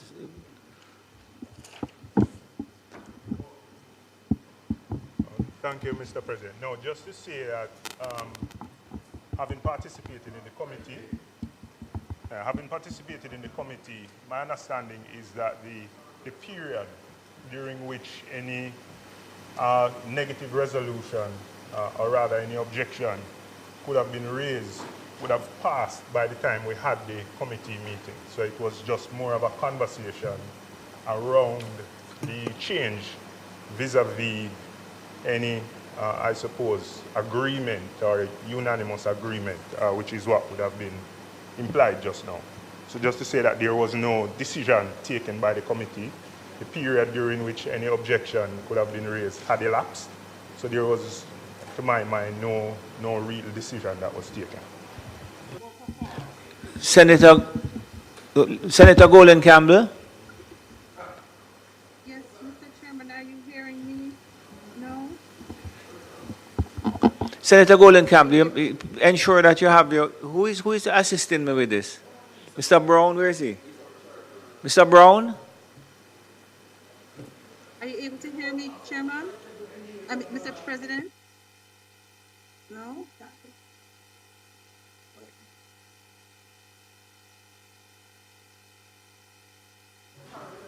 Senator Brown.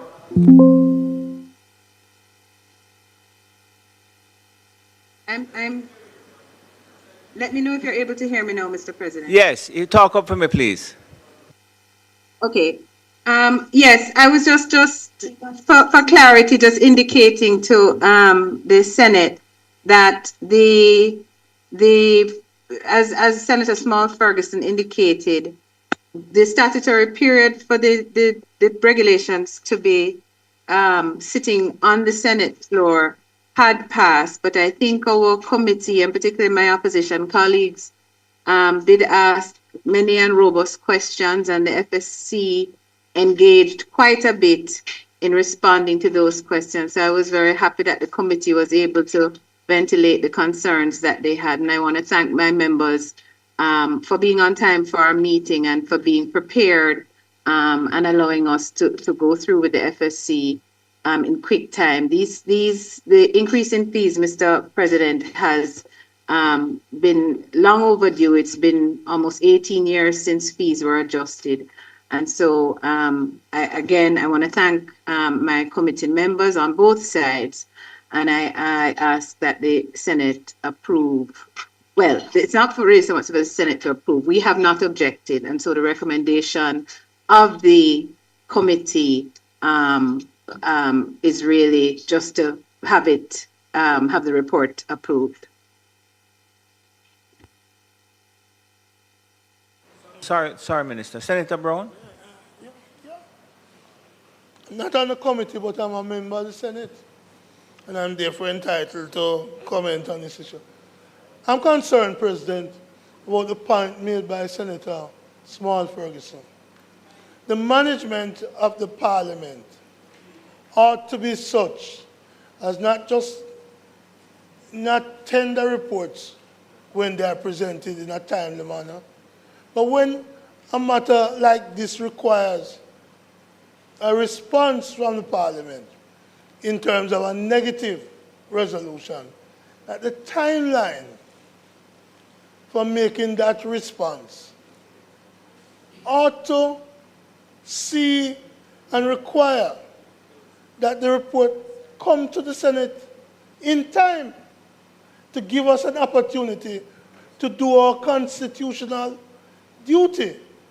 And it doesn't augur well for the management of the Senate and the Parliament. It's easier to lock out that which no court stop you from delivering to us and to the people. And I'm wondering whether or not the failure to bring this to the Senate could in any way invalidate the decision.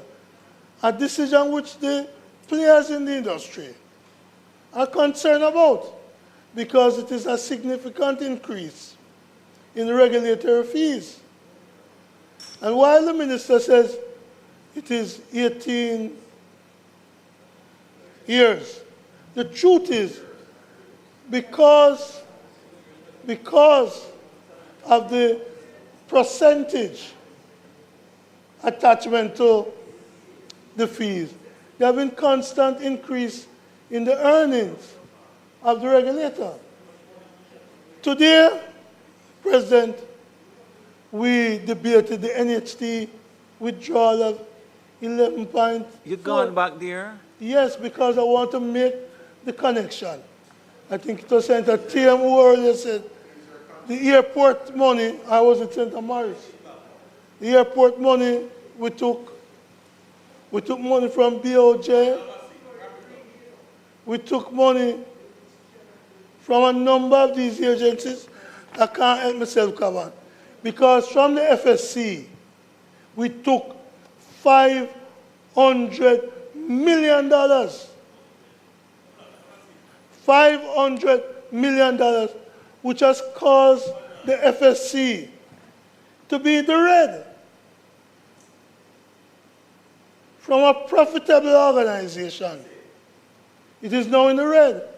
And I fear that this raiding of the bond, every bond they see, Mr. President, on a point of order.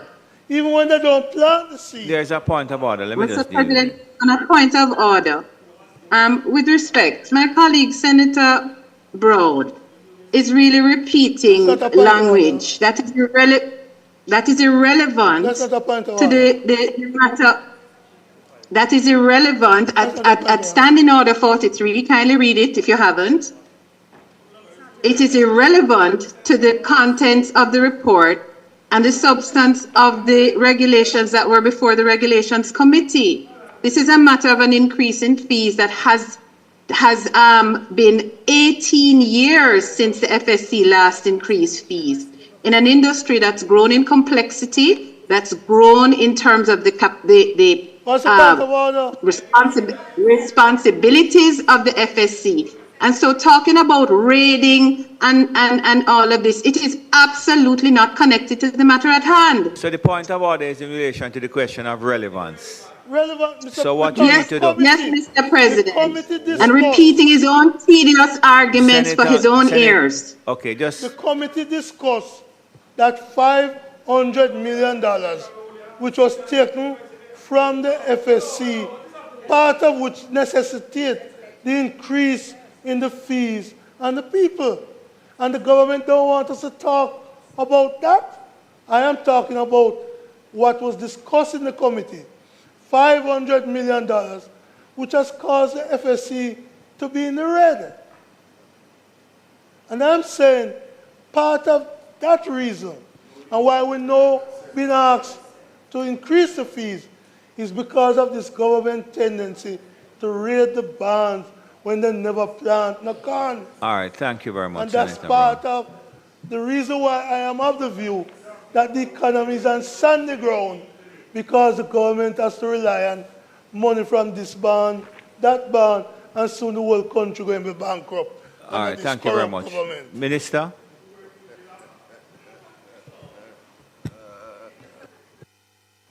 Mr. President, I don't think I will. I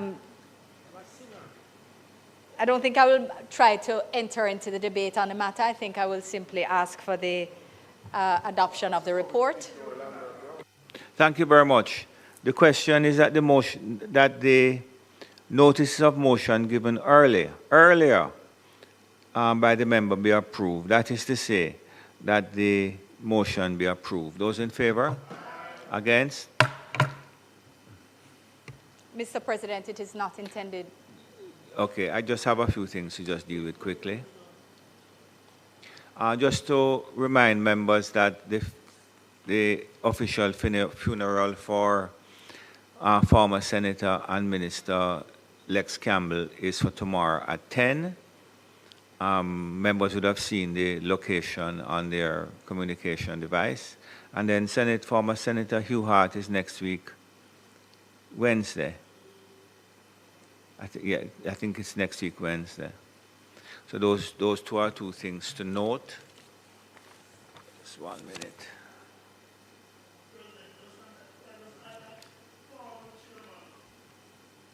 Former chairman, I crave indulgence, former chairman of the IDT, former trade unionist Donovan Hunter. His funeral is on Tuesday. Of next week.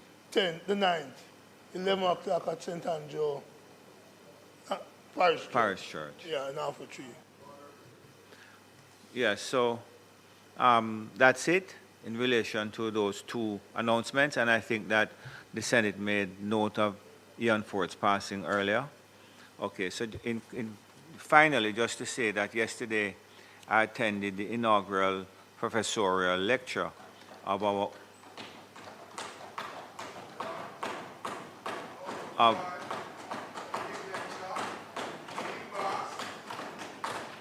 of Senator Professor Floyd Morris, and the topic of the presentation was towards establishing a grassroots political model of disability in the Caribbean. It's a very engaging lecture which I enjoyed tremendously. However, I need to bring to your attention that the professor, I don't think he was a professor, but Dr. Devandish, that was his name, referred to Senator Floyd Morris coming from the small and insignificant parish of St. Mary. That did not go down very well. But would not have appreciated it. The lecture was one that, as I said, it was extremely engaging. A number of our colleagues attended, including Senator Scott Motley. As I said, very engaging. Senator Morris spoke with authority born from personal experience and reminded us that he led the negotiations for the Convention of the Rights of Persons with Disabilities between 22 and 2006, and that Jamaica was the first country to sign and ratify that treaty. And he has since served for 6 years as one of the only 18 experts in the United Nations Committee on the Rights of Persons with Disabilities, reviewing the compliance with the treaty for over 60 countries. So a remarkable, absolutely remarkable progress in relation to his development, and I think that we all should recognize him.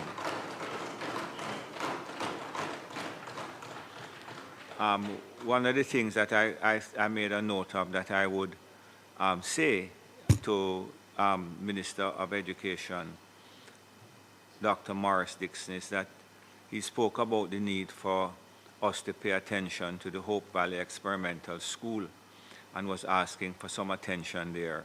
And I'm sure that Senator Morris will speak to you about it. I pointed out to a colleague of mine that you have a particular interest in this area, and we are sure that there will be some fruitful discussion between yourself and Senator Morris. And he also made an appeal for more research grants for persons with disabilities. And I know that it is something that you will pay attention to. So I've opened the door for you, Senator Morris, to have further discussion with the minister. But on a personal note, I mean, you and I have had a great experience here in the Senate together when you were the president, and I was the leader of opposition business when Senator Kamina Johnson was in fact a member of that Senate. We have always had respectful interchanges, and it is, you know, you said at the end of your presentation, well, look at you now. You're someone who has fought every inch of the way for the success that you have garnered. And I think that we all respect you for it. I couldn't help, I must tell you, and this is not a political statement, in listening to you speak about your journey, I could not help but reflect on the journey of the Honorable Prime Minister Andrew Holness, whose background is not unsimilar to yours. And it proves that every Jamaican can reach the pinnacle of their personal capacity with hard work and dedication. Congratulations again.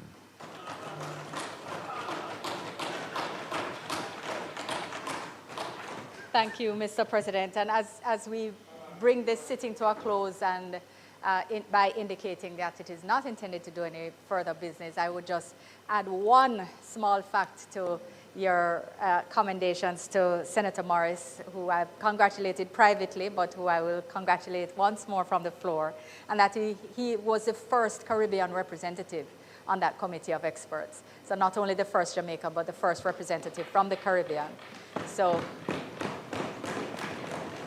I know that my team at the ministry continues to take great pride in the candidature election. That was very strongly competitive and hard fought, as he's well aware, on the first and second round, and therefore that he emerged with the support of his colleagues and who sat on the committee with him was a testament to his successes in the first term, and undoubtedly will inform the remainder of the expertise that he brings despite no longer sitting on that committee. So we congratulate him on behalf of this side, and we thank you for representing us. You're there now, yes, but it would be remiss of me after that just to allow him not to just respond briefly. Mr. President, you know, I am always grateful to the members of the Senate and to all those who participated last night. I found out in talking with Senator Morris Dixon that seemed to have been a breakdown in communication where some received the invitation and others never received.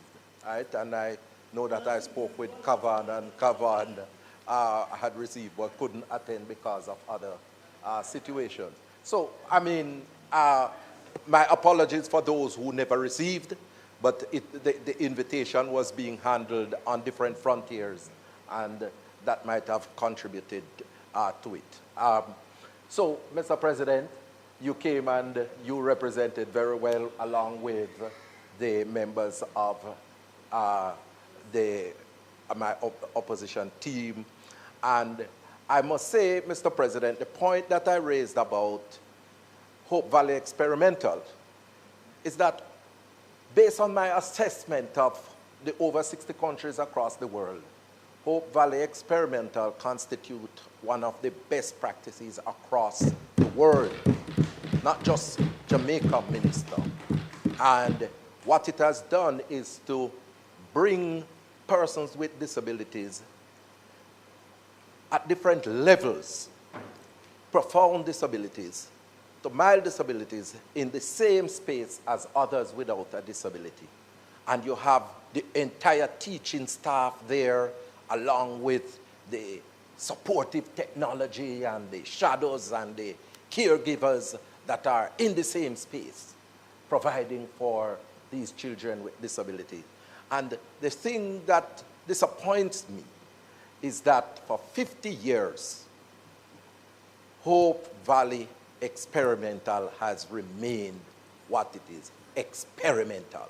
And Minister, it is something that we have to correct. It has run cut across administration. We need to make sure that every parish have a Hope Valley Experimental setup. It can be done, and it should be done. And Minister, I say Minister Johnson Smith now, I'm very much grateful, for this. Please, hello, would you allow the I'm very much grateful for the support that the Ministry of Foreign Affairs and Foreign Trade, have given me over the years in terms of the election effort. Because I am elected in my own right as an expert to the committee, but the whole election procedure, according to the United Nations, have to be routed through a state party. And I tell you, I am very grateful because the world has been responding to my work.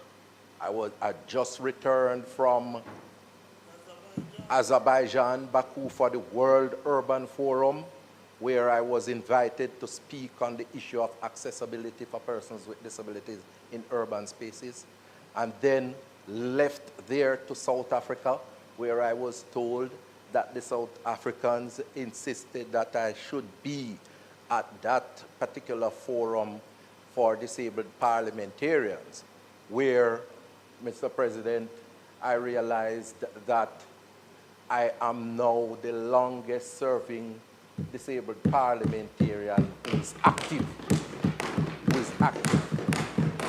And I have to give God for his continued goodness.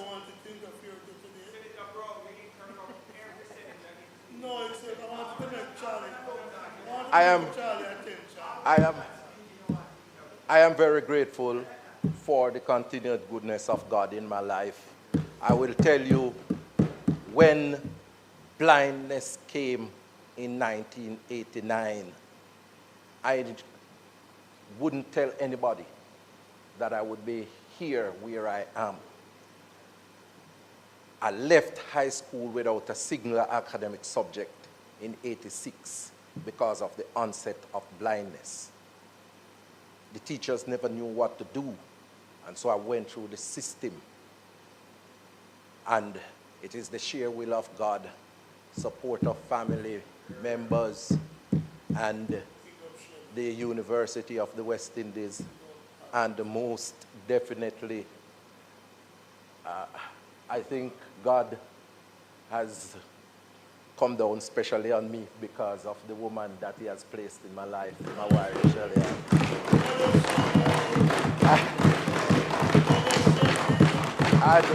And Mr. President, the funny thing, as I said last night, there was a running joke between the guy who introduced me whilst I resided on Taylor Hall. We always was laughing at Shelley-Ann on the campus, and she ended up being my wife. And so, I'm very grateful for what has happened and all those who have supported. And yes, Mr. President, what you have said about the Prime Minister, I accept. We might agree on different issues, but let me tell you one thing. It is possible in this Jamaica land we love for any one of us to become whatsoever or whoever we want to be, because this land is endowed with greatness. And that is why Marcus Garvey said, "Up, ye mighty race, you can accomplish what you will." Thank you, Mr. President.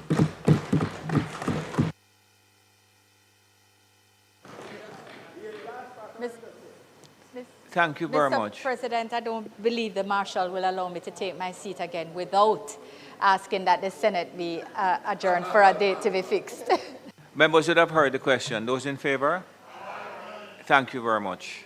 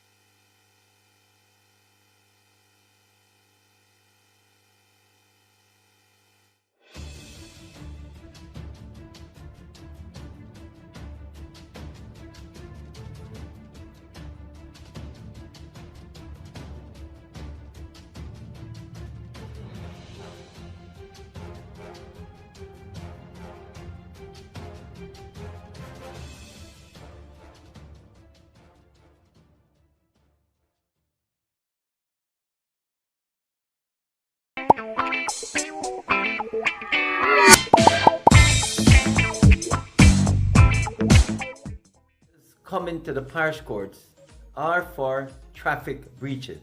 Let's work together to make our roads safe and ease the burden on our courts.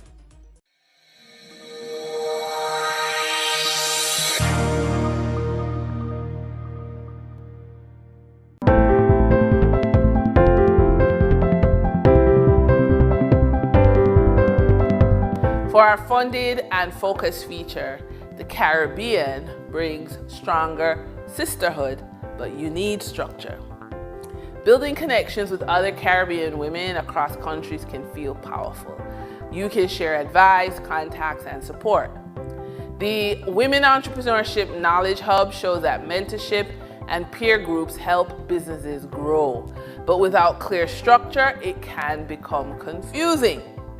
Having organized groups or programs helps everyone get the right help at the right time. Staying connected to the Caribbean while building abroad can open many doors. It brings more chances, but more to manage. With the right support, structure, and funding, you can turn these connections into real growth for your business. Support is not just motivation, it's access. You need mentors who have already built businesses across countries, connectors who can introduce you to buyers, partners, and investors, peer groups of women doing similar work in the Caribbean, the US, Canada, or the UK. Research from Women Entrepreneurship Knowledge Hub shows women grow faster when they have strong networks and mentorship. The goal: be in rooms where decisions are made, not just discussed.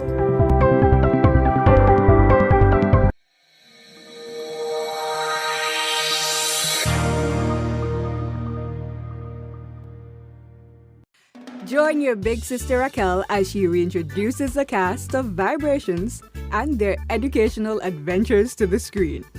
See Ronson and the gang experience the world firsthand through interviews and interactions.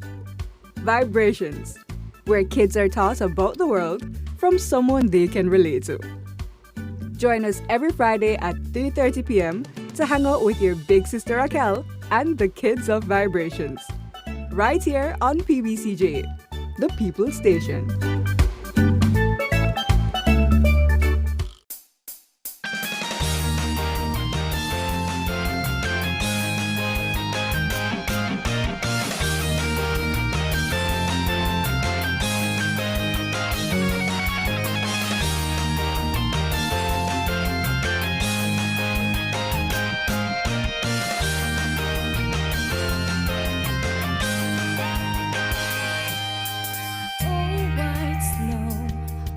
For dreams, see you on the top in this winter.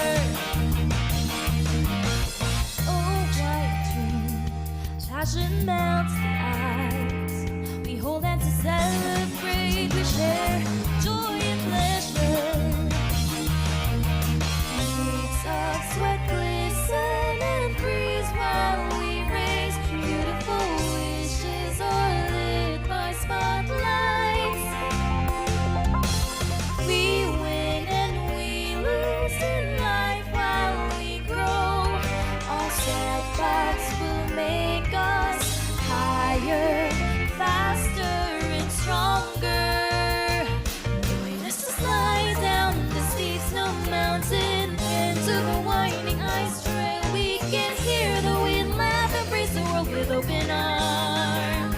The Winter Olympics, join us to slide down the steep snow mountain into the winding ice trail. I define the new speed, I set the new record too. A new start for dreamers.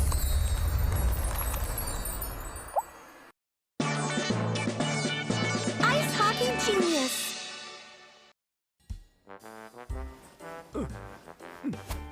What is Chad doing? He's now into ice hockey games. Too bad I'm not swift enough for ice hockey. Go for it if you like it, Chad. You can do it. Chad, I can teach you if you want. Will you do that? Crispy, you know how to play? You didn't tell me about it. I can play. Actually, I'm really good at it. Eyes to the front. Look from the corner of your eyes. Relax your shoulders and upper arms. Good, use your wrist. He's gotten the hang of dribbling so quickly.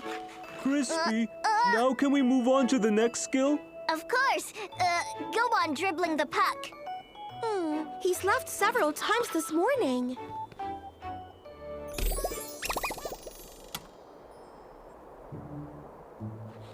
Hey, Chad! Good job! Look at Chad. Yes! He's talented. Chad, he's a fast learner. Here's pushing and dribbling. Doing feints is a little bit tricky. I shouldn't have lied to them. Crispy, this trick is hard. We need you to demonstrate. I should tell them the truth. Okay, Penny, actually... Chad playing hockey? What a surprise! You're too slow, Chad. Ice hockey isn't for you. You don't know him at all. And don't forget he beat you in short track speed skating. He won by luck. I'd admit it if I lost, unlike you guys. Well then, how about we have an ice hockey competition? No problem. Game on. Competition? Relax. Chad's getting better at it, and you're our secret weapon. We're gonna win. How about we play tomorrow? 3 versus 3. Deal. And no more making excuses if you lose. Okay, see you tomorrow then. Penny, is this a good idea? Don't worry, Crispy is the best.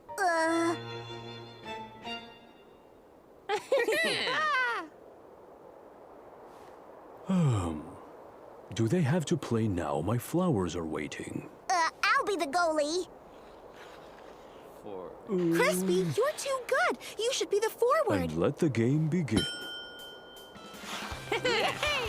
Penny, get your head in the game. I'm gonna score a goal. No way! Eh? Hey, Chad, you can't stop me.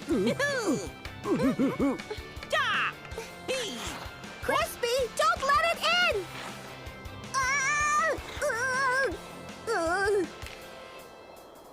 The Gibbons team has scored. Hey, Chad, you take the goal. Okay. Crispy, go be the forward. We're counting on you. Forward? Okay, puck drop. The forward is responsible for... Hey! Crispy, what game are you playing? Crispy, what are you doing? Defense! What's that? Defense? Huh? Now's our chance. Aim for the bottom left. Please block the puck, Chad! What? I still have a shot. Hey. Yay! Very well done! The center's empty. Go, Go, go! Yeah. What? Huh? Nice work, Penny. Now our scores are tied. Focus on the attack. Shoot!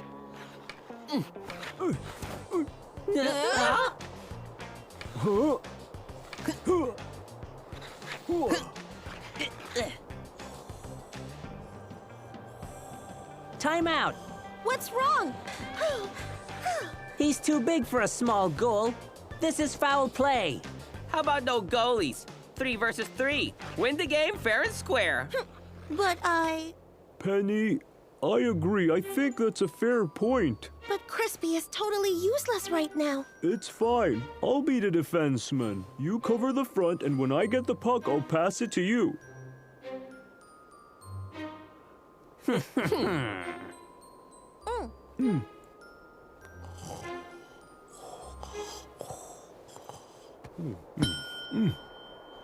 Hey, yeah.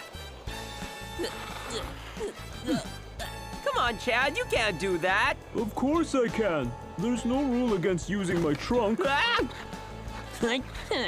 Hey, Chad, your defense is really good, but the winner of this game is gonna be us. Go back. You guys can get past Chad, but not me. I guarantee you that.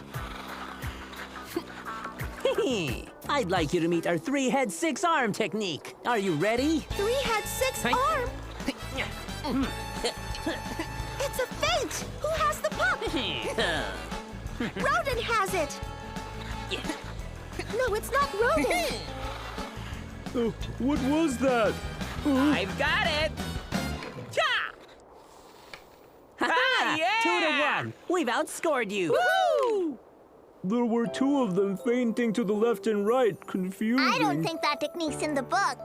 But Chad, we're gonna lose. I had no idea that Crispy couldn't play at all. I'm sorry, Penny. I just copied the book and taught those skills written here to Chad. Don't give up. The game isn't over yet. Let's figure out a way to stop their new trick first. Then we counterattack. We can still win this.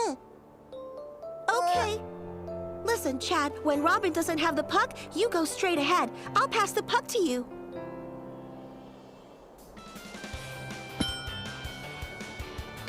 Hey.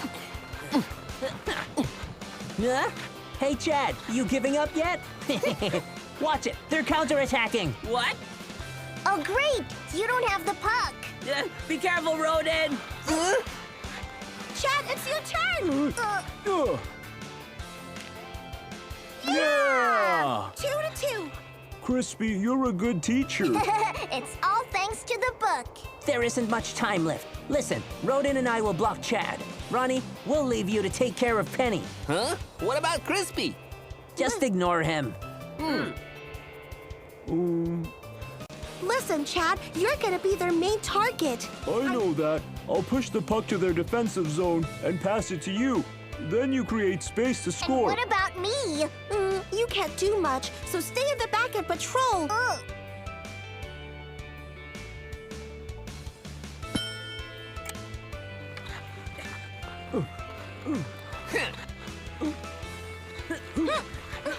Penny, I'm not gonna let Chad pass it to you. Crispy, make space! Shoot! Now is the time. Danger! Good one!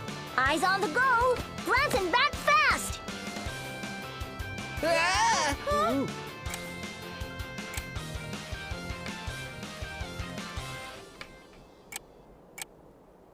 right! We won the game!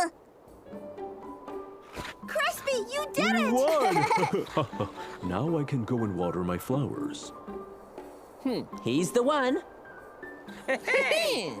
Hey, Chad, we want you on our team. We're joining the coming 4 versus 4 Ice Hockey League, and we need one more member. And That's we right. think you're the best candidate.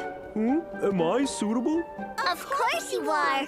The WO Mountain Ice Hockey Amateur League ends today. The WO Mountain team is the champion and Chad won the MVP title. He seems slow and heavy, but he's strong and calm in the game, and he's versatile. It's because he learned from the best!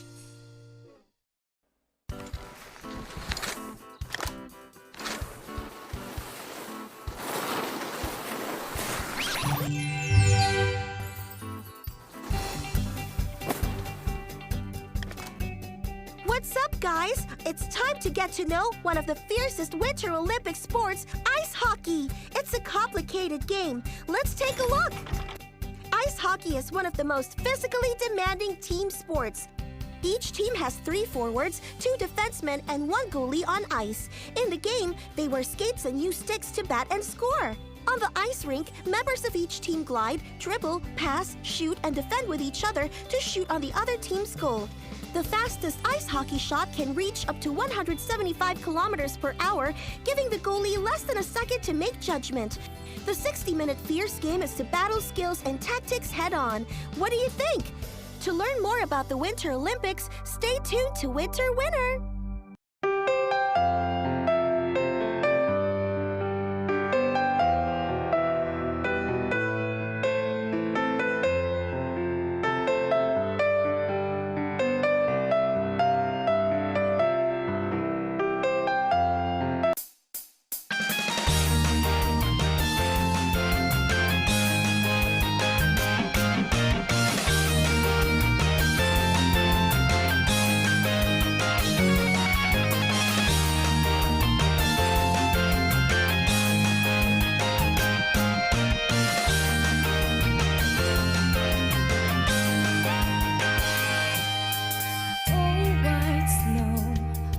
For dreams, see you on the top in this winter. Oh, white dream, passion melts the eyes. We hold hands to celebrate, we share joy and pleasure. Beads of sweat glisten and freeze while we raise beautiful wishes are lit by spotlights. We win and we lose in life while we grow. All setbacks will make us higher, faster and stronger. Join us to slide down the steep snow into the winding ice trail. We can hear the wind laugh, embrace the world with open arms. The Winter Olympics, join us to slide down the steep snow mountain into the winding ice trail. I define the new speed, I set the new record too. A new start for dreamers.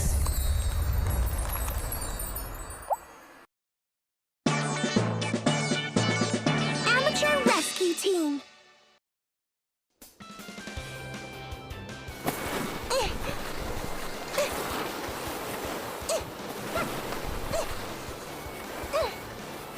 Hey, Penny!